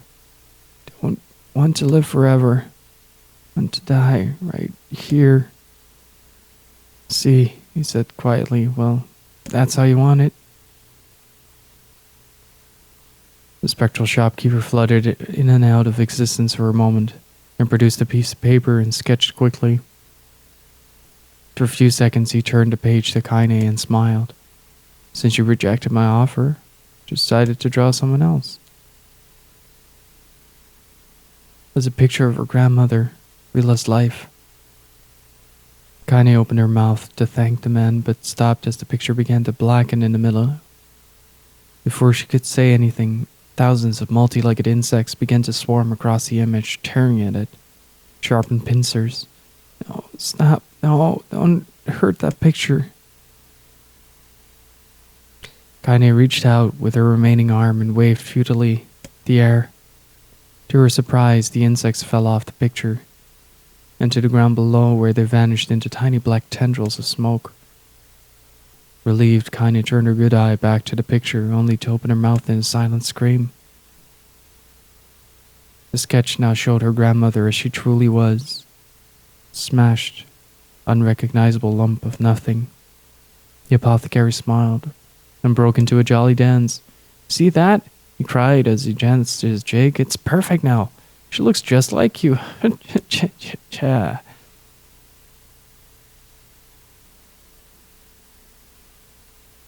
I look like that? Oh God, I'm gonna die. I'm gonna die. Drowning in despair, Kaine laid her head back in the mud, the smoke of her ruined house, and waited for the end to come. But just before she let everything go, an unfamiliar voice began whispering in her ear. "Ain't you got a wish, sunshine?" The voice was vulgar and fierce at the same time, as if insanity somehow found a way to take form. Kaine wanted to scream as the voice crawled under her skin, but her lungs refused to work. "You know, wish? Like a prayer or something? Why don't you get on your knees and start praying to heaven? Please, invisible man in the sky, save me, save me!"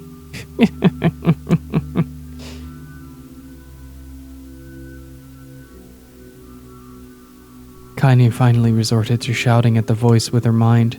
"I don't make wishes, they don't come true for me. I'm a curse, a freak. Should be left to die." The other voice boomed in her ears. "Oh God, you are the best." Glancing down, Kaine glanced down and saw a black, shiny substance oozing from her legs. She tried to brush it away, but her remaining arm would no longer respond. The substance slowly crept around her feet, then began moving up towards the rest of her body. Is this death? Is this what it's like? Is my mind just losing itself? She could feel the slime oozing upward. Feel the hot searing pain it left in its wake. Whatever else might be happening, she was still alive, and this was real. "Come on," said the voice. "Let it go." Kaine tried to ignore the voice and concentrate on the pain, but the newcomer would have none of it. "Don't ignore me, sunshine. You're ready to give up, ready to die, so why not let me have it?" "Have what?" "Your body. Come on, give it to me, give it to me. I want to stand on the ground, feel the rain, taste the wind." The voice paused as if licking its lips. When it resumed, it was filled with mad, unabated joy. "I want to take your hands and use them to choke the goddamn life out of people. I want to tear out their throats and bathe in the blood just like before." In response, Kaine shifted her head and vomited. The warmth of it crept down her throat and mingled with the pain of the encroaching black ooze. Are you a shade?" "Yeah, maybe. What of it?" The slime reached her face, crept up past her nose, slowly oozed into the socket of her missing eye. The moment it touched her brain, Kaine was struck by the most powerful sensation she had ever felt in her life. It was ecstasy. She wanted to scream in delight, but all she could manage was a small whispered moan. "Feels good, don't it?" asked the voice with a chuckle. "Yeah, what can I say? I know how to please the ladies. Now give me that body. Come on, give me that body and I'll give you more of this feeling. It's a fair trade."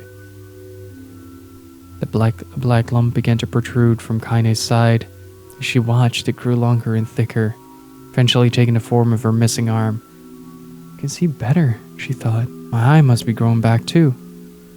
Slime reached up to envelop the rest of her face, but she managed to brush it away. "Stop," she whispered, marveling at how she had regained her voice. "Stop!" The black ooze hesitated as if it considered as if considering this request, then quickly shimmered down her body before disappearing into a cloud of smoke. "Ah, what the hell, Sunshine?" screamed the voice. "We had a deal. Thought you wanted to die." Grandma said, "I can't die yet." A brief image of her grandmother, bloodied and broken, flashed before her eyes. She saw the shade that had killed her and heard its mocking laughter, and closed her eyes and forced the image from her mind. Her whole body was quaking with rage. When she opened her eyes again, they burned bright red. The thing took my grandmother. I have to kill it before I die. Kaine glanced down, saw a mysterious pattern. The pattern of the shades burned itself into her left arm. "Well, I'll be damned," said the voice cheerfully. "Look at that, Sunshine. I think you and me are going to be good friends now." Kaine stared intently at her arm. The more emotional she felt, the more the letters seemed ready to puncture her skin and begin infecting the rest of her body. The arm clearly had a will of its own now. Stop. Gotta stop. Holding her left arm in her right, Kaine took a deep breath and tried to calm herself. "Come on, don't fight it," pleaded the voice. "It's my favorite dish and I'm hungry. Let it go. Feel the anger burn with the fires of revenge, the thirst for blood. And go out there and shut up. Shut the hell up. Get the hell out of my body." "Your body? Oh, that's rich, Sunshine. Real rich. Look, why don't you just up and die so I can have this body all to myself? What do you say? Bet those buddies of yours in the area would love to see you dead." Kaine grabbed a nearby shard of glass and tried to saw off the shade-infected portion of her side. Before she could, her darkened left hand grabbed her right wrist, crushing it. Kaine screamed and dropped the shard at the sound of bones crunching on bone, filled the air. "Stupid idiot girl. You're possessed now, Sunshine. There ain't no going back." The voice laughed again, a loud, long wail that seemed to go on without end. "Possessed?" whispered Kaine. "Yeah, possessed. You and me? We got what you might call a timeshare arrangement. Remember how folks used to think you were a freak? Well, wait till they get a load of you now." Kaine looked up, tears in her eyes. The sky seemed smaller somehow, darker. Is this because of that shade? Is this how they see the world? "So, listen," heard the voice. "I know this whole possession thing seems a bit sudden, but it ain't all bad. There's plenty of it for you, too. I'm a very powerful creature, Sunshine. And now that the power belongs to you, you got enemies? People you want to kill? I can make it happen. Little fat kid who kept picking on you. The big old shade that squashed your granny. I'll wrap them in their own assholes. No more abuse for you, Sunshine. No more pain." "Wait," said Kaine. "You're a shade. Why would you help me kill another shade? What, you think I'm some kind of racist? Some killing snob? I don't give a good goddamn who you murder, honeypants. I just want to drink from the well." Kaine considered this as she struggled to her feet, the power of the shade coursing through her. The smoke from her house was drifting away with the wind, and she enjoyed the way the cool evening breeze felt on her new left arm. After a long pause, the voice spoke up again. "So, how about it? You and me? Got some good times together. Look, I'll even take care of the bloody part if you don't want. Fuck off, asshole," muttered Kaine. "I'll handle the killing." Screamed the voice. "Look at you go, Sunshine. We're gonna have so much fun. So listen, my name's Duran. If you ever need me, I'll just be hanging out in this part of meat you call a heart. Now get to it. The more you kill, the more your heart turns rotten and sour. And I like rotten and sour. Kaine found herself nodding at the voice. Yeah, she said. Yeah, I think this can work. Find a shade. I'm gonna strangle it with its own guts. When I'm done, I'm gonna do the same to you, Turan. Count on it. Laughed Turan. Ah, shit bigger than you. So good luck with that. Oh, and hey, one more thing. Right now, you and me are sharing this body. If you ever run out of hate, if you ever, go soft, I'm gonna take over everything. So keep on killing, Sunshine, and watch your back. The voice grew fainter and gradually faded away, fading to somewhere deep inside Kaine herself. Kaine waited until she was sure the voice was gone and waved her new left arm around a few times. Feels perfectly normal, she thought. Feels like mine. Desperately, she began poking and prodding at the new limb, determining to find something wrong with it. She didn't want to feel normal. It would mean the creature inside her had already won. Not a shade, I'm Kaine. Repeating this mantra in her mind, she slowly began digging through the rubble of her house, being careful to ignore a certain red-stained spot in the corner. Finally, after what seemed like an eternity of heartbreaking work, she found what she was looking for. It was the wreath of lunar tears. Ah, so they are drawing a parallel to Zero. Though it happened through hell and back, the garland's petals were as bright as ever. Kaine started to place it in her hair, then slowly lowered the wreath and stared at it. Sorry, Grandma. I'm so sorry. I don't deserve to wear this anymore. Possessed, corrupted, freak. This time, I don't think there's any going back. Holding the flowers to her heart, Kaine fell to the ground and sobbed. As night gradually lightened to dawn, and the people of the area rose to their daily lives, she remained in that position, as if tears could somehow wash away the horror that now infected her world. Alive. Stay alive. Stay alive. Grandma? Kaine, you gotta live. You gotta come back to us.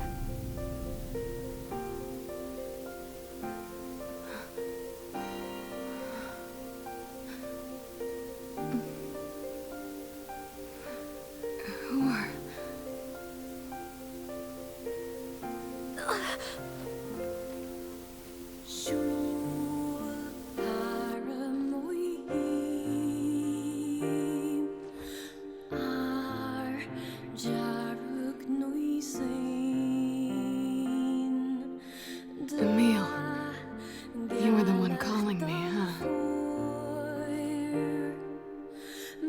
You still recognize me? Yeah, sure. I knew you right away. Thank you, Kaine. Good to see you, Kaine. You look like shit. How long has it been? 5 years.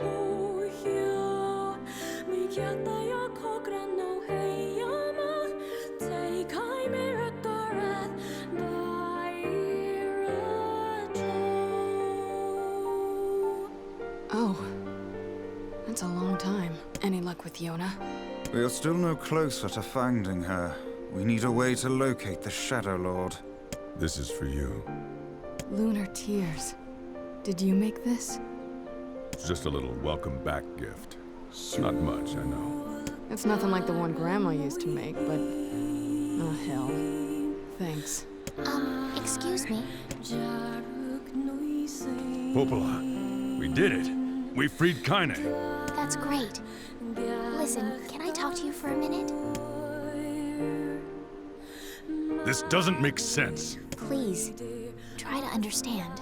People are tired and scared, and I'm sorry. I'm sorry you have to bear the brunt of that. It's crap. It's okay. We can sleep outside. No one's sleeping outside. You and Kaine saved this village, and now they want to run you out? People are afraid of us. And really, I understand. I mean, look at me.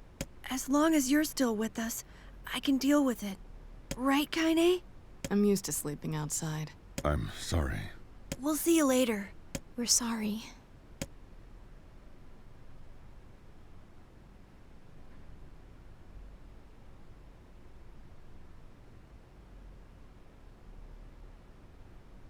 What is the matter? Kaine always sleeps outside. I never thought about that until just now. How could I have not noticed that? How selfish am I? What the hell is wrong with me? We should turn in.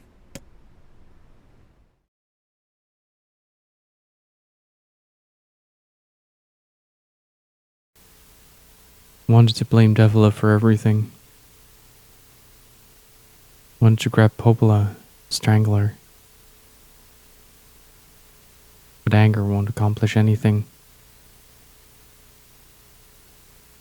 I said, did what they did for the sake of the village, for the sake of protecting it from the horrifying threat of the Shades.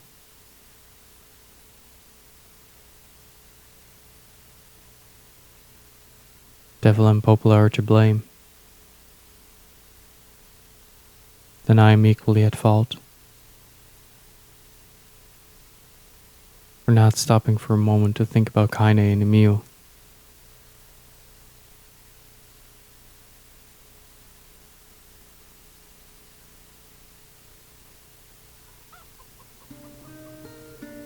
Sleep well? Sure. Well, if you say so. Need to go see Devil and Popola. Very well.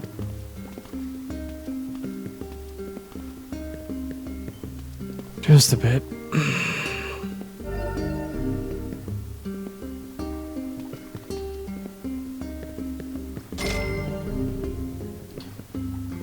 Did I keep everything? Yes. That means that I am 23% off.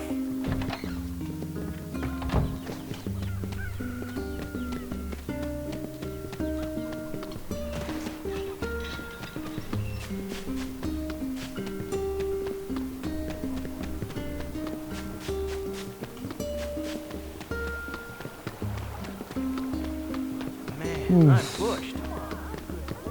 Oh, you. Yeah, I'm kind of busy now. That part where... Well, I'm counting on you. Hey! The grandmother turned out to be suffering from a form of dementia. Crushed my soul in a lot of pieces. That just became a little too real there.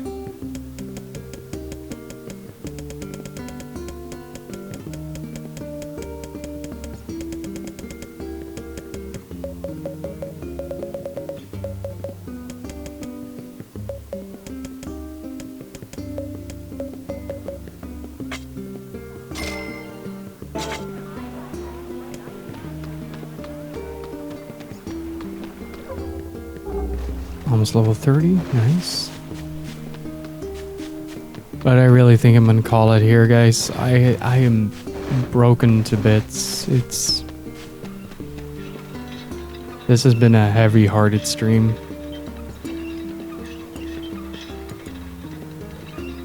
A very heavy-hearted stream.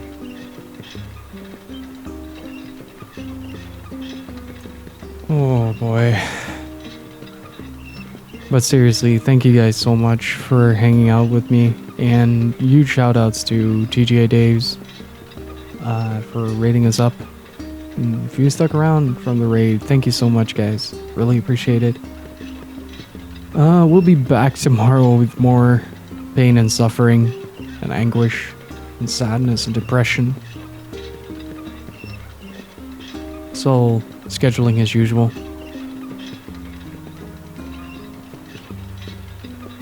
So, yeah, thank you guys so much for watching and joining me on Ending A, and sorry about my silence during the finale. I was crushed to say the least.